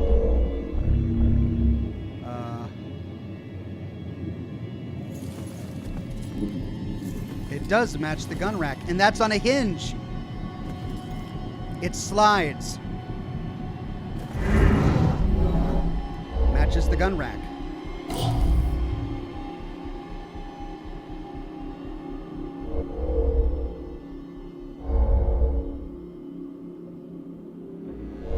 It's not a shadow, it's not writing, it's not a stain, it's not projected, it's not drawn. Imprinted? It's scraped. It's from sliding the gun rack back and forth. Imprinted?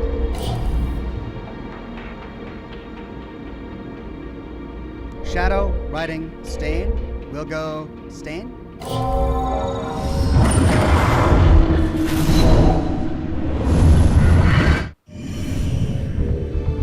Gun rack. The gun rack actually opens on hinges, like it's covering a secret compartment or area. Look at that. Well, let's see what else is here first. Cigar box. Terrors of 1692, Salem's Disgrace. Oh, no, I thought it was a cigar box, but it's a book. Baxter's been reading about Salem's history. Doesn't seem like something he would care about.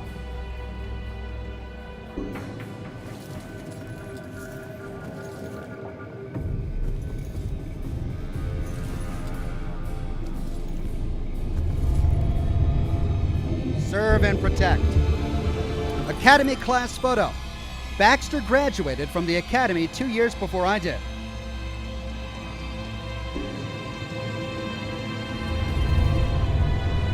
Promotion commendation. Man, he was so proud of making detective.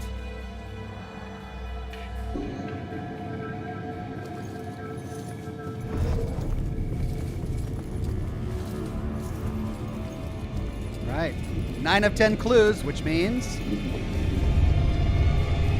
lever. Hidden lever. Latch inside that opens inward.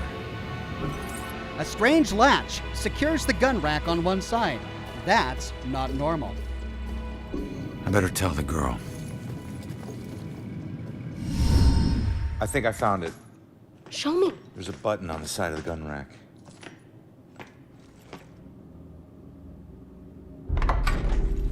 Yes, this is it.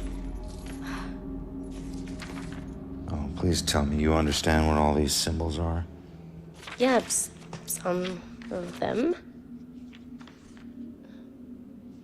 That's weird. The last thing she wrote is he knows about me. Oh God, that means he was after her. You don't know that. Come on, we should move. Oh, crap.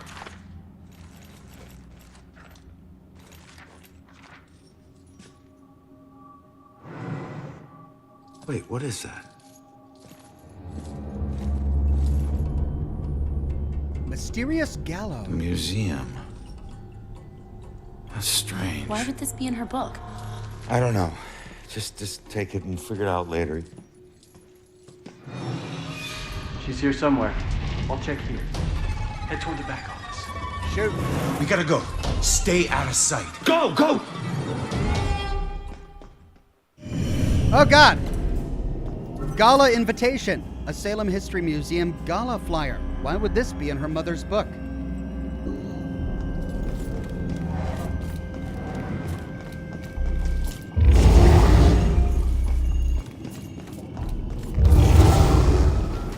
Time to move, girl.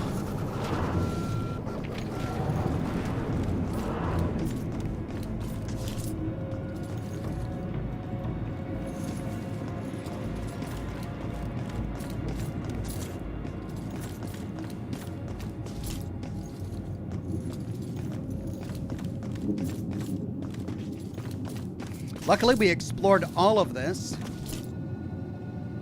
so we're not going to worry about that. Okay, I guess we talk to her now. Hold up. I need to make sure the coast is clear. Rex.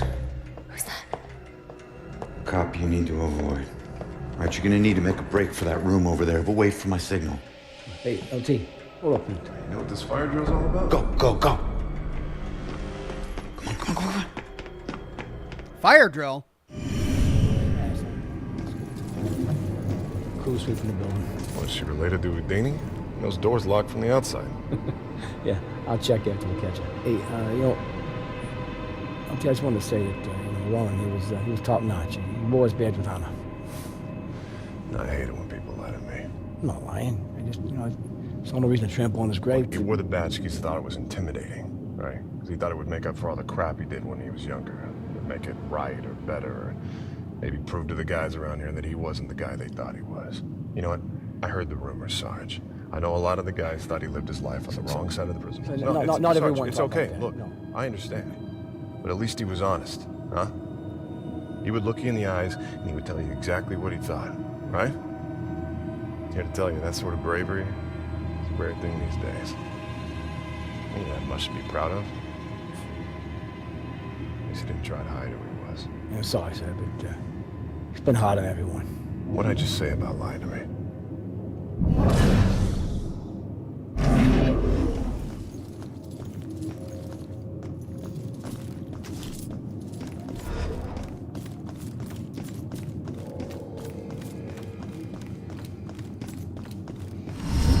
What is this place? Bell Killer War Room. Everything we know about the case so far. Well, I got what I need, so see ya. You keep trying to do this alone, you're gonna get yourself killed. How would I just leave it as... Oh, you won. Crap. She closed the door. Achievement unlocked, half-truths and whole lies. Chase the witness outside. I'm still missing a musket as Do-Rag is kindly telling me. So there's something that I'm missing. Where would this musket be?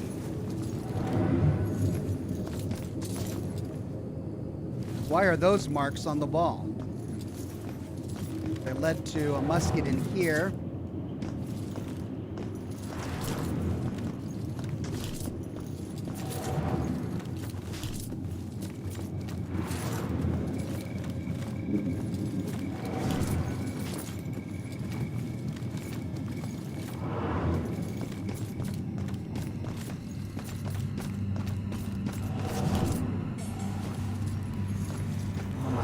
Where would the other musket be?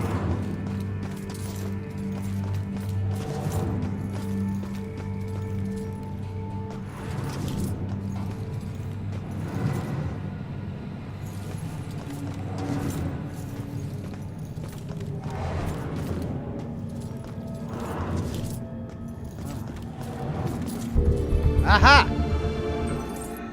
Forensic facility plaque, in grateful recognition of a generous anonymous citizen of Salem who allowed this forensic facility to be built and better serve the people of this city. An entire new room that we didn't see before. Right.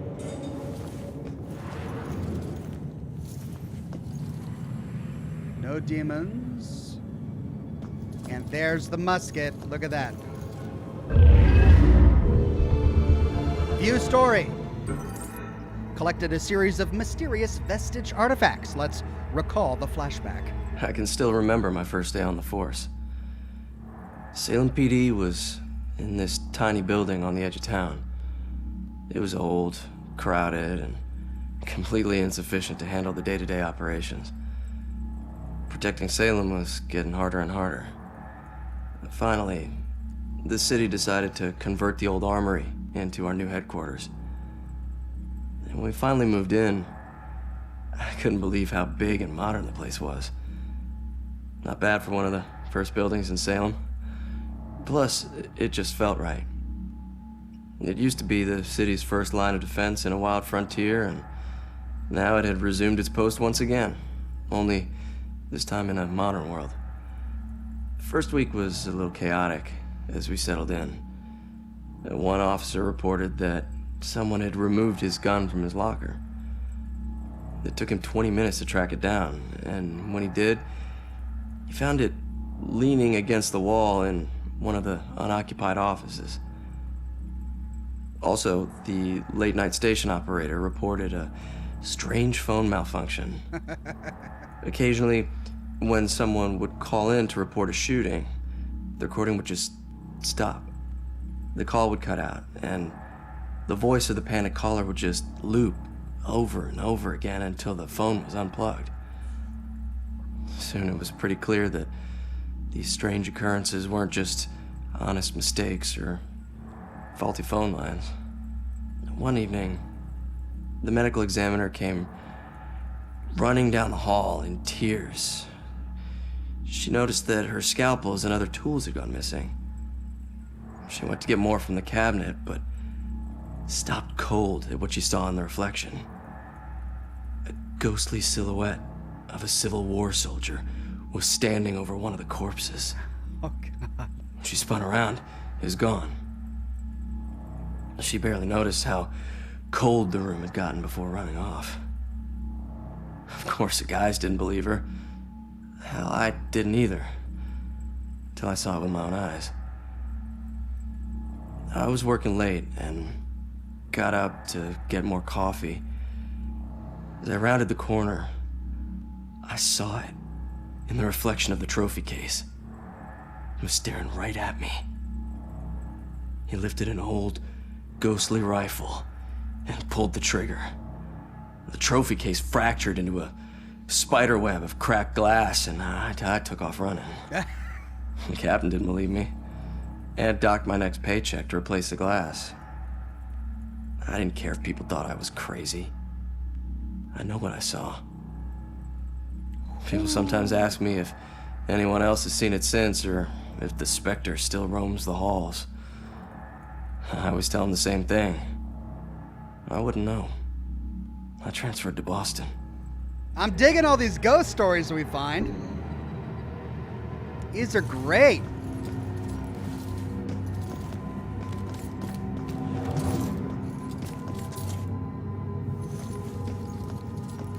Oh no. Hey lady, is that your body?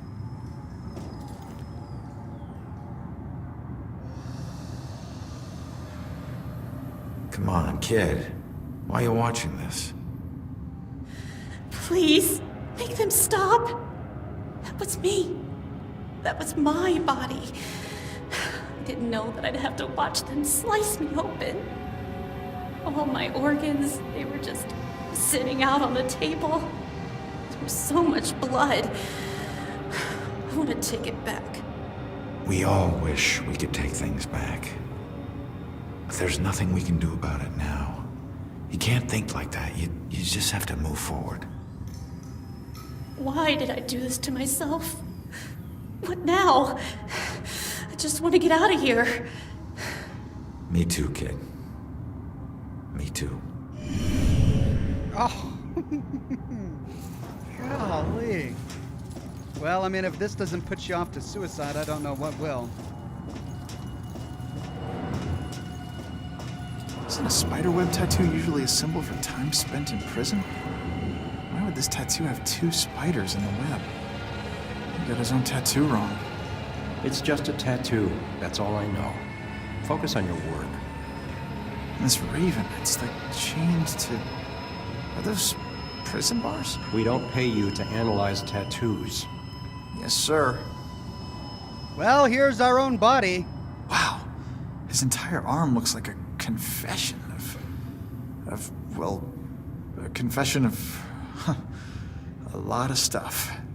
We respect the deceased in here, son. Don't forget that. We can review our life. Seeing my own corpse. Nothing can prepare you for that, for seeing your own corpse. It never felt so much like an empty shell until now. God, I look like a criminal.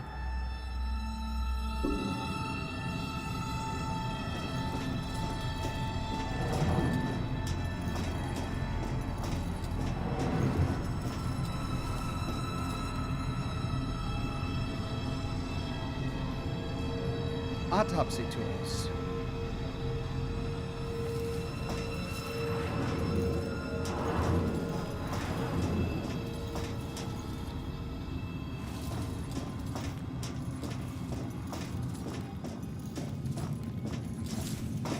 Okay, is that all we could do? Just observe the autopsy tools? What is that?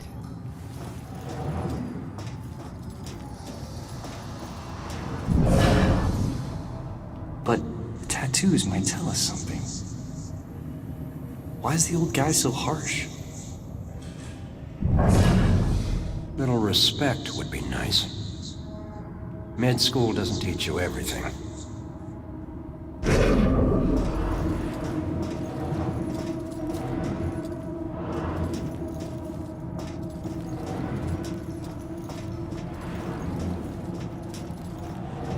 I guess that's it.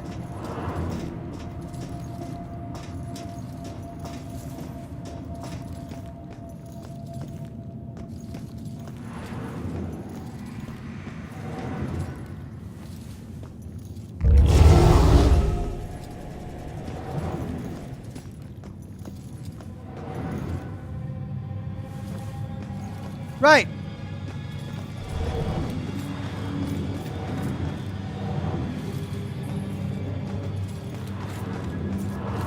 Let's get out of here.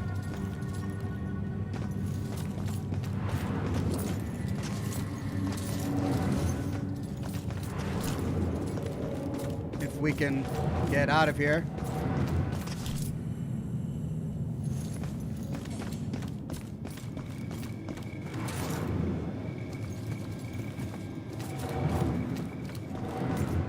I explored all those offices, I think. So, front door is over here.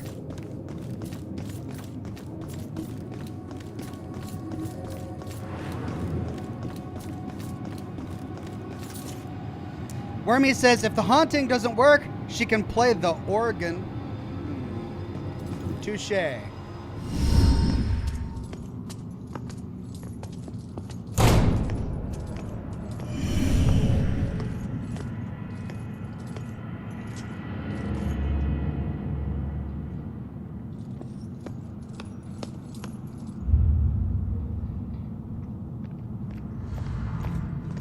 Hey, you can't get away that easy. If you care about the case so much, find your own damn clue. You won't find your mother without me.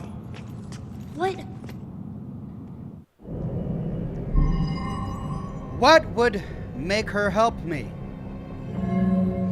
The witness's destination. The witness is headed to the police station to track down her mother's book. No. Powerful scream. No. Witness's mother's missing. She has no idea where to find her mom. Witness's mother's note. Her mother's note implied the witness should get her Bell Killer case book from the station. Leave now, find my book at the station, and don't look back. We're not safe anymore. I'll try to find you before I... Runaway witness. Ran away from home. Killer's motive. The Bell Killer was probably looking for the witness's mother. Why would she be a target? Or killer's identity? The witness didn't know the killer. Who do I know that would want me dead? What would make her help me? The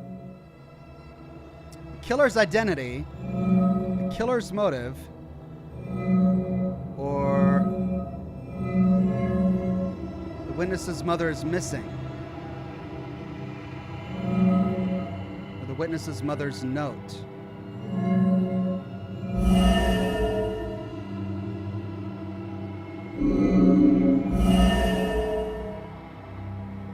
She has no idea how to find her mom. Killer's identity.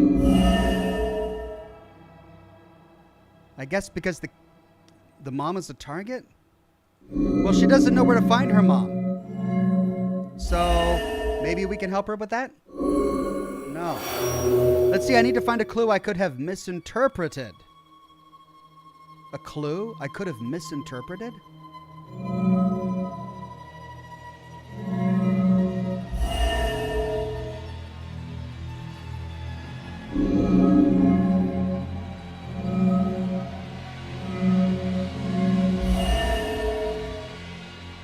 The killer's motive.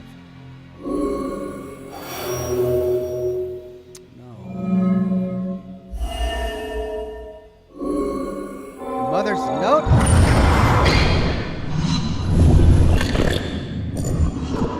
Leave now, find my book at the station, and don't look back. All right, listen.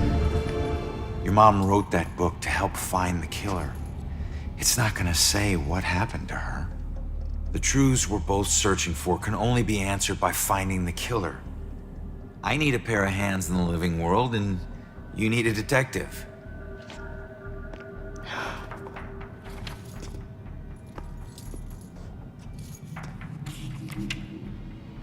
The last case. Ashland Hill Cemetery. They can't see it, but it's there. What? I don't know. I guess my mom thought there was a case that was linked to the Bell Killer. Cops didn't. Okay, we go there next. Ashland Hills. We? Come on, we need each other. You need me a lot more than I need you. Either way, partners? Fine. For now. Now is all I worry about. Ronan. My name is Ronan O'Connor. I'm Joy. Seriously? And Ronin is better? Don't your parents think you'd be a medieval gladiator? Nice. So we're really going to a cemetery, huh? Yep. I have to do something, so I'll just meet you there. No. I'm not letting you ditch You me again. follow me, the deal is off. If it was meant to be, I'll see you there. If not, I won't. You better show up to that cemetery, kid. Whoa! You're the only living person I have left.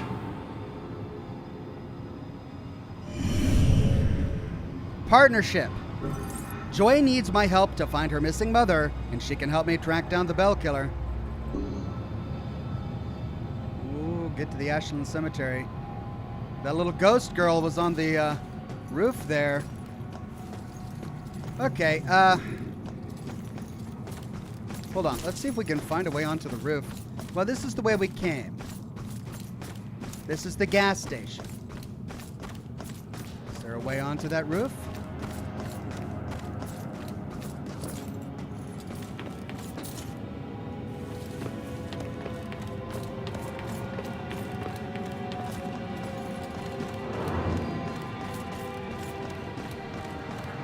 Let's press forward.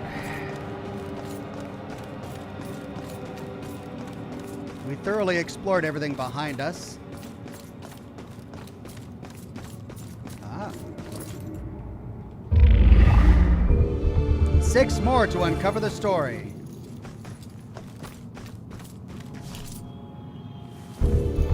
News article number 4. The FBI can get involved to support local law enforcement if it is clearly established that there is a serial killer. The Salem Police Department had no statement on the FBI's announcement at press time, but has continually refused to describe the deaths as the work of a serial killer. There's no sense getting the town hysterical over something that may not be true, SPD spokeswoman Ingrid Larson said in an earlier statement on the case. Okay. Through that house. Well, what's over here?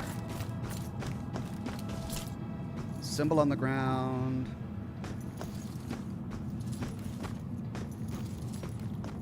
This looks like a big canvas.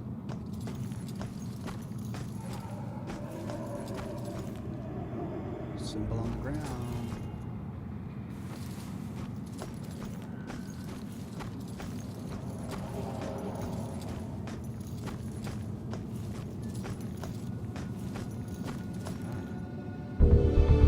Chalk bell symbol. Detectives are trying to find any possible connection to the bell symbol. People named Bell, literary references to bells, anything having to do with a bell.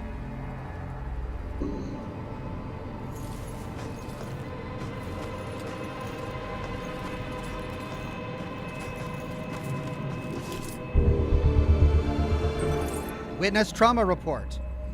Witness immediately moved to trauma counseling after discovering the badly burned body. 10 more and then we complete that case. Wait, why is that still glowing? We got that one. Okay, did I miss something down here? Ooh, tricky. That was tricky. The size of a quest can make any man flail. The size of a quest can make any man flail. You're probably gonna have to look up a guide to get all of those. Luke's Eterna Psychiatric Hospital? Oh, God. Our quest destination is not sending us there. Oh, look at all those ghosts. Not Can't going that go there way. yet. No. Hey, what's this?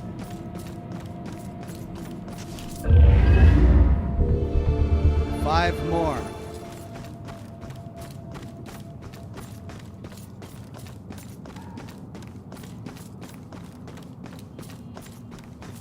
Okay, this is the room we would have come out of. See if there's anything in here. No. And that connects to the street. Okay.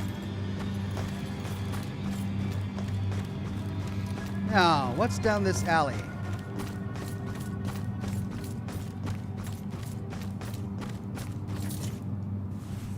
Hey, look at this. We could recreate this. Reveal. Aha!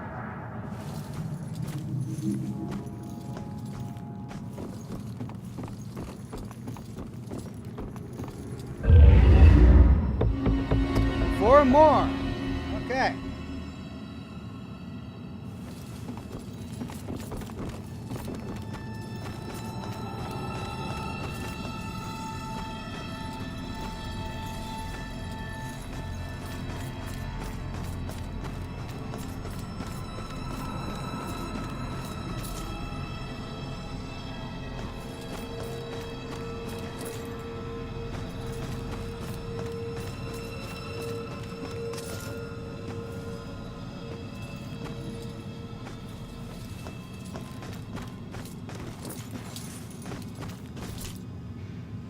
Can't get in there. Alright, that's the way to the cemetery.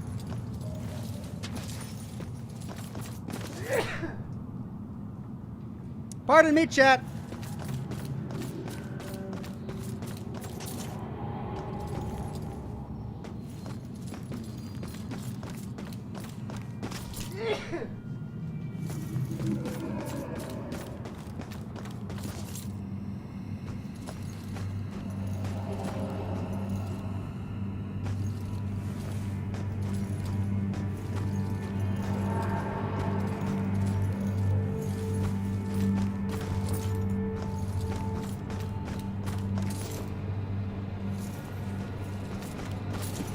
See what's upstairs.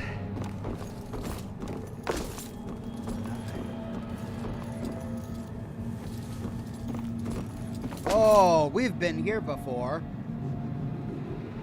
How do we get to that? We revealed that staircase up there. How do we get there? Do we have to be a cat? How do we get up there? We couldn't figure this out last week.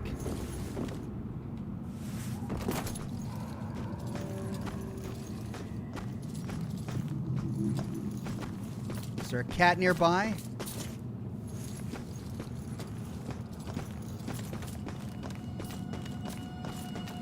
No. How would I get that?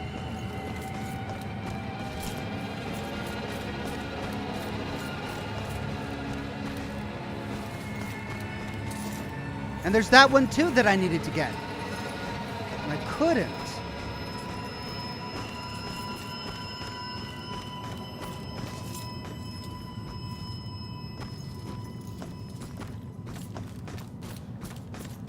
There's the cemetery. Come on, give me a cat.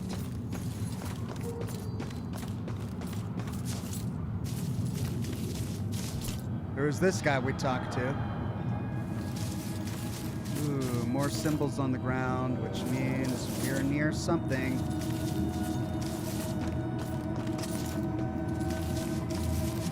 More symbols on the ground. Oh, God.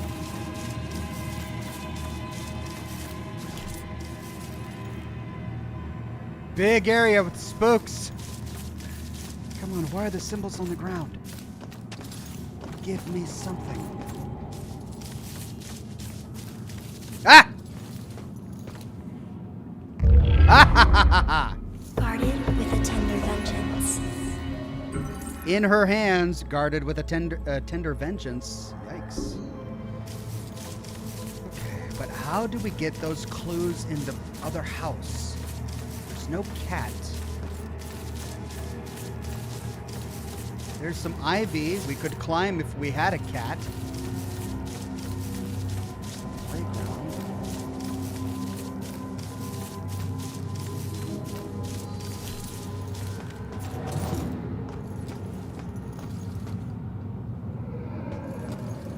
There's something up there. Cat! Aha!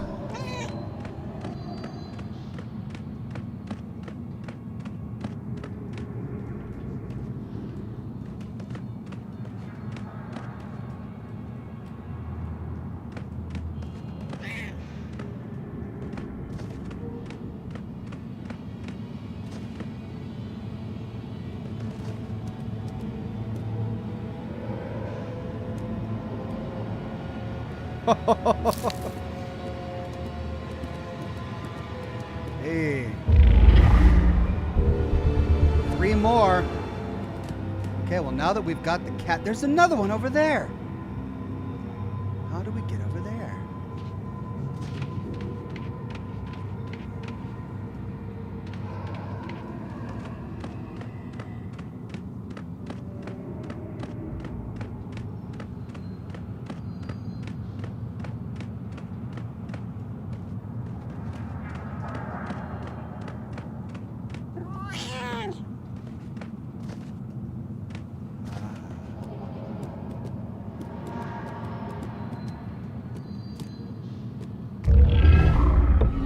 Two more.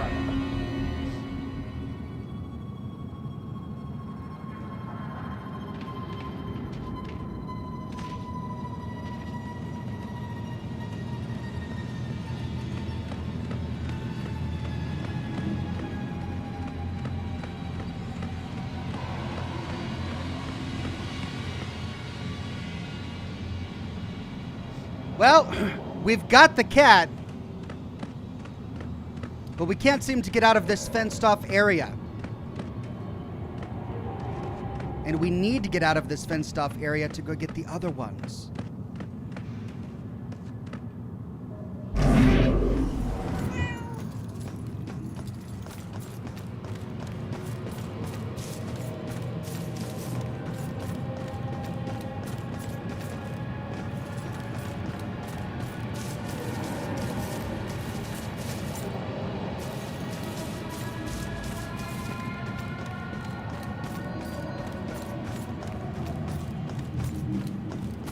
So the only two that we haven't been able to find or get yet is that one in there, right over there,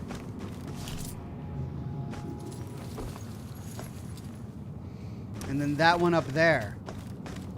You'd think we'd use a cat, but there's no cat around here. So, I'm guessing we won't be able to unlock that until later. So let's go to the cemetery.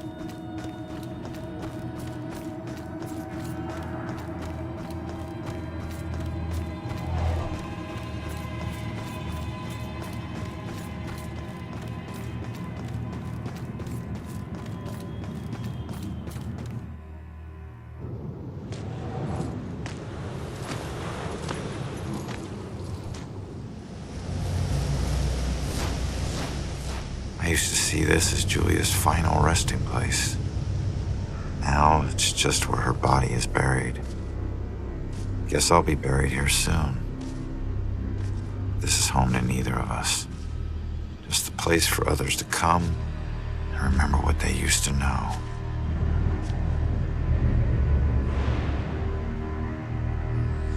Whoa, what's that? Is someone looking at him through the trees?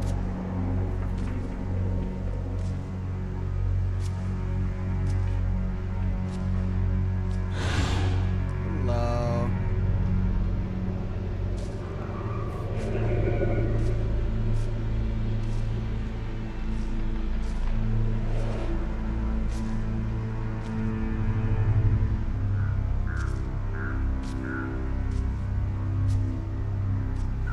Someone is looking at him through the trees.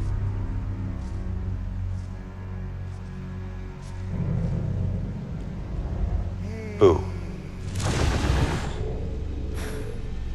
Great.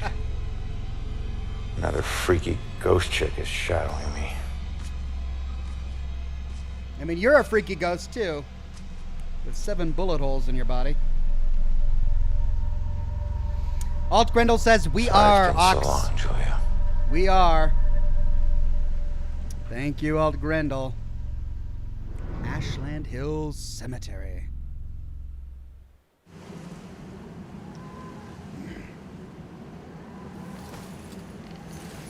Find joy. Oh, there's gonna be a lot of ghosts here, huh?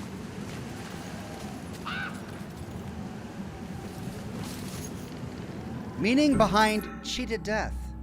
I had to ask about that Grim Reaper tattoo. I know it says cheated death right on it, but I didn't know how or why. Then he showed me the scar. Getting stabbed between the ribs like that could have easily been fatal. It's a miracle he's alive, and it didn't stop him from stealing again. He'll never learn. Why do I like that? I like those bad boys who get stabbed in the bones and they never learn. I just like that. Okay, ghosts over the bridge. Any demons? No. Let's explore.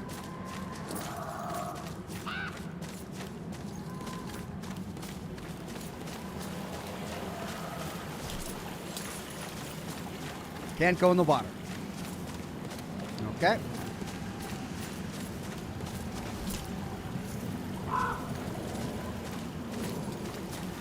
That's a hard stop.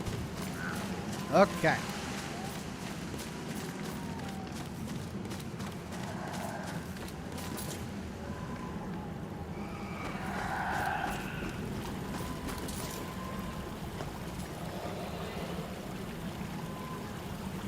You okay?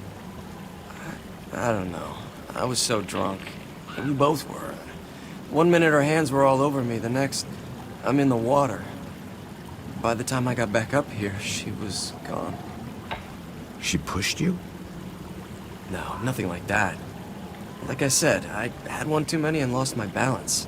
I just didn't expect to find her missing when I got back. Something must have scared her off. Yeah, like your floating corpse. What? Forget it. Does he not know he's dead?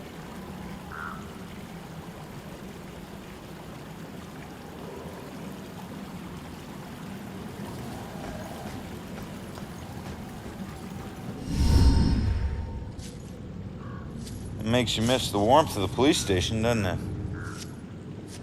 Your secret errand was to get a flashlight? Keep it down. I can't see you and we're not talking to each other. Got it? This place is crawling with people. Don't want to know. Hey, we're still people.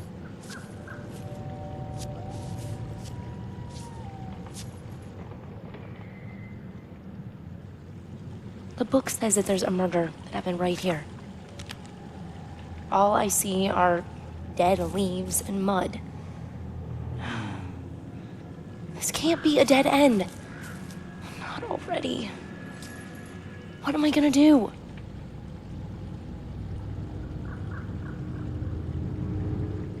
We see a lot of ghosts. Just leave it to me.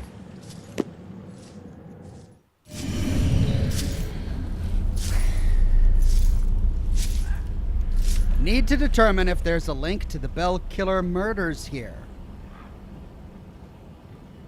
Objective complete. Find Joy. Lots of people to interrogate. Hello. Why is this here? 1 of 8 clues found. Gravedigger shovel. Why would a shovel be here? Graves aren't dug with shovels, and if it were part of the crime, the cops would have taken it with them. Yeah, graves aren't dug with shovels these days. Hello. Left behind. Police tape.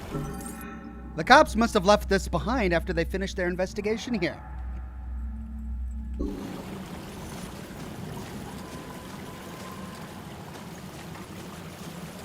Hello. Oh, analyze details. Oh. What could I learn from observing this? Deceased? Yeah.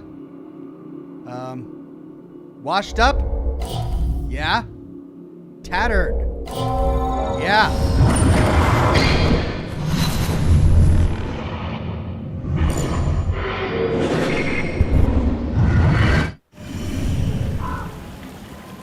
Ghost man saw body. Another ghost saw the victim's body float down here from upriver. He might know more about it. He had a striped shirt. Excuse me, but, did you see the police investigation here a few weeks back? Not close up. I think there was something behind me, but I'm not sure. Shoreline thing. Information. The lady said she saw something on the shoreline. It might be related to my investigation. And it was. 4 of 8 clues found, and there's the man in the striped shirt.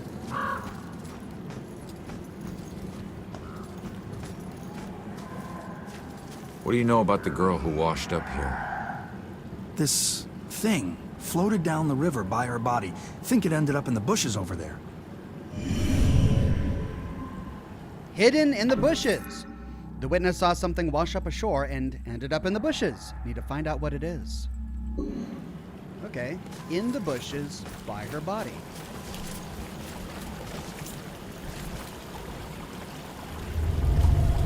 Hard to see. Dark bushes. It's too dark in these bushes. The bushes are too dark to see inside. I need to find a way to search them with better light. Our friend with the flashlight.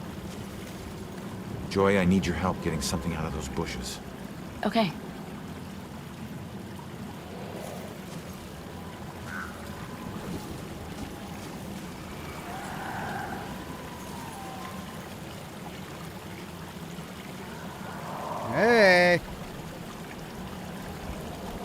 I don't know if it's important, but this is all I could find.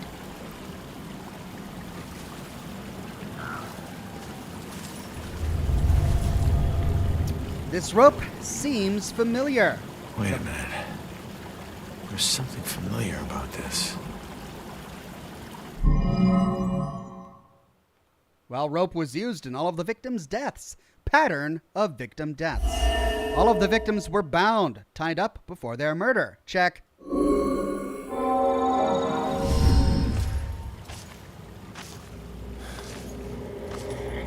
I need to get upriver, find out how she died. Better tell Joy. New clue, Bell killer victim similarity. This has some similarities to other Bell killer murders, but I need to find more information somehow. Talk to Joy.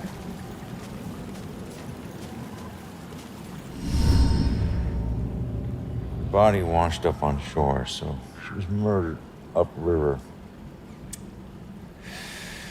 But where? Miles of banks both sides. Might as well be looking for a needle in a haystack of needles. Oh, genius. Would be a needle stack.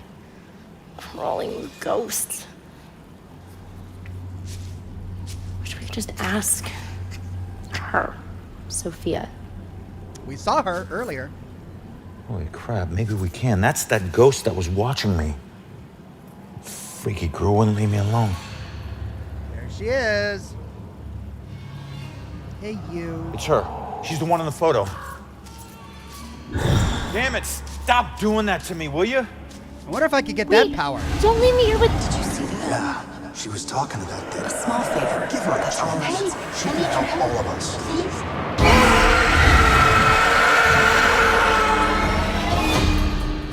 Did you hear that? Of course I heard that. Demons. Shit.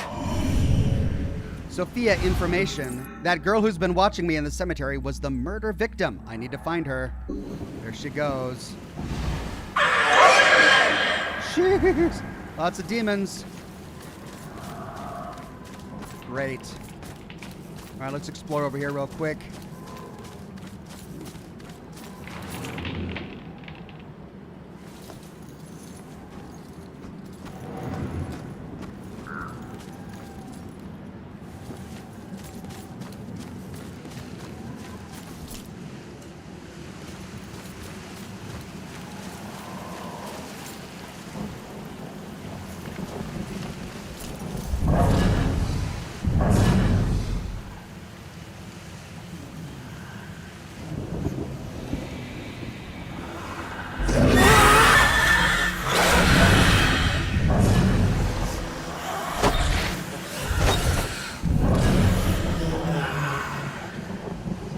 I thought he turned around.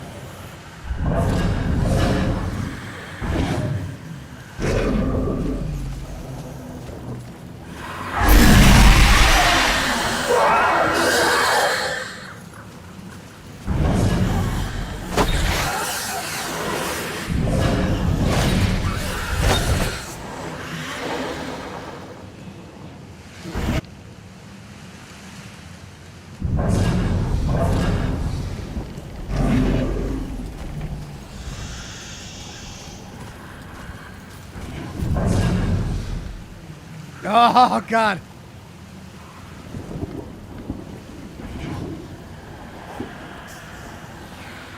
Oh, God. All right, yeah. Get close to me, then turn around.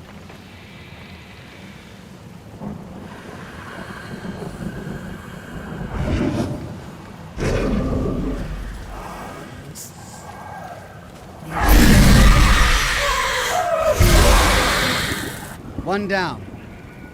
2 to go.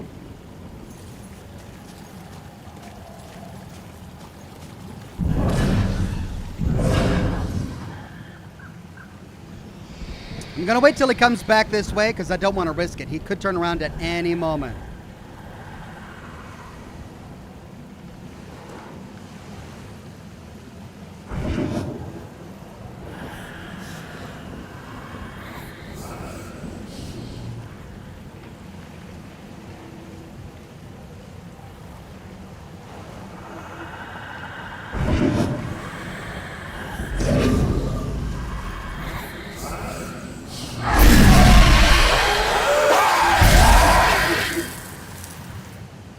Getting the hang of this.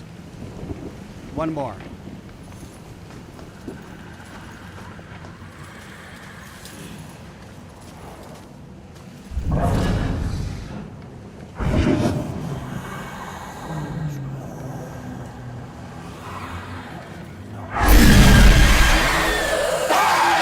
I've done it.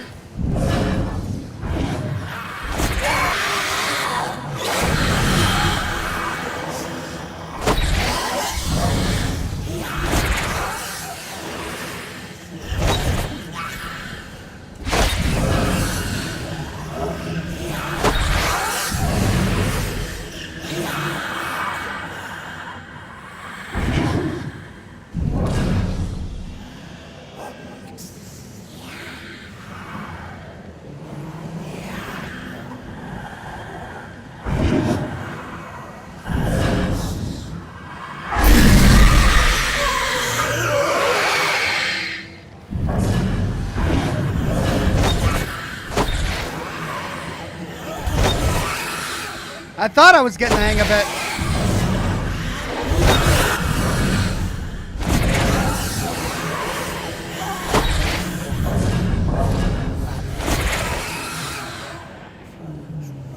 But I guess not.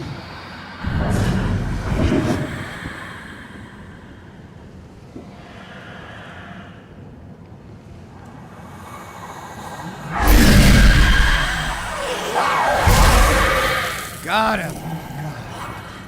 All right, that's all.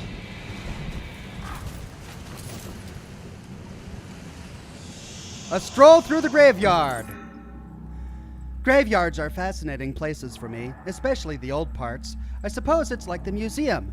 Ronan, like a champ, came with me and listened patiently while I blathered on about colonial governors who were buried here, about the massive graves from the plague victims of the 1660s, of the yellow fever that struck down so many canal workers a century ago. So much life and death has happened in this town, and what a peaceful place to get perspective on all of it. Yeah, peaceful.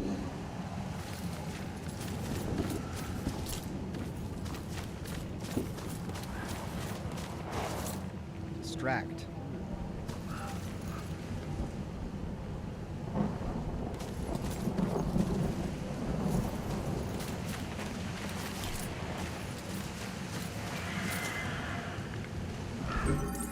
Reckless Ronan.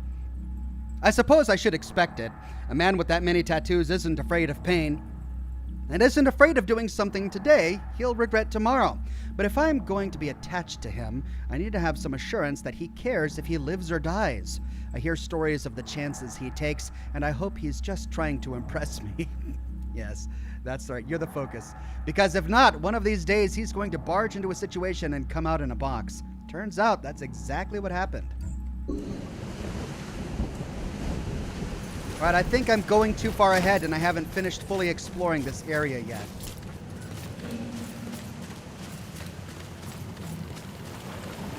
There's the water. I came up that hill to kill a demon.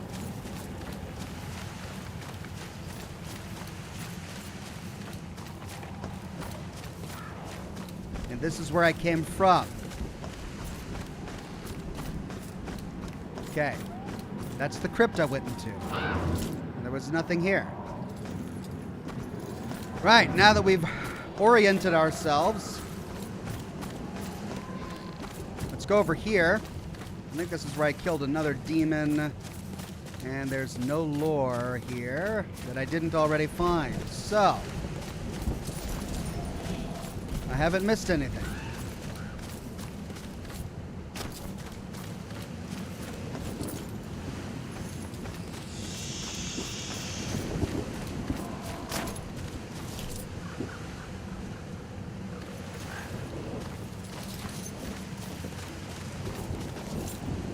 Come on, man. It can't be that hard. Then you get over here and try it. Okay. I know it's steel or iron or something, but it's just like a fence, right? I mean, how much can it weigh? Should have brought a crowbar. Yeah. We always bring a crowbar when we're hitchhiking to Boston in the middle of the night. Just get your ass over here. Hey, no problem. But remember, this whole thing was your idea. Damn! This thing's gotta be welded shut or something. No. I'm sure they have doors ready for easy access after they put dead bodies inside. Next time, remember the crowbar. Next time? Wait. Where's the flask? I thought you had it. No, you... Did you put it down somewhere? It's around. Just keep looking. It's essential equipment for a road trip, you know. Whose idea was this? This is not going to end well. At least it'll make a good story later. Haven't had this much fun in ever. Well, we can walk in, right? Yep.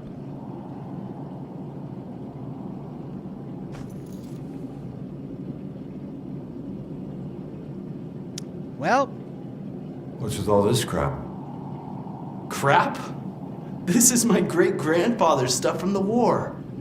It may look like crap because it's old, but it's amazing. Blood-caked bayonets, gruesome letters about the war. I even had a sip from his old flask. It made me realize how soft people have gotten. Compared to what? Compared to men like him. Don't you see? Finding all this stuff was a sign that I should be the one to remind people. To make them choke on their own blood. Please don't tell me you went through with it. I had it all planned out. But I died before I could. Just one more day and I could have changed the world. Listen, whatever you think this is about, it's not. Your great-grandfather fought to stop wars, not inspire them. Now just let it go and move on. If you don't understand, you're just a part of the problem. Whoa! A mass murderer who didn't get a chance to get through with it.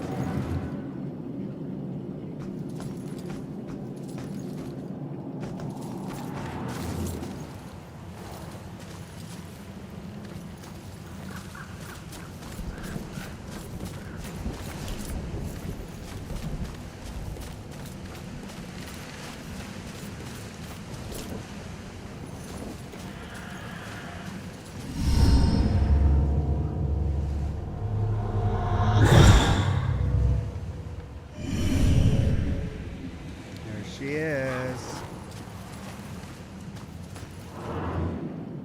Hello. Spray-painted graffiti.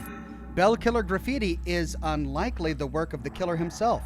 Refer danger of cult status to community relations officer. Yeah, odd to find it in a sealed tomb if it was just graffiti from the serial killer himself.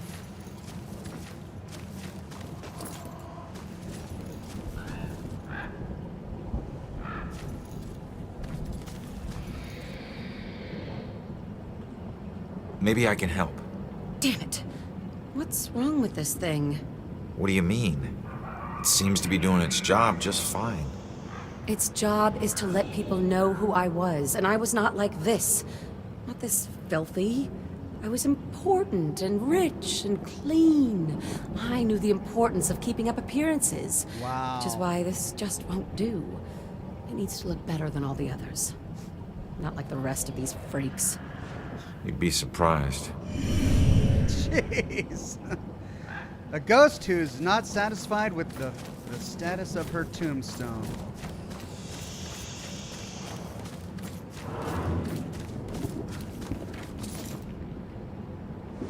Julia's thoughts. Ronan was unusually philosophical today. He doesn't usually say these kinds of things, but he kept going on about karma and how he needed to redeem himself from some past misdeeds. I'm assuming he's talking about the crimes in his past, and that's why he needs to become a cop.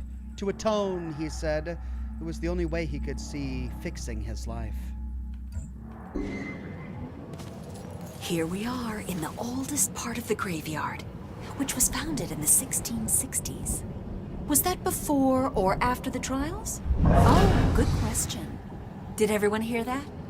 This young lady just asked if this happened before or after the famous trials. It actually happened a few decades before, so this graveyard is quite old. Okay, And we're going to walk a little farther now. So if you'll just follow me. So peaceful now. But some terrible things happen to these people.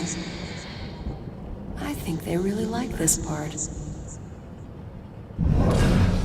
There's so much more than witches in this town. Probably scandalous stuff they can't talk about.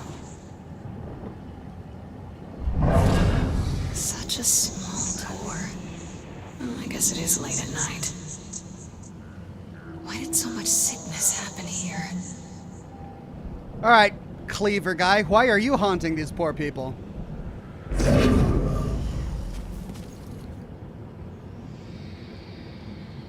Hey, buddy. You got a problem? You could say that. I used to be a butcher before this bitch got a bug up her ass and started snooping around. People used to come from miles away to buy from me. I had more awards than the wall space to hang them. Then, her little boy goes missing, and I'm suddenly on death row? Call it a hunch, but I'm guessing you killed him. I never killed him. I never killed any of them. I left that up to my pigs. Wow. So you're just gonna haunt her for the rest of her life, then what? Simple. I'm gonna ask her how her son tasted. Funny thing about pigs, you'd be surprised at how much their diet can affect their flavor. Wow. I hear there's a special place out there reserved for monsters just like you. Ha! Jeez. Hacking and slashing and slashing. Ooh, that heirloom. Okay, I am over time, and I think that does it for now. I'm gonna log off. Ladies and gents, thanks for joining me tonight for Scotch and Smoke Rings. We made some great progress and got a lot of collectibles and worked our way through the case. I'm pretty satisfied with our progress today. If you don't want to miss what happens next, tune in next week. Same Ox time, same Ox channel for more of Murdered Soul Suspect. For tomorrow, we've got more Shadow of the Tomb Raider, and we're working our way through the game. Couple more streams left, I think, until we finish it. Thanks again for coming. Major shout out to everybody who did a super chat. Thank you for all of your questions. Special shout out to absolutely each and every one of you, and in particular Padre, who was very generous today. I'm going to head on out. Have a wonderful night, and I'll see you bright and early tomorrow morning for the next episode in Shadow of the Tomb Raider. Good night, everybody. Bye-bye.